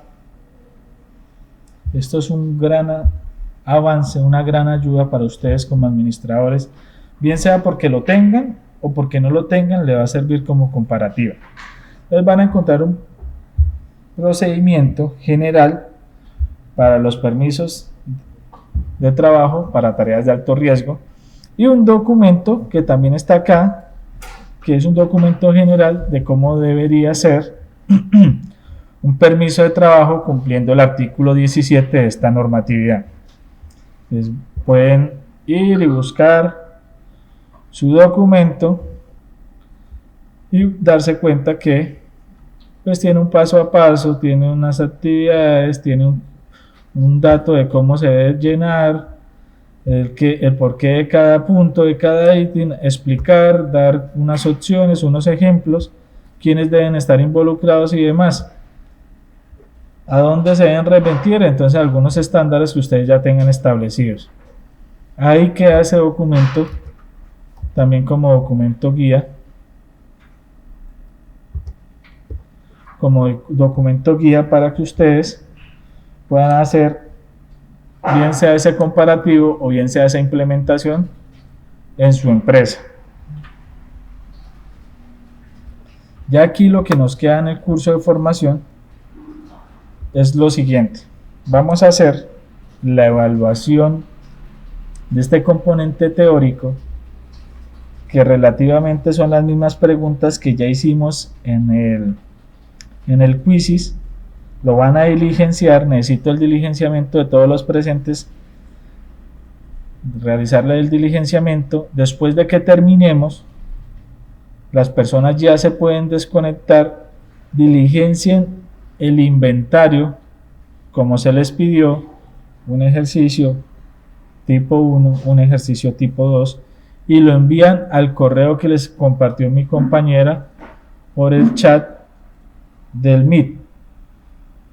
La evaluación que les vamos a compartir es un link en ese form donde ustedes simplemente van a poner sus datos personales, la fecha del día de hoy, y van a responder esas preguntas que tenemos en ese formulario. Acá ya nos acaban de compartir al correo donde deben enviar ustedes el inventario diligenciado. Recuerden que a vuelta de correo se les va a compartir y se les va a retroalimentar qué aspectos deben mejorar cuando hagan ese proceso de inventario de espacios confinados. Y ya nos van a juntar el link de la evaluación. Adjunta el link de la evaluación.